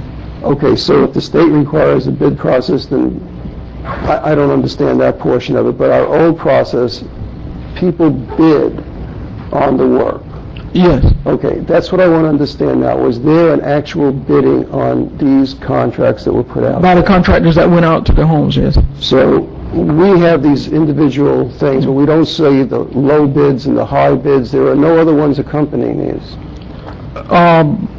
Well, once a contractor approved or accepted the homes, we just went on, and another person accepted it. So I think what I'm hearing is you're asking the board to approve contracts, and that these contracts were bid on, yet the board doesn't see the bidding. I'm lost. Were there multiple bids that came in on each group of houses? Well, to be honest with you, sir, when we did this process, at the time that we were doing it, we didn't have the time to do it for the written bids. We took people out to the sites, and we're trying to get these homes. We're trying to maintain our program, and so that's exactly what we did at that time. We just try to expedite the process. Okay, I'm going to back off for a moment. I might come back with some more questions, but I'm still confused. Does any of the board have questions for Mr. Nelson? Let me see if I can help clarify a bit. Let me go back to the initial question. We get the letter, you get the letter, Mr. Chairman. Let me read that letter so that everyone knows what we're talking about. The Department of Community Affairs awarded Wakulla County Board of County Commissioners a grant for $664,886.99 to the American Recovery and Reinvestment Act, ARRA, Weatherization Assistance Program, WAP, for providing weatherization services to the low-income residents of Wakulla County. A review of the county's March 2010 monthly report, along with a number of completed dwellings reported through April 23, 2010, indicates that only 5 dwellings had been completed to date. There's more now. The extremely low production is very concerning to the department. Although Wakulla County is designated the agency to receive ARRA and WAP funding, if a substantial number of weatherized dwellings are not completed by May 31st, 2010, the department may be forced to seek an additional or replacement provider for Wakulla County. The department would prefer not to pursue this course of action, however, it will do so unless productivity levels increase significantly. The Florida WAP must complete 30% of its statewide ARRA production in order to receive the remaining 50% of ARRA WAP funding. Not only is Wakulla County placing an undue burden on the other WAP providers to compensate for its low production, but the low-income citizens of Wakulla County are not receiving these much-needed services. Your prompt response to this corresponds. This is the emergency that became before the county. Yes, it is. Okay. Right, and being that it's Civility Month, I will refrain from some of my opinions on the tone and tenor of that letter, given that the state was well aware of the challenges we were facing from last September. That being said, we get that letter forwarded from you appropriately to us to handle immediately. We know that there is an emergency situation that requires immediate action and us to take a look at how we've been going about doing business. To answer your question, sir, the way we were going about doing business before, well, let me be blunt, since the end of February when the state said you can go about doing business because we've finally been certified, was one home at a time. We would get a home ready, we would allow it to be bid by the few providers that we had, and there were 3, I think, right? But only 2 active? Only 2 active. Okay, so 2, and let me be clear, local. Wakulla County goes Local. first. All our contractors Okay. are local but one. Okay. So what we would do is we would go out one at a time, and this was not the most efficient use of time. So, the day after we receive it, Mr. Nelson and his team, the county attorney, myself, Ms. Stevens, so the entire chain of command, sit down with this letter, with the experts in the program, and we determine, okay, how are we going to go back, not just from meeting this minimum standard, to meeting total expectation and exceeding expectation by the end of this fiscal year, by the end of September.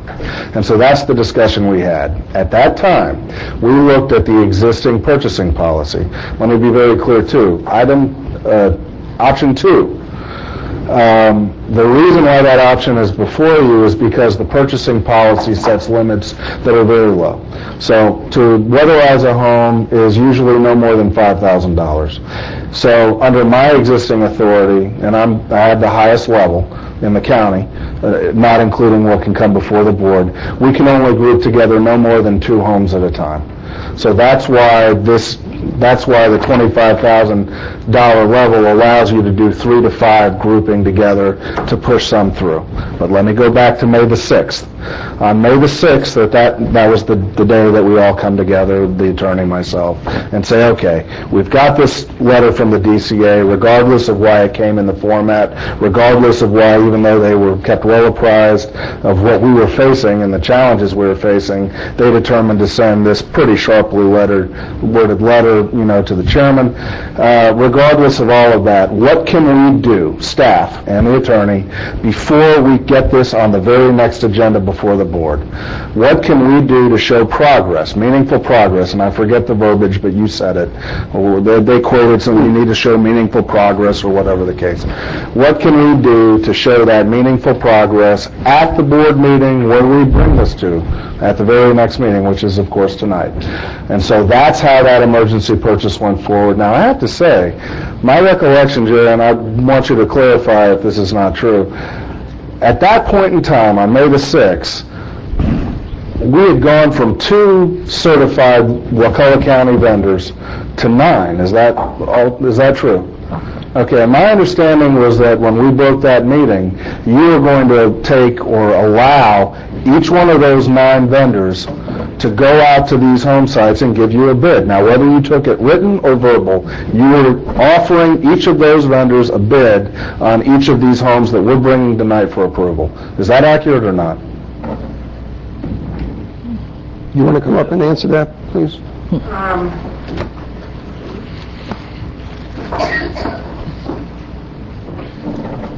I don't believe each of the 9 were allowed, because some of them already had work, and so we weren't going to, So those that weren't already working on some other...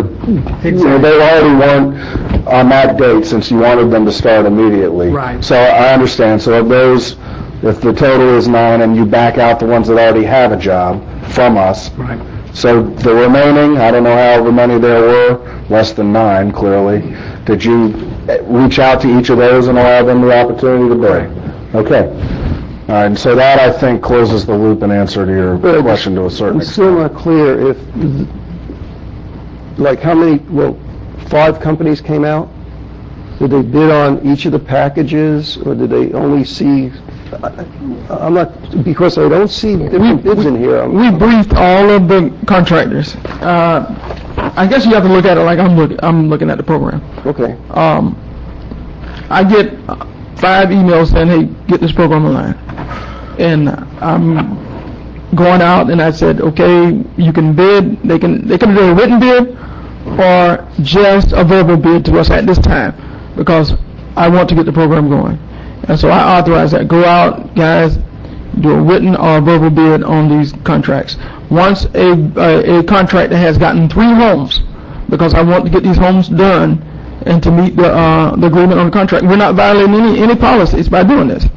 And so they go out, they bid on the homes. Once a contractor has bid on that home, those groups of homes, they're no longer in that group again.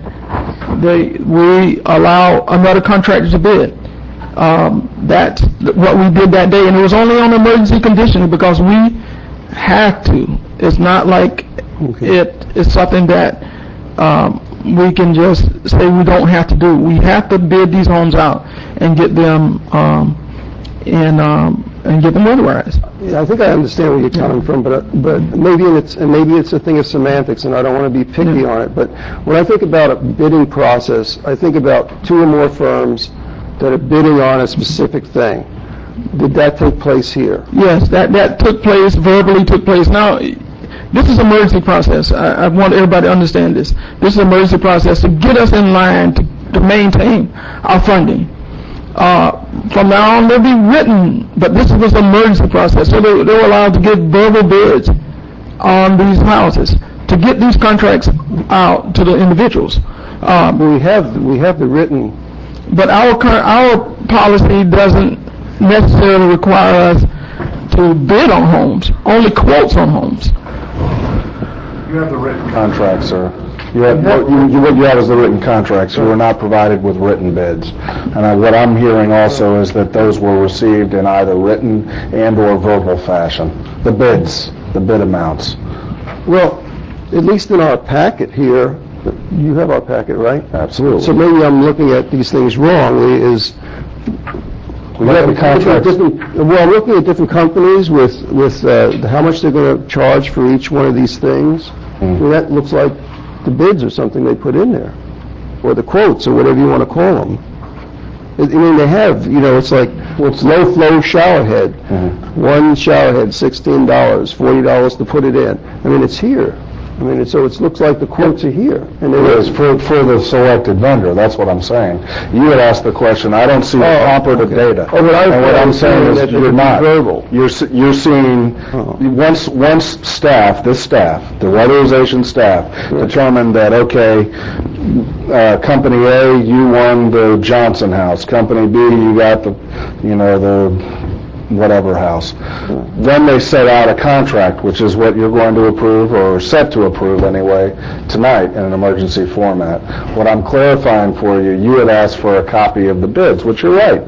Normally speaking, in a non-emergent situation under your purchasing policy, we will show you the list of all respondents and whatever price point, even if it was a verbal receipt. But that's not what's before you. What's before you is a contract for the homes we are seeking to weatherize under an emergency purchase.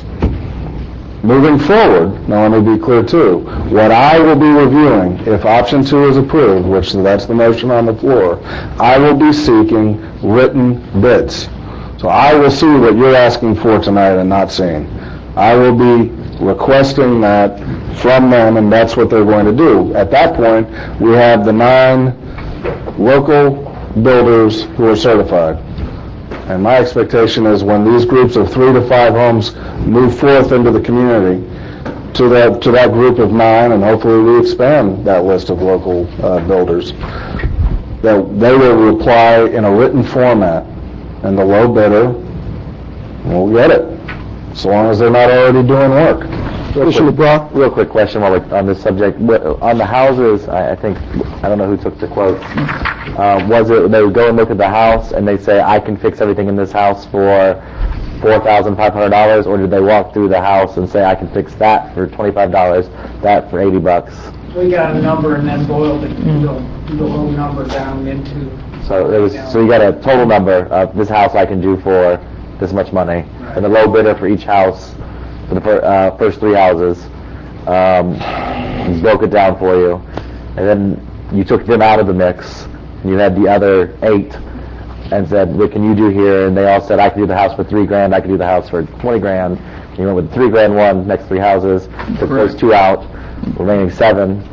Correct. That's the process. But then it wasn't until you took those person out that you got the details.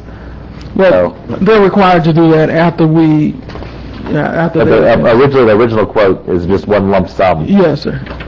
Yes, sir. Mr. Chairman, I think I'm on the same train of thought you are. The only question I want to understand is, of the 9 vendors that we have that have the capability of working in our county on weatherization, when you bid out these block of 9 and then the block of 6, did all 9 have the equal opportunity to bid on those houses? all nine, other than the two that are already working on homes, all 7 of the other contractors met. Why did you leave those 2 out? Help me understand that. Because they're already working on homes that they got to complete now. They already have homes that they haven't completed. So they were backlogged with homes. So they're already backlogged. So if you give them additional homes, it's just going to exacerbate the problem. Okay. Let me finish this train of thought. So you got these 7 and said go look at them, and this is what we ended up with. What's here before us tonight? This is what we ended up with tonight. I think that's what you were. I'm getting there, but I'm not quite there yet. But yeah, we're moving down the same path, Commissioner Stewart. Did you have the 2 people who, 2 firms that are already working on contracts, were they invited to participate in the bid, and did they submit bids not knowing that they would be automatically disqualified? I don't think they were invited to bid because they were, we weren't going to bog it down. They were already had, And talking to the mic, please, I'm sorry. They already had 2 or 3 homes, and the whole purpose of taking this emergency step was they were already backlogged, and we needed to get these houses done this week. And I can appreciate that rationale because it's an emergency. Only because it's an emergency would I take that approach, because you want to expedite this process. I want to make sure everybody understands, because I got a feeling there's a couple of those vendors here tonight representing themselves that were left out, if you will. If you'd been under any other normal circumstances, I would say we screwed up because it had to be worked on right then. I think what we did was probably okay. That's the only reason we took the approach that we took, because it's an emergency, it's an immediate emergency to get these homes weatherized. That's the only option that we had at the time to make sure, because weatherizing the homes is not the end of the process. We got to weatherize these homes, then our inspector has to inspect these homes. Then the state has to send, or DOE is going to have to send an inspector out to weatherize these homes. If these homes don't meet the standard, then we're going to have to work on these homes again. And at the same time, we're going to have to meet the state's deadline by May the 31st. Mr. Chairman, just to pick up on that point, I want the 9 vendors to understand also, and specifically maybe the 2 that were not invited because they were working on homes in this county at the time the emergency process came up. There is a tremendous amount of work to be done. And with the motions that are on the floor and the direction that's being asked of you, there is going to be a continuous flow, and I believe work for every certified Wakulla County approved vendor. So the work to be done has been there. What has not been there has been a process in accordance with your purchasing policy that would allow for that to be moved forward and frankly put people to work quickly. We were taking them one at a time, one house at a time, and it was time consuming, and it was driving away some of your contractors, frankly. Commissioner Brock? How quickly do you anticipate getting more homes into the market? If we approve all of this tonight, the next batch of 3 would go out. The next batch, we're actually inspecting homes now. We're at Macmillan White here. We're inspecting homes, so we, by the end of the month, we'll probably have another batch of 3 to go out. Or 3 to 5. I don't know how many homes we'll have inspected by then, but we expect about 20, 25 homes. Commissioners, let me just say, our baseline expectation is 8 homes done a month. Now, we've got backlog to clear. So my expectation is that we're going to be pushing through at least 15 homes a month until we catch up. Now, by my math, 15 homes, if we can achieve that, and I believe that these options allow for it, with 9 vendors, that means everybody's working, and homes are getting improved. And that's the expectation, and that's why we're asking for this. I have no inherent desire for this authority of $25,000 except to bring this program back to meeting and then exceeding expectations, period. Thank you. Can I ask a question? Does every contractor have a chance to bid on every home? that's to be, or is that the plan? Yes, sir. Every contractor has an opportunity to bid on homes. The only reason the two contractors they already have 2 or 3 homes back up. If you give them additional homes, we're not going to meet our goals. Okay. Under normal circumstances. Under normal circumstances, yes, sir. Every contractor bids on every home. Yes, sir. Is he bidding on the same items or the same things to be repaired in every home? Yes, sir. Okay. Jerry makes out a list of what needs to be done to the particular home. So. Are the bids usually about $5,000 a house? Yeah, the maximum is $5,000. You can't spend more. Yeah. Okay. And we have to have this money spent by the end of October? No. We received $600 some odd thousand. That $600 some odd $1,000 is actually an 18-month funding. We were funded for 18 months. But due to the fact that the state have to meet certain requirements to receive the additional money that was authorized to them through the stimulus funding, which is 50% of production of this money that we receive now. So every agency has a requirement on them for homes. So we have a 30% requirement on us to produce. And that's why that letter was generated, in the sense of the state has an urgency, they put an urgency on us. Mm-hmm. But we have 80 some odd houses that are still waiting, and we have the money to fix them, give or take a little, but we have how much time to do it in? I'm just trying to figure out how many houses we should do. Well, the state has agreed with the plan that we have implemented. Mm-hmm. If we show substantial improvement this month, then we'll have until September, actually, of next year. September this year, to get to meet the 50% mark. And we'll get to keep the money. Yes, so if we show substantial improvement, we'll get to keep the money. So I just want to add something. I spoke with DCA several times. I asked, what is substantial improvement? And I threw out a number, and it was probably pretty close to 16. Mm-hmm. And they said, if you can do 16 by the end of the month, I think we would consider that, significant or substantial improvement. So, but we got here by, when Robin Diaz was here, we basically, from what I understand, were doing 8 a month. Well, we have never completed 8 homes a month. How did we get the requirement? Robin Diaz was here as the weatherization coordinator. Right. So what does we do to get the requirement is what I'm asking. Okay, he made the requirement. He set the requirement for 8 homes, and then he resigned, and we're stuck with it. Well, the 8 homes a month. Right. And doesn't that seem to be a very doable number? Oh, very doable. But we have nobody to do it. We're missing I think it's a link that everybody don't understand. When Robin Diaz resigned, we had no coordinator. That's a benchmark that we had to meet to receive the funding from the state. They don't automatically just put this money in our account. They make sure that we meet the benchmarks. Robin is gone. We have to hire a new person. It took us 5 months to train Robin, an experienced person, one of the best in the state, to meet that qualifications. Now we got to hire somebody that has never done the program before and train them within the times that the state has allotted for the certifications. We don't pick the time. We can't just send them to a school. We have to certify them when the state allows us to certify them.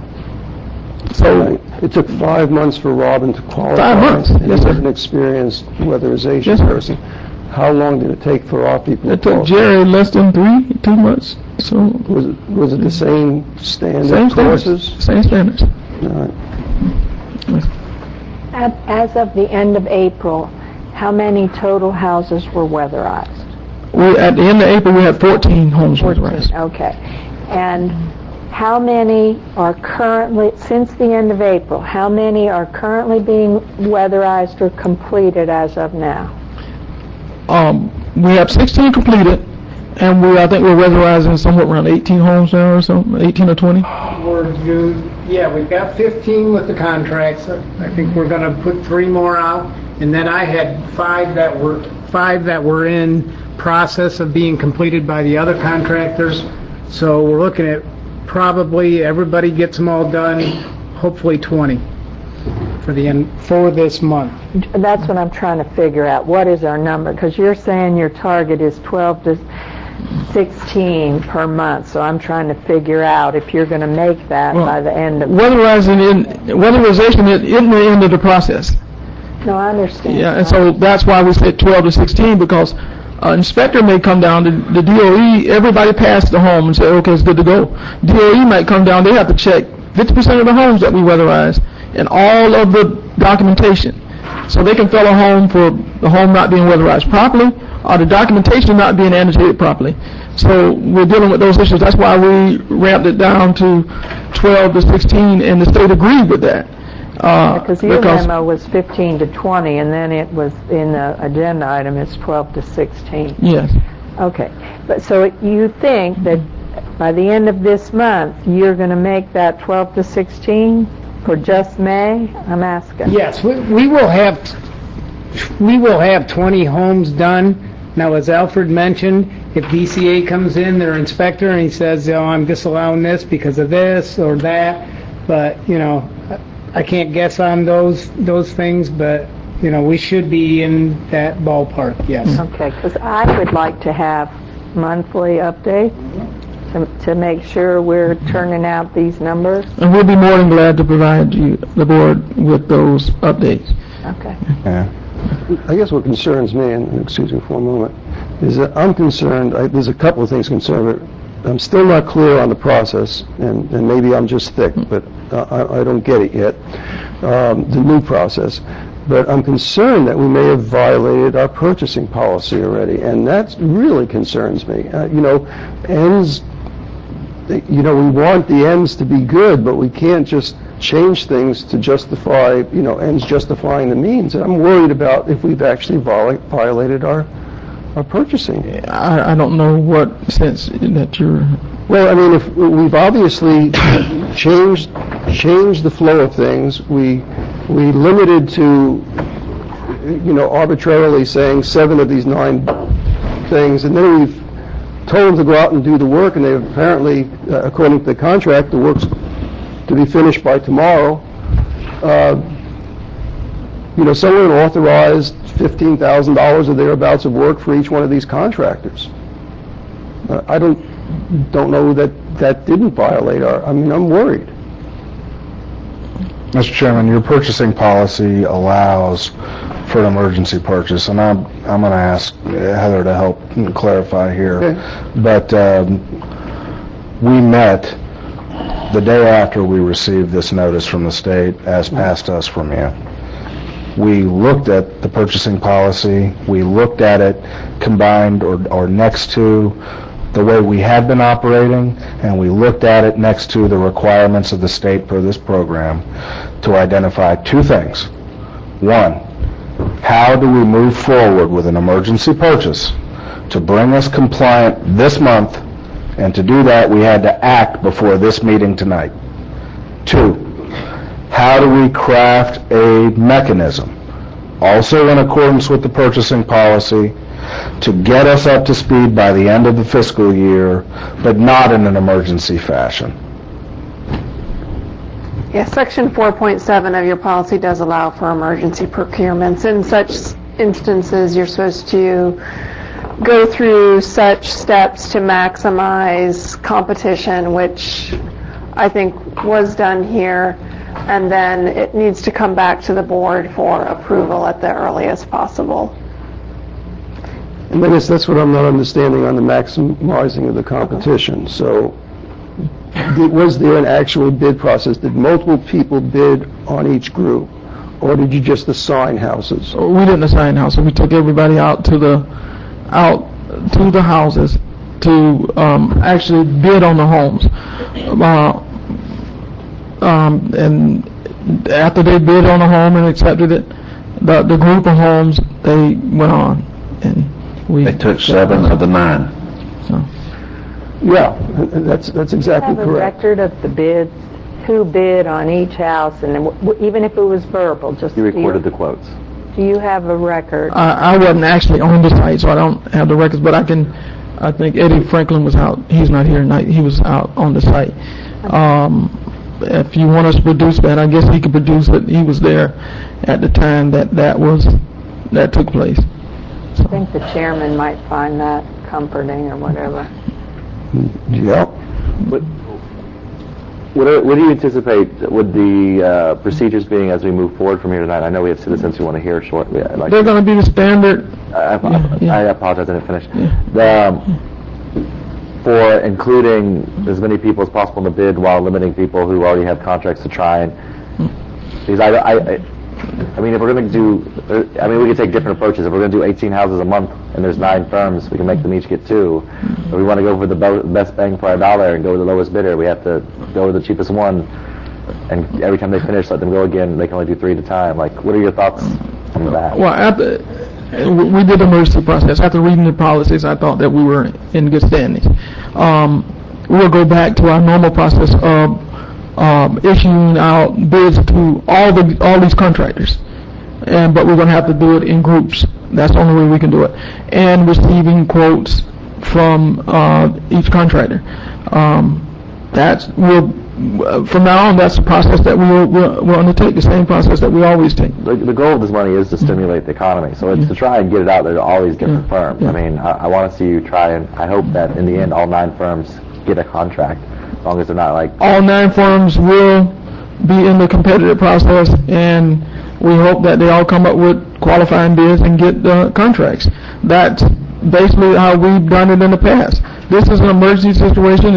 I felt that it was extreme, that we needed to make sure that we got these homes out, bid, and production going. There's no way that tonight, if we were met tonight, and it's approved, and you said, go bid these homes, and then we give them the same amount of time that we're giving them now, that will meet the state requirement. There's no way.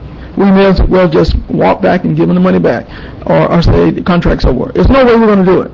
I did it the way that I felt that was necessary to meet the standard that we need to meet with the requirements of all our policies. And I didn't see or don't feel that it was a violation after reading the policies, all the meetings that we had, and the things that we did. It's an emergency.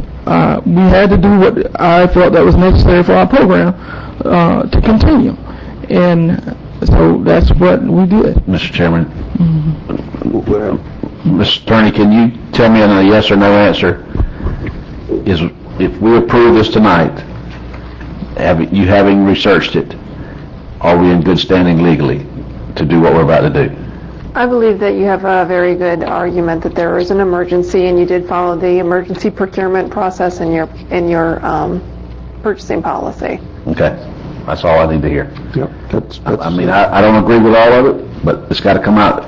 We got to get past this and move on, get working right again. I agree. I don't want to lose this money. I don't want this county to lose over $1 million in funding.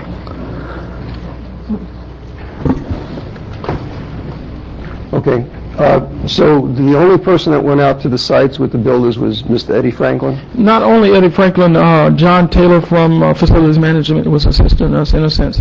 So he was out with Eddie at some of these sites. How does John Taylor fit into this picture? Oh, he just, at the time, he just helped us in a sense.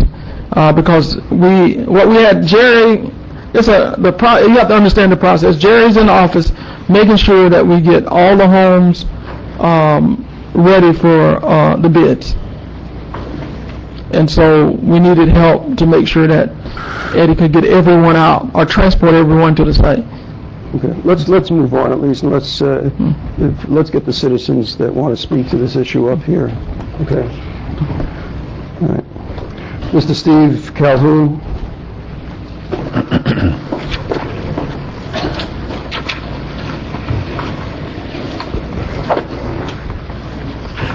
Ladies and gentlemen, thank you for allowing me to speak.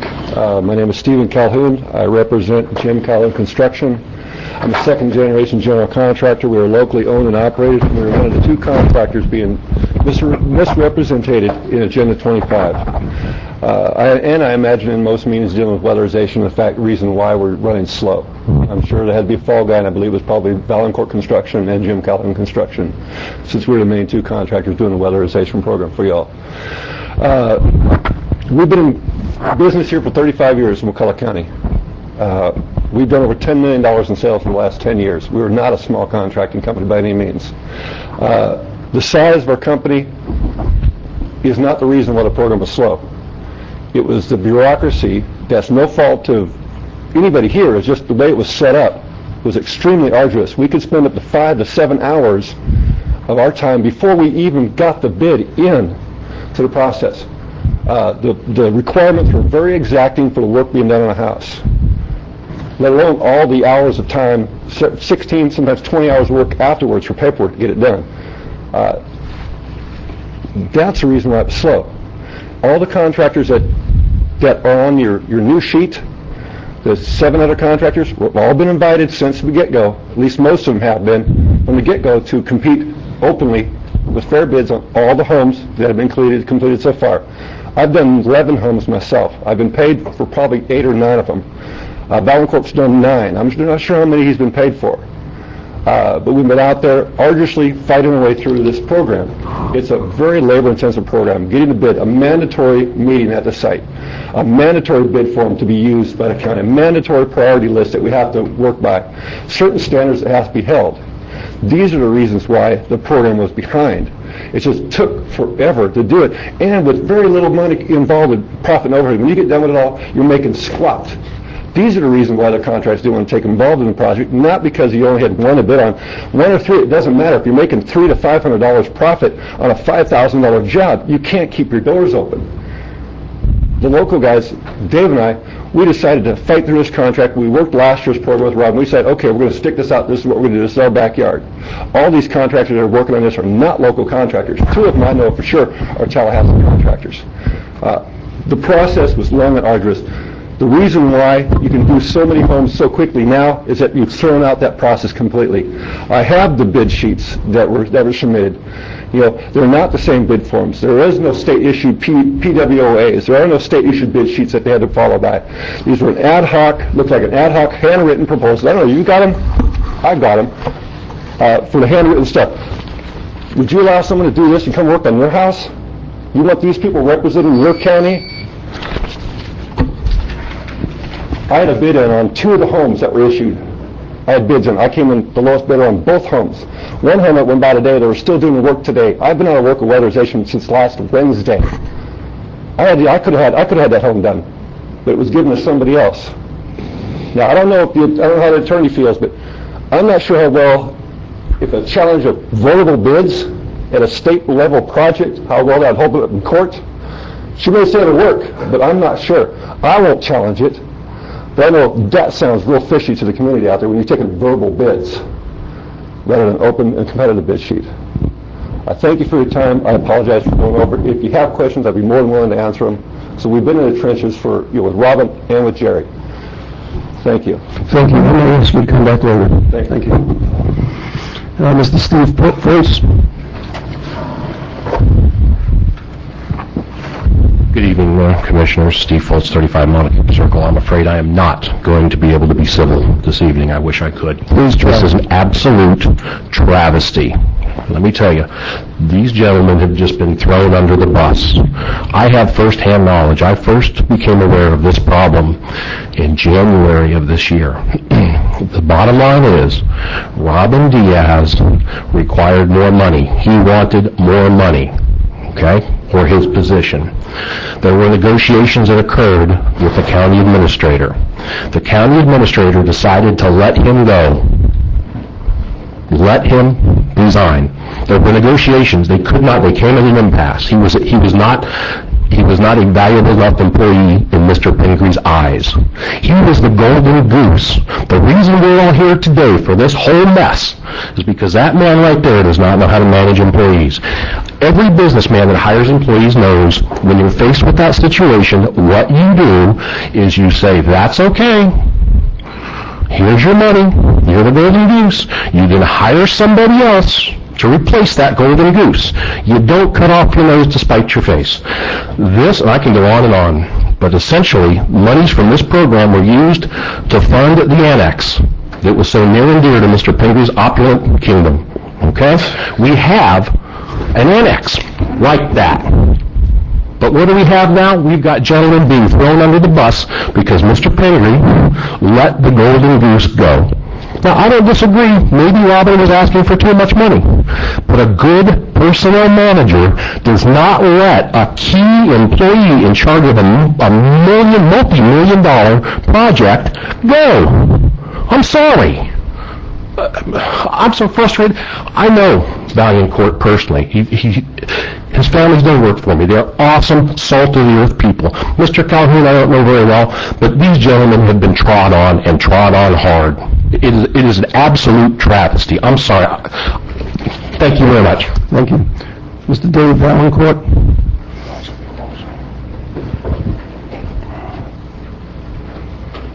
Good evening. I'm Dave Vaillancourt, Vaillancourt Construction. I've been in the county working construction for 20 years. I've been doing weatherization since 2008. These packet of 16 homes you were asking about, we were, as contractors, we were called to meeting at 4 o'clock Friday afternoon. My understanding, Monday afternoon, these were gone. Doing weatherization this long, there is no way 7 contractors walked through 16 houses and did bids. It's not doable. So how they were done between Friday afternoon and Monday afternoon, did Eddie take these contractors out Saturday and Sunday? Between 4 o'clock Friday afternoon and Monday afternoon, there's no way 7 contractors walked through 16 houses and did bids. I don't know how it was done. Anyway, looking at these sheets right here, I don't know if you've looked at these proposals. Job number 2010-33, 3 air filters, $95. 2010-36, 2 air filters, $110. Excuse me, explain what that means to us. Has anybody here been to Walmart and bought air filters for their AC? They average $3 to $8 a piece to buy an air filter. This is $110 for 2 of them.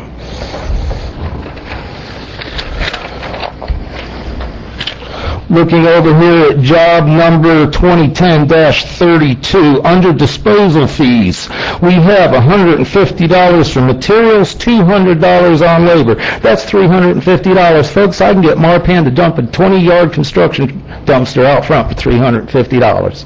That's a fee to take stuff to the dump? That's a fee to take stuff to the dump, with $150 of it being materials.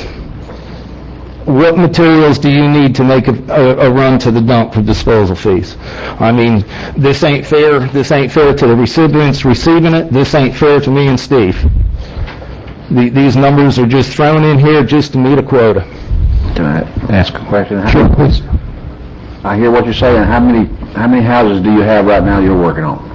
I've got 3 that are open. 2 of them are complete. I've just got to finalize the paperwork. I'm waiting on a pre-work order to start the 3rd one. So do you feel like you could have been in that bid process for these other 16? Probably could have. And been able to get on them quickly? Right now, I've taken on another project, so right now, I can't take on no more right at this moment. Okay. You see where I'm going? Yes, sir, I do. I hear what you're saying. I just don't think it's fair that Steve and I, for all this time, we've been going to mandatory walkthroughs, get this work done, and then all of a sudden, we weren't even invited on any of these, regardless of whether we had 1 or 2 going or not. You had mentioned that, if I might, yes, sir. You had mentioned that you have some, it sounded like paperwork or something to do on that 3rd. Yeah, we're required to fill out Davis-Bacon forms and everything. Now, the county is requiring 2 copies from every contractor or subcontractor that steps foot on these things. They want blue ink original signatures on all copies. Therefore, these things cannot be faxed. They cannot be emailed. They've got to be dropped in the mail, or you have physically got to go running around and pick these forms. The paperwork is extensive. Is that before you do the house? Pardon me? Is that before this is after the house. So your house is finished, you just have I've to do got the 2 of them forms. complete. I'm trying to get the paperwork in on now.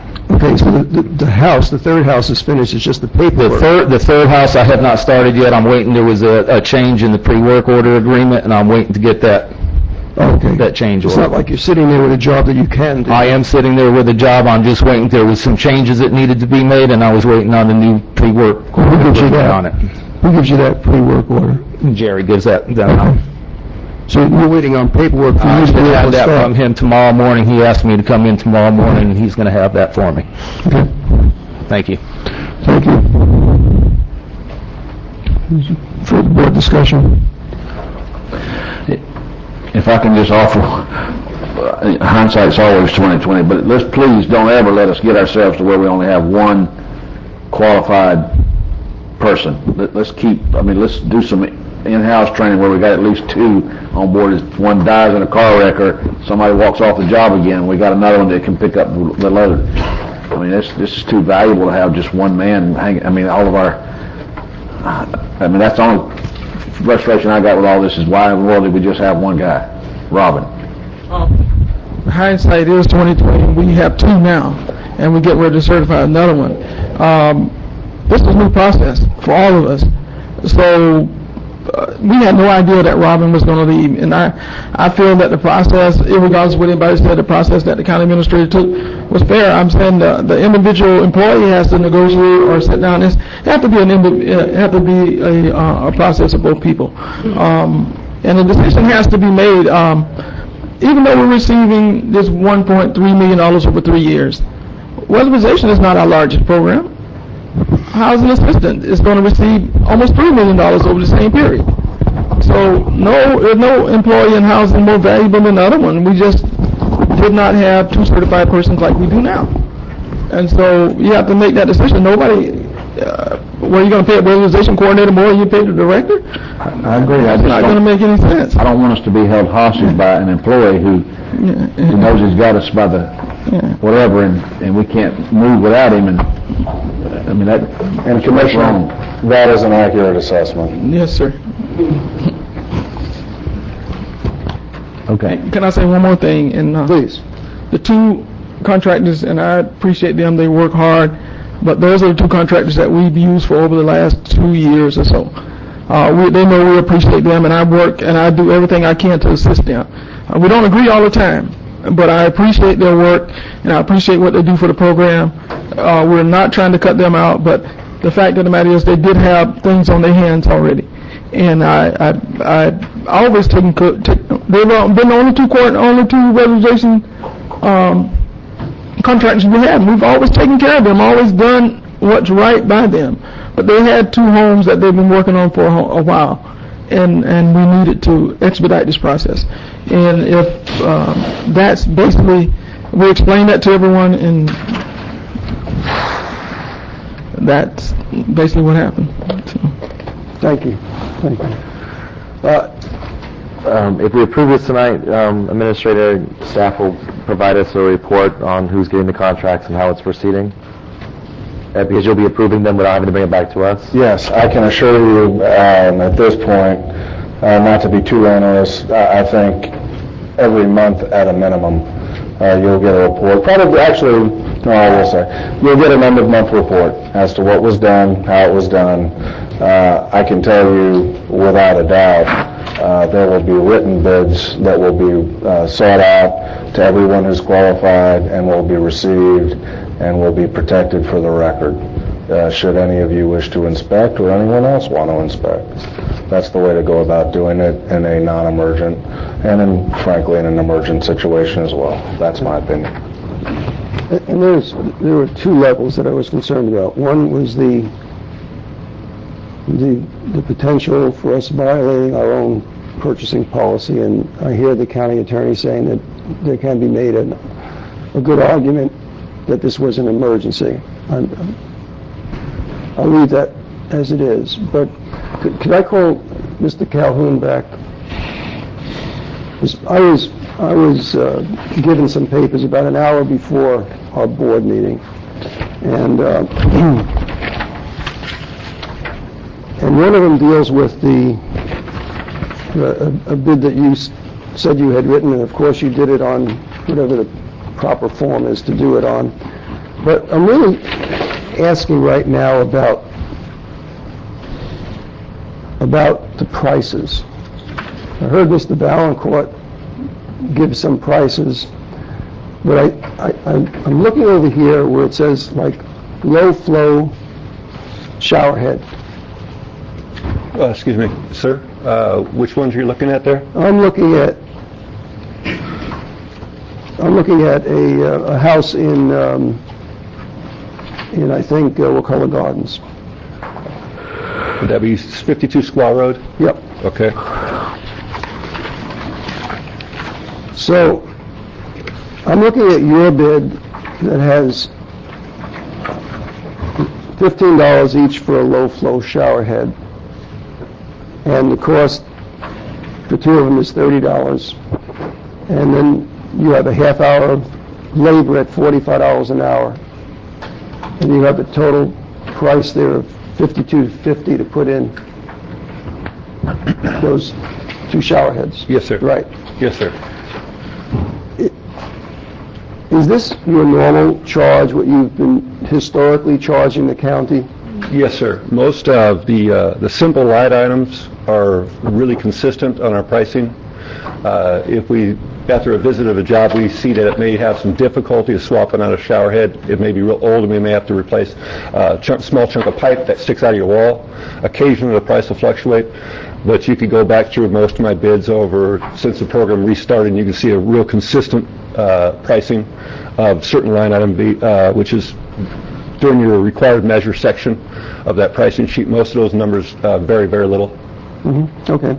And the person that beat you on this one, he had... excuse me, sir. I'm not sure if I was actually included in the bid process at that point in time anymore. Well, yeah, I'm not sure either. But I'll say the person that didn't beat you because his price was higher. Okay. Okay.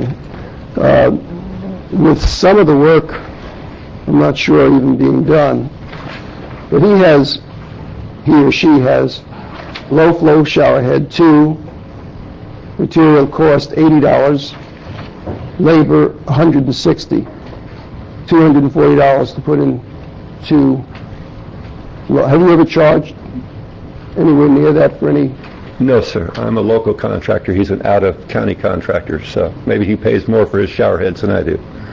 And I can go down this list, and this really concerns me, Mr. Administrator. I can go down this list, and I spoke with the DCA between the time that I got these and I called. I was sitting in the parking lot at our office building, and I said, well, can you just assign people, let's assume we can just assign people to do this thing, knock out these houses.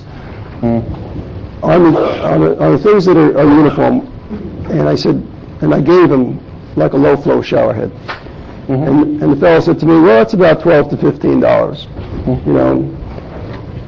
I said, okay.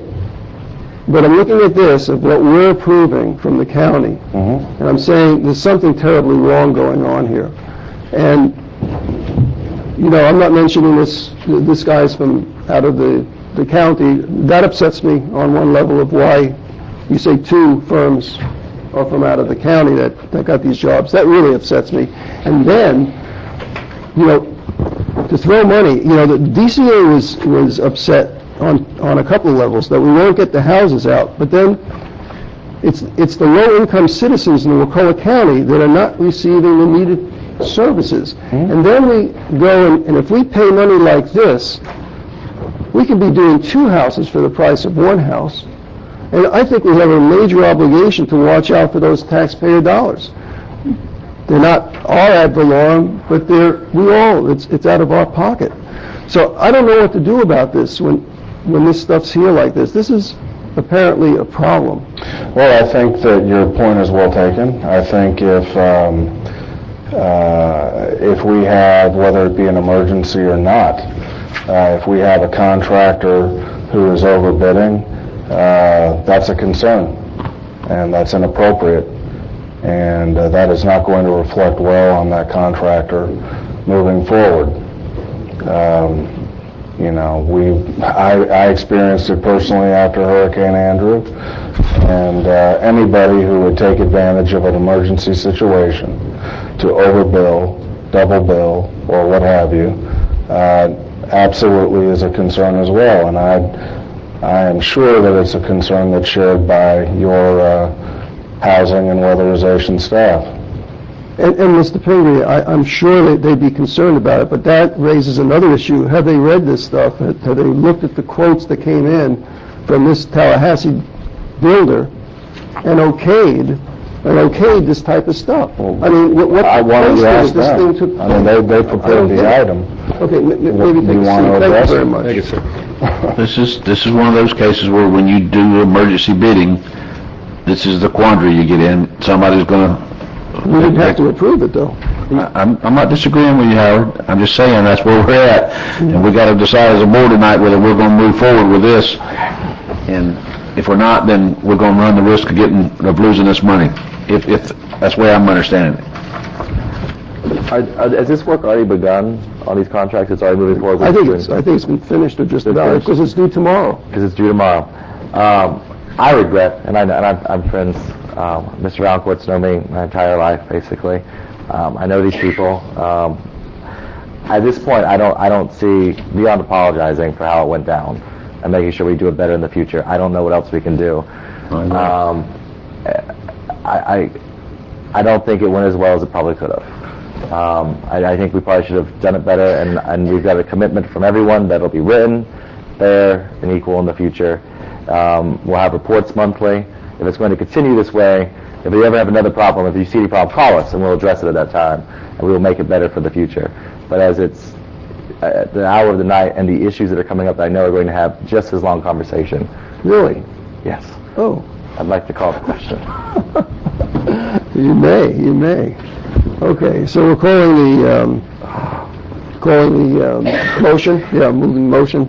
And we have a motion by Commissioner Stewart, second by Commissioner Arts to approve the changes in the purchasing policy. Is this a temporary change or a permanent change? What do you mean? And is this, now we're increasing our, let's say, expenditure of our county administrator to $25,000 rather than 10? For this project? Just for this money. Just for this project? Yeah. Then we're back to the regular. Okay, I just want to be clear on it. Okay, any further board discussion? Hearing none, call for the motion. All those in favor signify by saying aye. Aye. Opposed? Aye. Passes 4-1. Okay, Commissioners, your next item is ratification of the workshop regarding the solid waste disposal assessment and transfer station project. Commissioners, there's a couple of pieces of background, but I'm going to allow Mr. Barden to walk you through the item.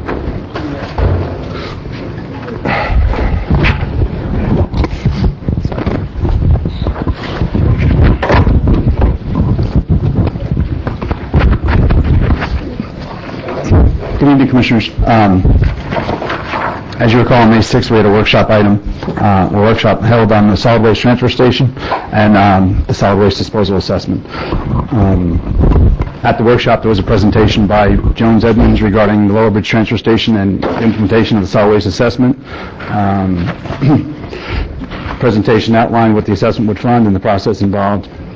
The two main primary options presented at the workshop for the board to consider is to proceed with the residential disposal assessment and reduce overall costs with the USDA grant program. If you remember, we received a grant from the USDA for $713,000 to fund the estimated $2.2 million transfer station. The other option was not to implement the disposal assessment and use an alternative pledge, which would risk losing the USDA grant and the loan, and risk forcing DEP to forcing upgrades with funding responsibility entirely on Wakulla County. Also at the workshop, the county attorney presented a solid waste assessment program and a licensing ordinance. Some of the components that would be involved in that process would be to provide a level of service standards, insurance requirements, reporting, require all haulers to obtain an annual license for hauling waste within the county, require all solid waste to be disposed of at the transfer station, require offset for monthly contracts for the disposal assessment, an optional lease fee set at a percentage of their gross revenues.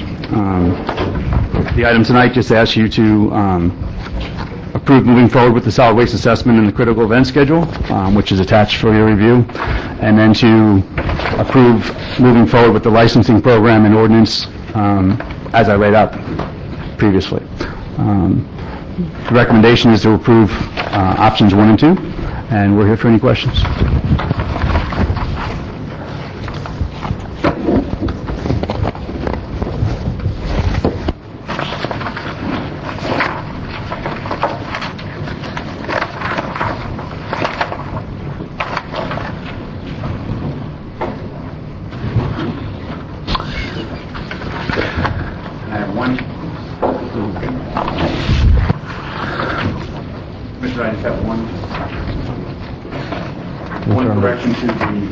Schedule we met with our consultants today. Is your mic working? You turned it off, Tom. Now give it a second. There you go. Public hearing and on the final assessment is going to be the second meeting in August, not the second.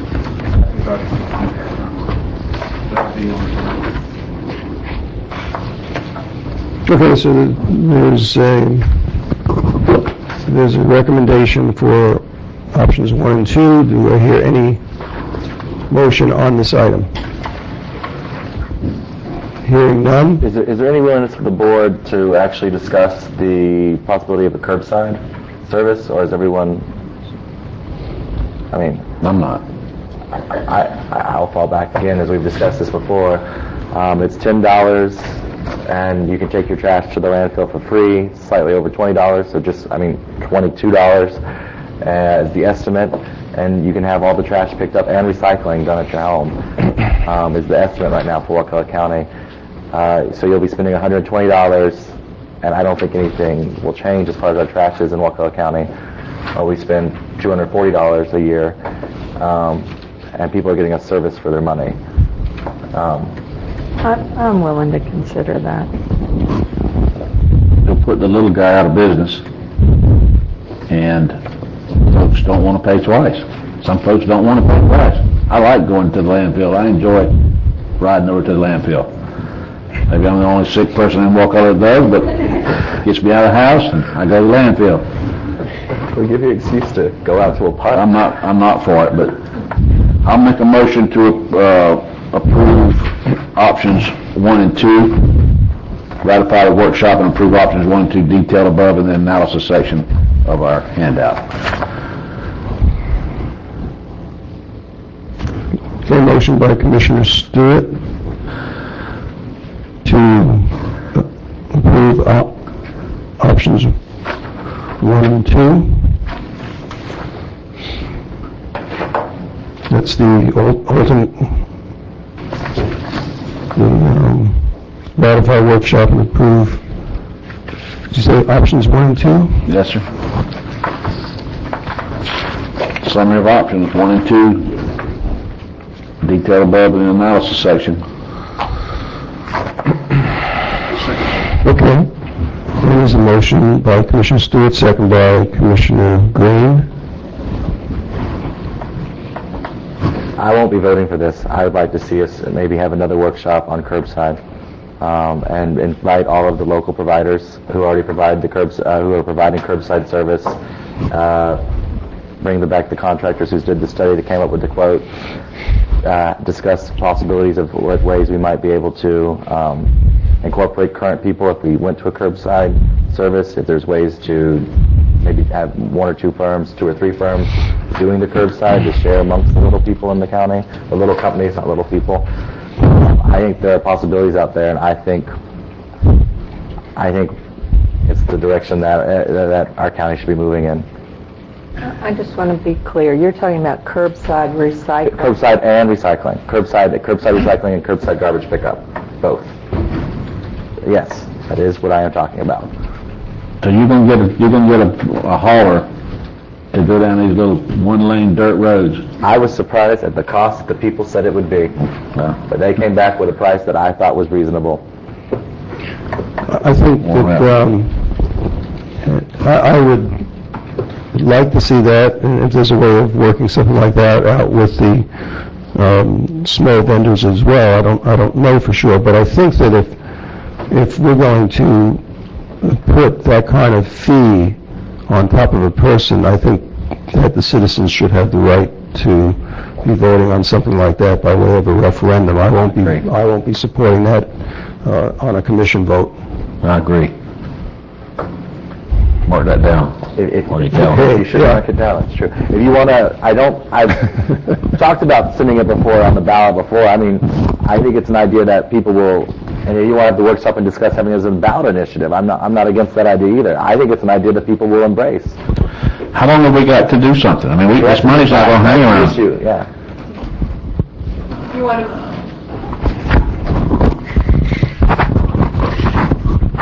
In order to put an assessment on this year's tax bill that would go out in November 2010, the deadline is September 15th.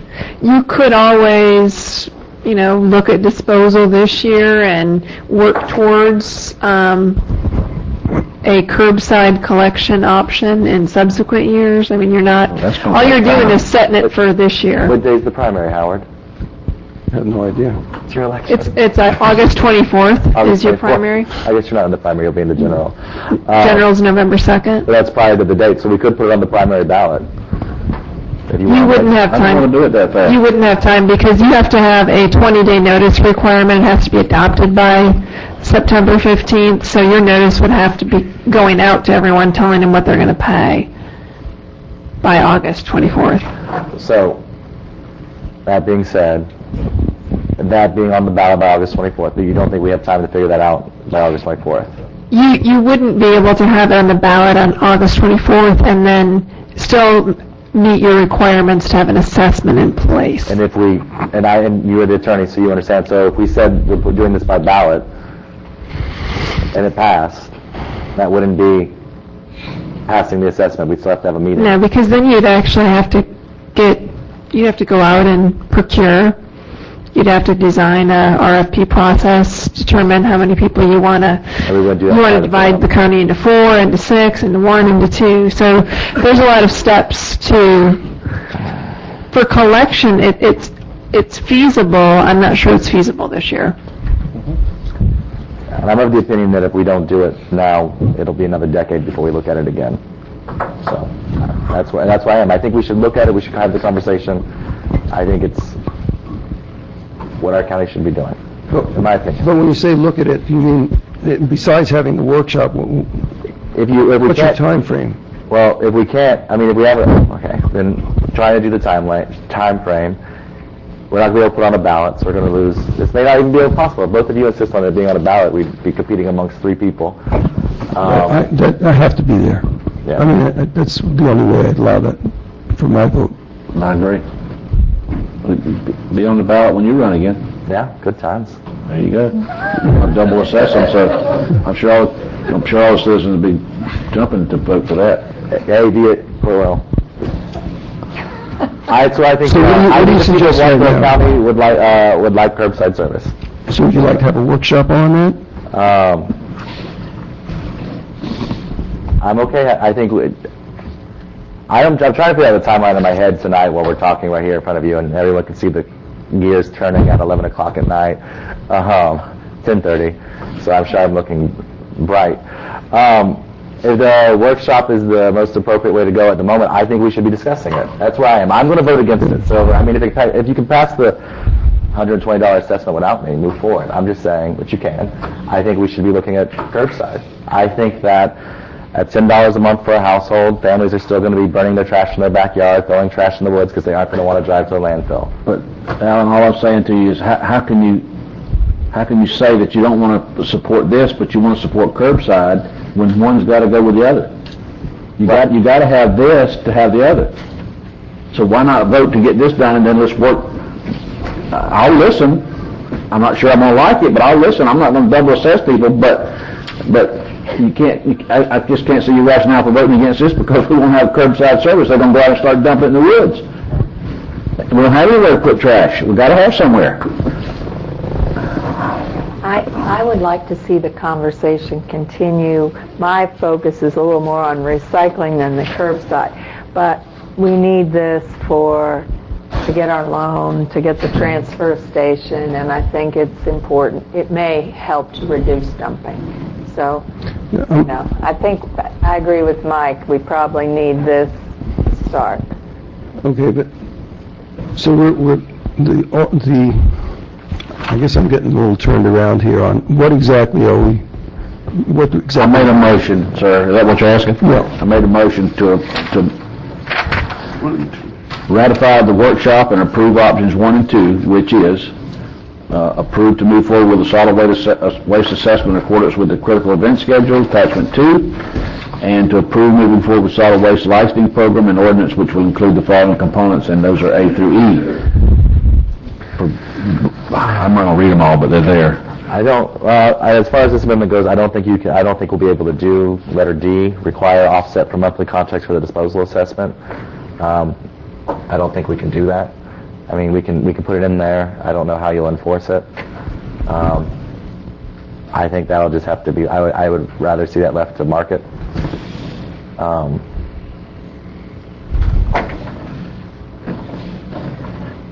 Anyway, that's my motion. So the motion is to put that fee in place? Yes, sir. And that fee would allow us to make modifications to the transfer station now? Yes, sir. Right, okay. And that we need to do? Yes, sir. Okay. Are we going to have a workshop on the licensing requirements to break out the details? I believe that's, honestly, Commissioner, I can't quite fathom having an ordinance of this nature without first having a workshop, just based on prior board experience. And at that workshop, I'd like to include the conversation again, and perhaps in the future, if it's possible. If it's too much of a burden, we won't do it there. We'll do another workshop. I'll schedule someday in the future. But the conversation of curbside, support this for the time being, but would like us to look at curbside in the future. July 26th. I like that. I'll look at it. Yeah. But again, it'd have to be a citizen decision. I agree. Yeah, I think, and I from what I've asked a lot of people in the community, I think there's a lot of support for it. But again, more support for that. But presented with the option of $20 a month, and you have curbside service, or $10 a month, and you can take your trash to landfill for free, there's support for $20 a month. No one likes the $10 a month idea that we have to do. But we have to do. I'll agree with that. Okay, let's call for the motion. All those in favor signify by saying aye. Aye. Opposed? It passes unanimously. Okay, Commissioners, your last item under general business is request for board ratification of the second budget development workshop for fiscal year 2010-2011. This workshop was held on May 6th. Mr. Barden is going to walk you through some of the activities that were discussed at that time, and then move toward getting some formal direction from the board here tonight. Yes, 2 cards.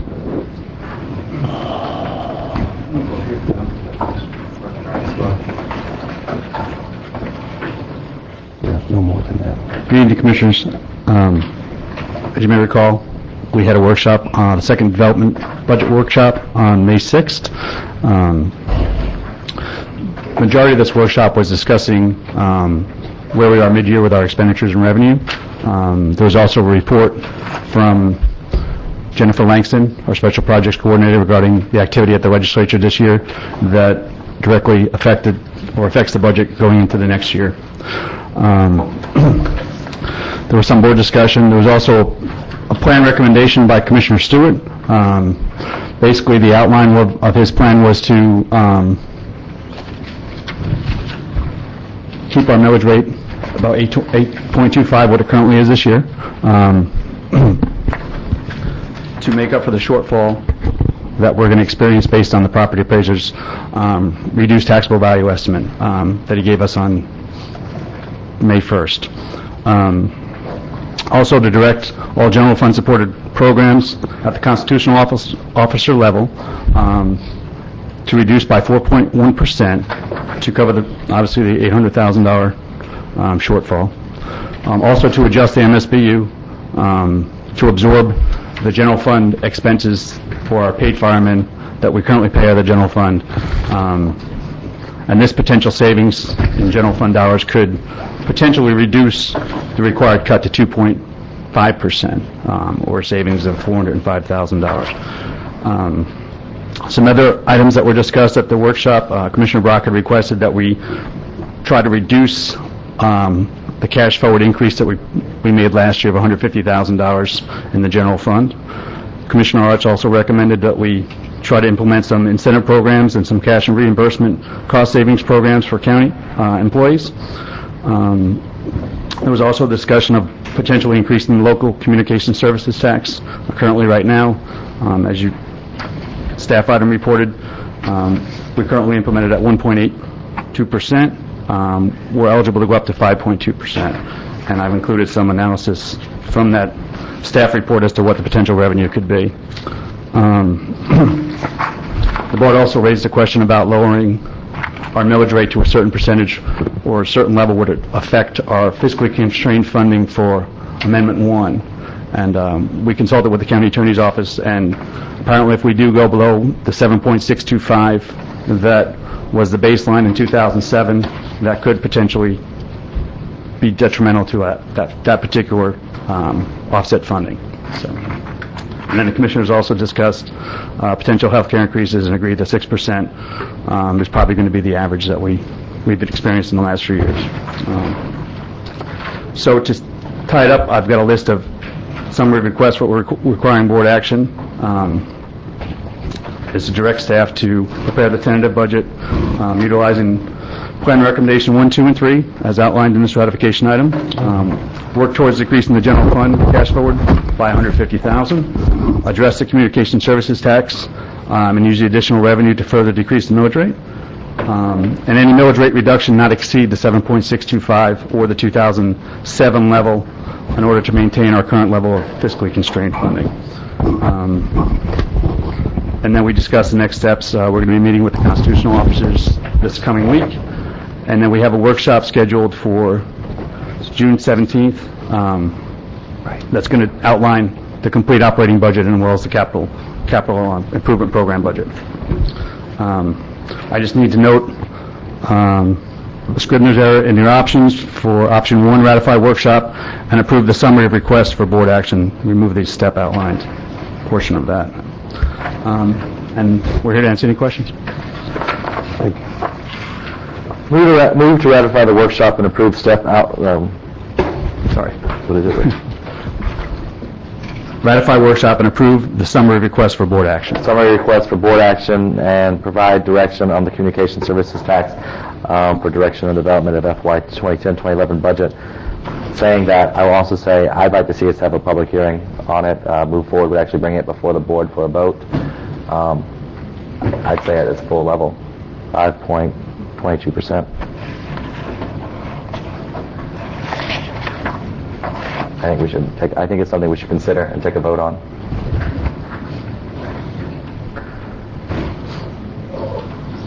And we fail. Second. Didn't sound too excited. For discussion. I noticed that the culture of frugality and the incentives was not included in the summary of requests, but that's going to be worked on independently. Point taken, Commissioner, and yes, it absolutely is going to be worked on. Okay. And should be included here by reference.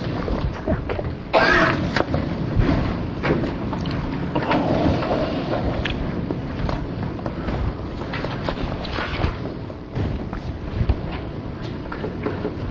I'm not in favor of you putting that service fee in at the max. I mean, I'm just not there. I'm not either. I mean, that's why I'm hesitant. I'm fine with everything else, but not the full amount.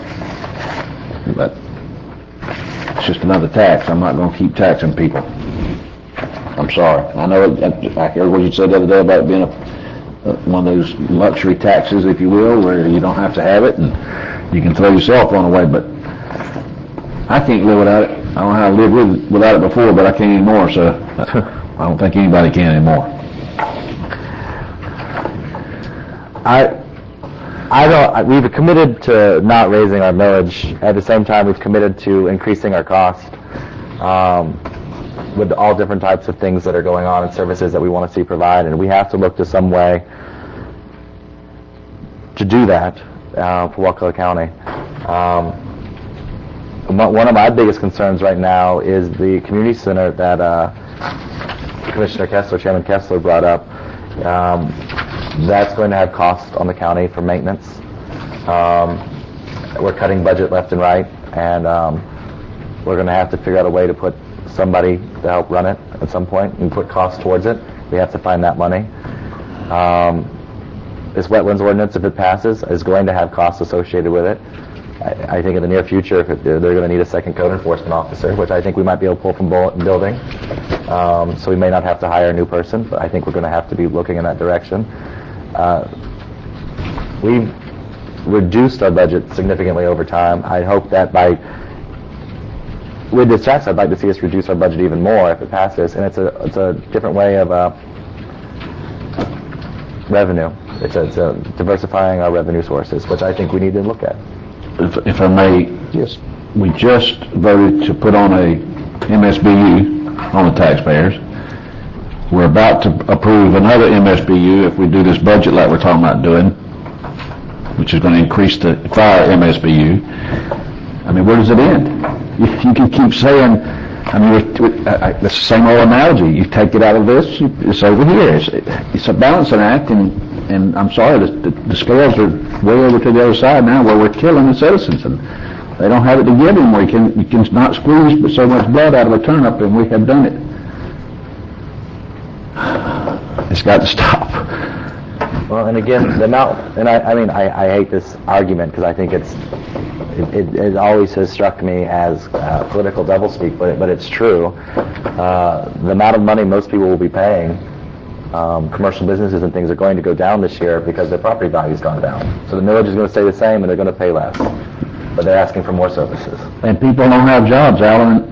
We're at 10% unemployment rate, and they can't pay their taxes now, and we're doubling up their taxes by easy. It's a tax. Can't do it. This is and again, it's a tax for people. This would be affecting people on their cell phones, on Comcast cable.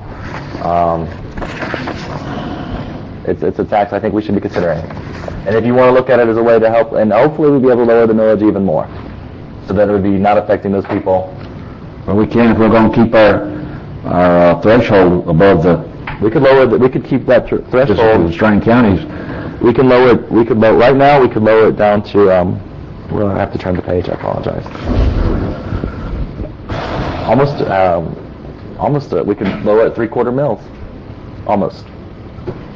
I'm not saying that's what we need to do. I'm just saying we could do that because we are right now 825 is what we're talking about, and we could lower it down to 7625. There's also, I think I had mentioned when this thing first came up, people are very tight with a lot of their being able to run their finances right now, and if they look at whatever that little increase is, you may end up us putting, if the board votes in that direction, and then losing these people. Instead of ordering the $60 or $90 or $100 package, they're ordering the $12 package. Could happen. Yeah. I mean, everything's going up, guys. I got a daughter in college, and the cost just went up 15% because the state mandates it. I mean, it's got to stop. It's got to stop. And we just keep taxing. It's got to stop. I'm going to withdraw my second because I don't think there's support enough for this, and I'd like to see another motion, maybe. I move that we ratify the workshop and approve. I think Alan needs to withdraw too. I'll withdraw my motion. I move that we ratify the workshop and approve the summary of request for board action. Period. Yeah, okay. Okay, is there a second to that motion, Commissioner Stewart?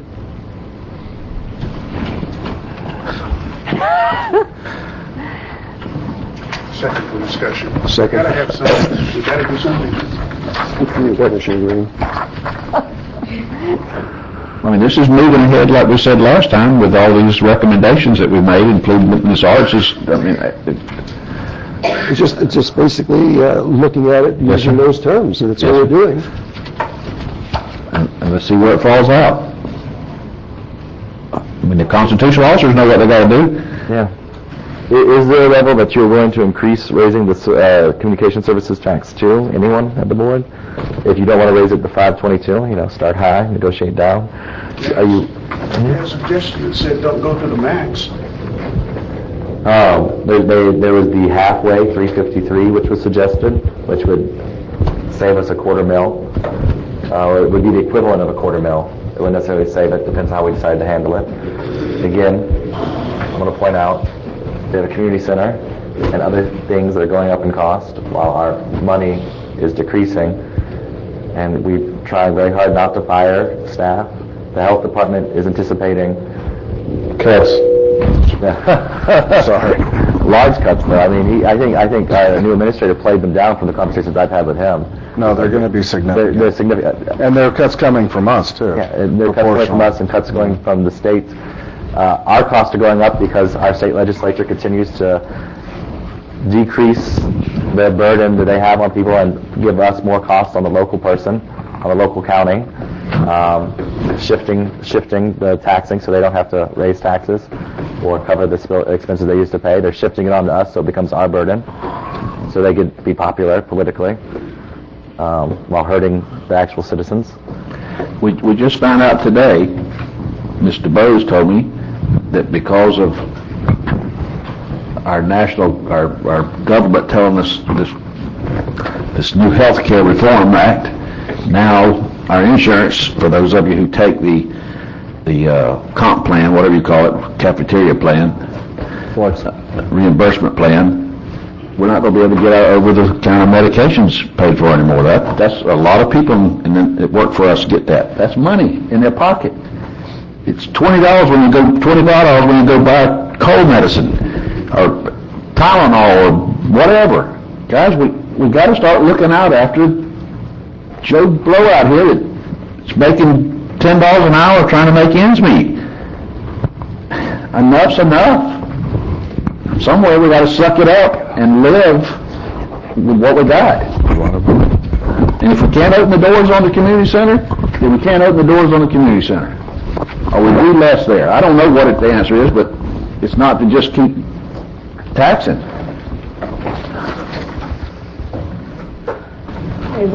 May I call the question? Yes, please. Let's call the question on the motion that's before us. Is to repeat that, Commissioner Stewart? Right. Move to ratify the workshop and first step outline the summary request for board action, second by Commissioner Breen. I do. Do we have citizens? Oh, yes. Sorry about that. Mr. Chairman, one quick item. We're approaching 11 o'clock. If we're going to continue beyond 11 o'clock, you guys need to vote before 11 o'clock to set a new time. So let's do that right now. We have a motion to proceed. Table this motion. Table. I'll make a motion, which is your delegate. 11:30? No, let's try to get down by 11. I'll second that. Okay. Motion and second to go to 11:30. All those in favor signify by saying aye. Aye. Okay, we're good to go. And now we're back to this item on this vote and the citizens that I almost forgot. Stephen Holtz.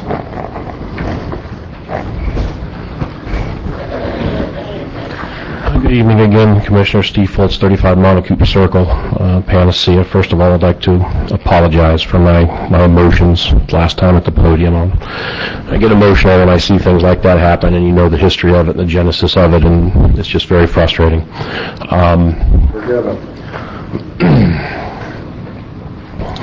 Wakulla County budget comparison. Unfortunately, I wasn't able to make it to the budget meeting. I had some other very pressing things I wanted to make it. So I would like to provide some input and some information here that I've determined. The purpose here is to provide citizen input on historical budget and expenditure data for staff's consideration in preparation of the upcoming budget. Utilize previously prepared documents to better understand where we've been and where we as a county may want to go next. uphold true transparency and open government that Florida is so well known for. Some history. On November 29, 2009, the chairman asked the administration to answer some simple questions regarding the budget and staffing history over the last 3 years. On December 4, 2009, a memo from Tim Barden through Ben Pingree addressed these questions but was later altered to correct 29 monumental errors. I talked about that a little bit earlier. This is essentially the same documents are involved here.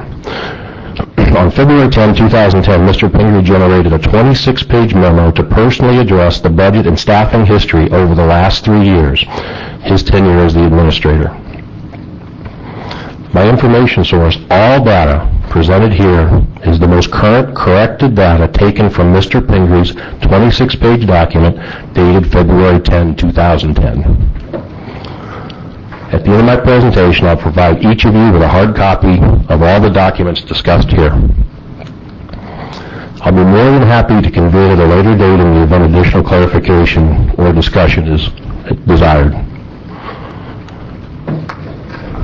Mr. Pingree's conclusion: the total BoCC budget was reduced by 14%.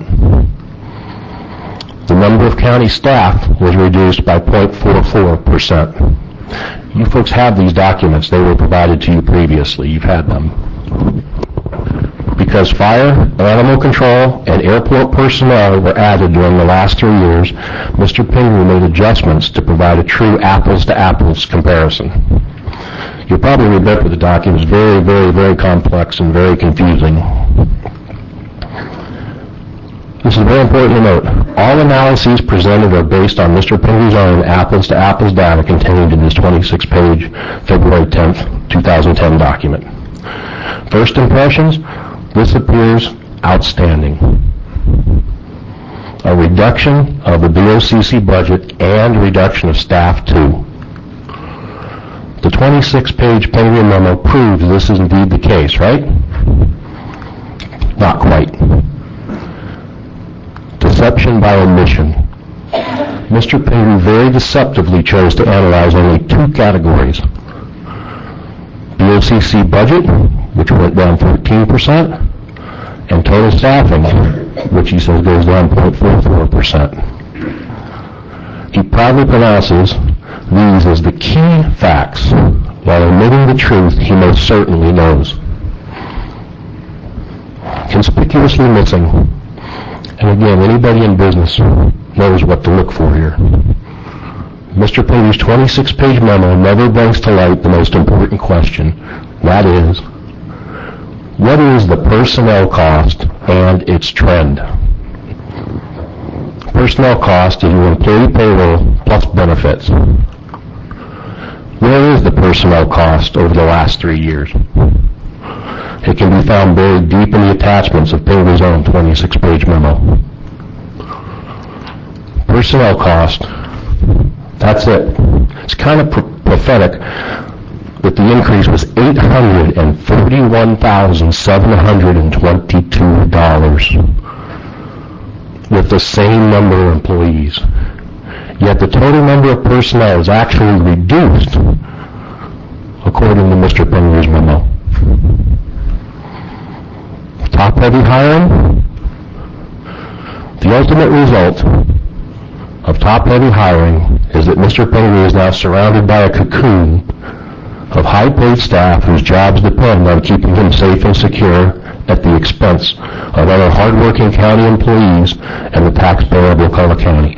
I do not begrudge at all any of the folks that work for Mr. Pingree. Anybody placed in that position would do exactly what they do, and that is be loyal. County personnel. The problem is most certainly not with the majority of county personnel. Most are extremely hardworking and deserve every penny they earn. Clearly, they are the backbone of Wakulla County, and they too have suffered from the top-heavy hiring of Mr. Pingree. Are you for top-heavy hiring? Fewer personnel, yet an $841,722 increase in personnel cost. Wakulla taxpayers, you decide. no commission control. This is a serious issue. By law, our county commissioners have no control over county personnel except Mr. Pingree. Effectively, the entire county is under the control of just one man. Wakulla County Ordinance 2008-14 says non-interference by Board of County Commissioners. Except for the purpose of inquiry and information, members of the Board of County Commissioners are expressly prohibited from interfering with the performance of the duties of any employee of the county government who is under the direct or indirect supervision of the county administrator by giving said employees instructions or directives. Such action shall be malfeasance within the meaning of Article 4, Section 7A of the Florida Constitution. That's a problem. Little Leon, also known as Wakulla County. Over the past 3 years, I've watched the nostalgic charm of our rural county government steadily transform into an opulent and extravagant kingdom while our citizens struggle to just survive in this harsh economy. I moved to Wakulla County specifically because of its rural nature and vehemently resent this transformation and the associated costs. Had I wanted to live in Leon County, I would have moved to Leon County. Summary. According to Mr. Pingree loan documents, over the last 3 years, he has reduced the number of personnel while increasing personnel cost over $840,000. This is the textbook definition of top-heavy hiring practices at the expense of taxpayers as well as the rank-and-file county employees. Mr. Pingree's personal file indicates he has little or no previous experience with hiring employees prior to coming to Wakulla from Leon County. Mr. Pingree is directly responsible for this waste of nearly $1 million of taxpayer money. Summary, the total BoCC budget reduction was the result of hard work by the county commissioners, not Mr. Pingree. During the most severe economic catastrophe since the Great Depression, Mr. Pingree has exhibited extremely poor judgment in his hiring practices and fiscal responsibilities. The ultimate result of top-heavy hiring is that Mr. Pingree is now surrounded by a cocoon of high-level staff whose jobs depend on keeping him pleased and protected. It's my opinion the single most effective budget-related action the Board of County Commissioners can take is to replace the administrator with one whose values, aspirations, and actions are better suited to manage a rural county, or, at a minimum, return the budget development duties to the Clerk of Courts where it was prior to Mr. Pingree's employment here in Wakulla County. Thank you very much. Thank you.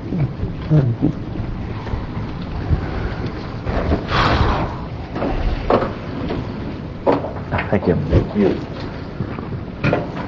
Okay. What's the question called? Then we'll call it again. Okay, let's call the question. All those in favor signify by saying aye. Aye. Aye. Opposed? It passes.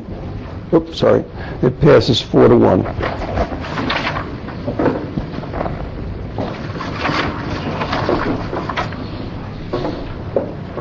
Well, that concludes general business, Commissioners. Okay.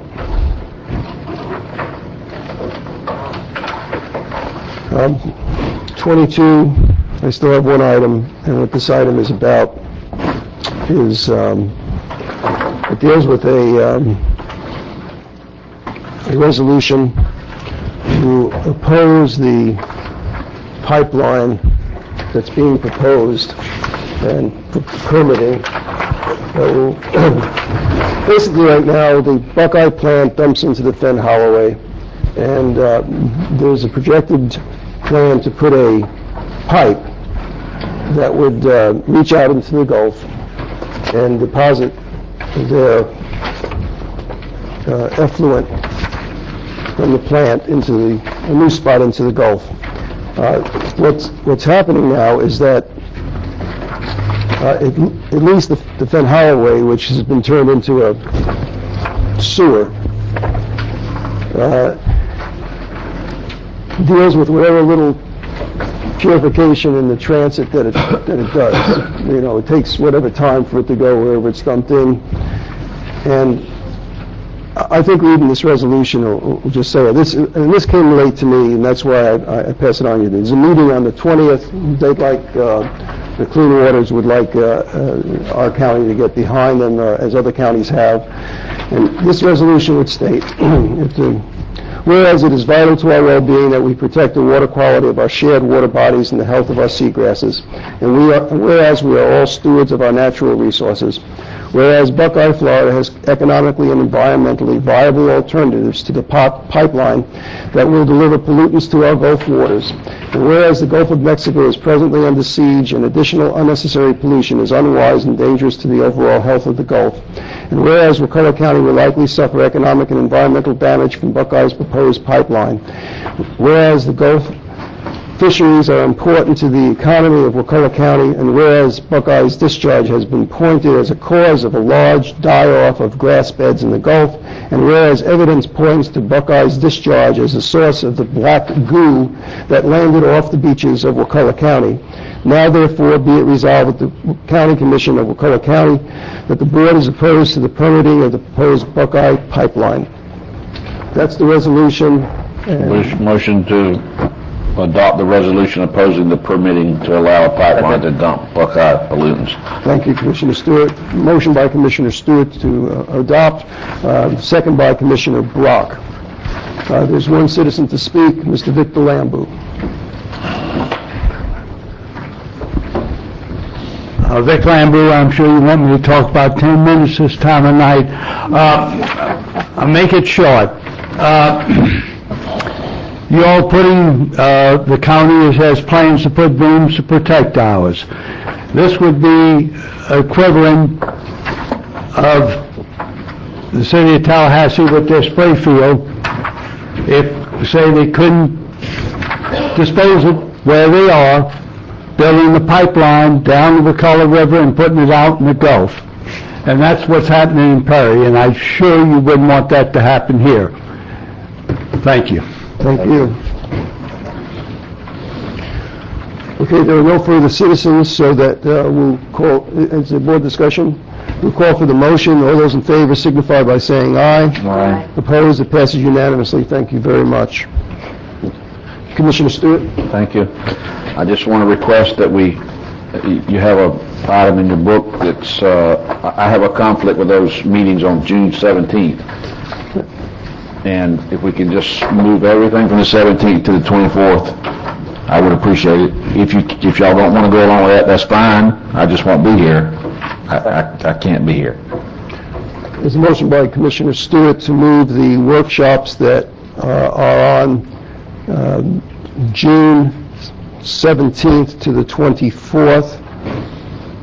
Is that right? Yes, sir. Okay, let me get there. And I got with Jessica, and it all works fine. I mean, to talk to the staff, it That's doesn't great. Have no upset the problem. apple Anyone cart. else have a problem? Okay, we'll call for the motion. All those in favor signify by saying aye. Aye. Opposed? Passes unanimously. Easy. Thank you. You're welcome. Okay. Okay, so we're up to the county attorney. Thank you, Mr. Chairman. The first item is a litigation update. Greg Stewart from my office has been patiently awaiting his moment to provide you with a litigation update. He'll never do it again. I will be paid for quite a long time. Greg Stewart, Neighbors, Gibber, Nickerson. What we wanted to do is to try to give you an overview of some of the outstanding litigation that is pending. We have, I think Jessica gave you a revised outline which we prepared. The only difference with that is that we tried to break it into general categories because it would be a little bit easier to follow, and we added cases that were being handled through the Florida Association of Counties Trust, which is your insurance carrier. Now, my intent here is not to talk about specifics of the case and any strategy or litigation, but just kind of let you know what we have out there, where we are going with that, and answer any general questions that you might have. Under the category of general litigation, there are presently 4 matters. One is the Crum case, which the remaining issue in that case deals with public records. And we are in the process of preparing a motion to address that issue. We anticipate there will be a motion from Mr. Crum's attorney also to bring that all to a head, to finally just get it resolved one way or the other. The next 3 cases, the Harvey case, the Log Creek, and the Bailey case, are all matters which are presently pending before Judge Sauls. Everything is in, all the documentations. These are appellate proceedings. The one difference with the Bailey case is that is the dog, the puppy mill case, and there is an order entered by Judge Walker, and we are actively monitoring the Bailey situations to make sure they comply with that order. The only provision of that order which is being stayed is the number of dogs. And the original order required that they reduce the dogs to 50. But the court stayed that, and there are presently about 72 dogs, but animal control is watching that very carefully and also making sure that the conditions are being maintained consistent with the order. The final matter under general litigation is the Sites case, which deals with Mount Beezer Road, which we recently were authorized to take action to clear the fence that is intruding in the right-of-way, and that will be filed in the near future. Yes, ma'am. I just wanted to ask that after their attorney tried to call you, was that his only attempt? And Yeah, I called back. Did you call back again? Yes. Okay. The assessment litigation is the Nelson, and this is the old class action that's been pending for a lot of years dealing with the emergency medical services assessment. As you may recall, Judge Sauls has entered an order ordering a refund and awarded attorney's fees, and I believe the amount was about $120,000. That's my rough guess. They have appealed that to the First District, the plaintiff's lawyers, which kind of put us in a little bit of an awkward situation because we had an order from Judge Sauls ordering a refund to the citizens, but we had an appeal on the attorney's fees. And the way this would work in a class action is if they get more attorney's fees, that reduces the amount that the individual citizens would get. And so, working closely with Mr. Thurman's office and the clerk, who've been incredibly helpful, we've basically worked an arrangement with the plaintiff's lawyers that we would be allowed to go ahead and refund that money to the citizens pursuant to Judge Saul's order.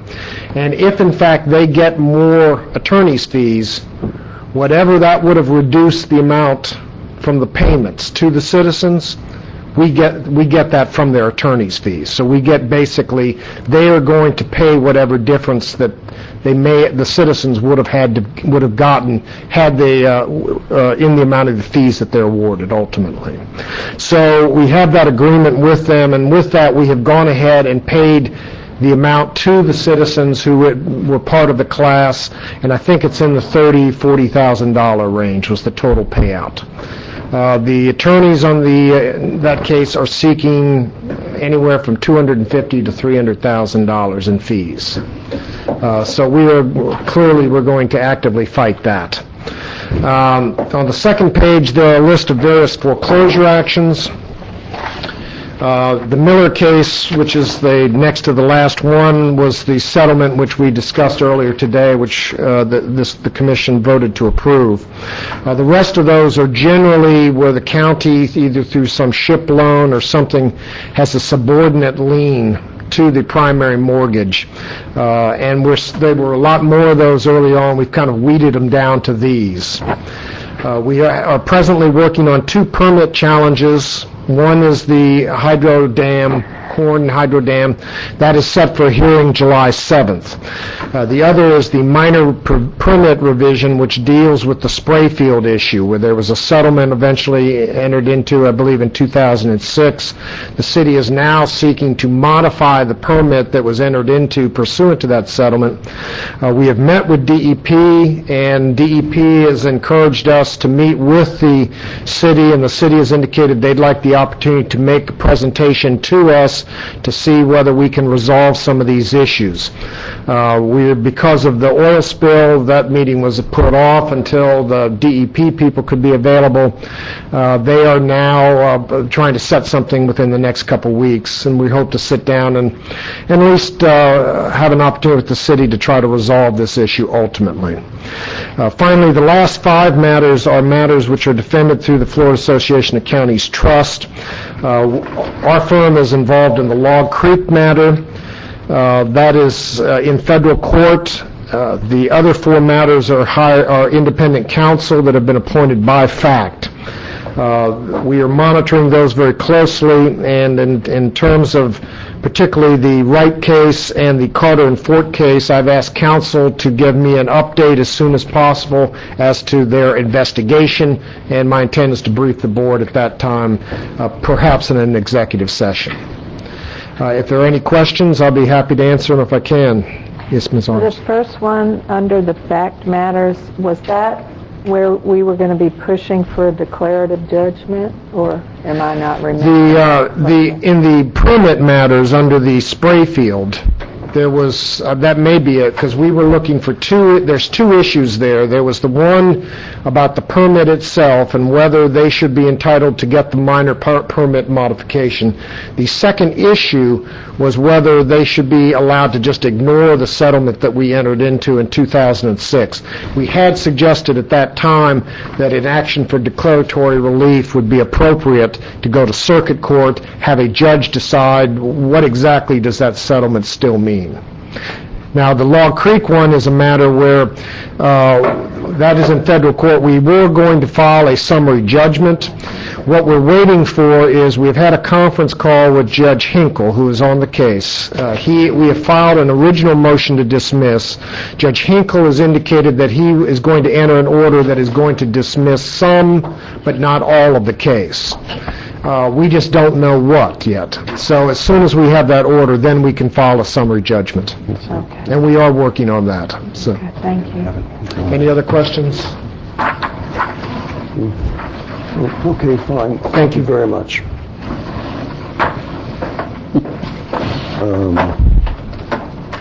Update of the board regarding Oyster Bay boat ramp. There isn't a time-sensitive issue here. I'd be happy if you guys want to table this. I can bring it back at the June 7th meeting. Okay, can I hear a motion to table that? So moved. Second. Okay. Motion by Commissioner Stewart, second by Commissioner Brock to table the update of the board regarding the Oyster Bay boat ramp. All those in favor signify by saying aye. Aye. Opposed? Passes unanimously. County Administrator. Discussion by commissioners. Entertain a motion to adjourn. Second. Motion by Commissioner Green, second by Commissioner Stewart. All in favor, signify by saying aye. Aye. We're adjourned. Thank you.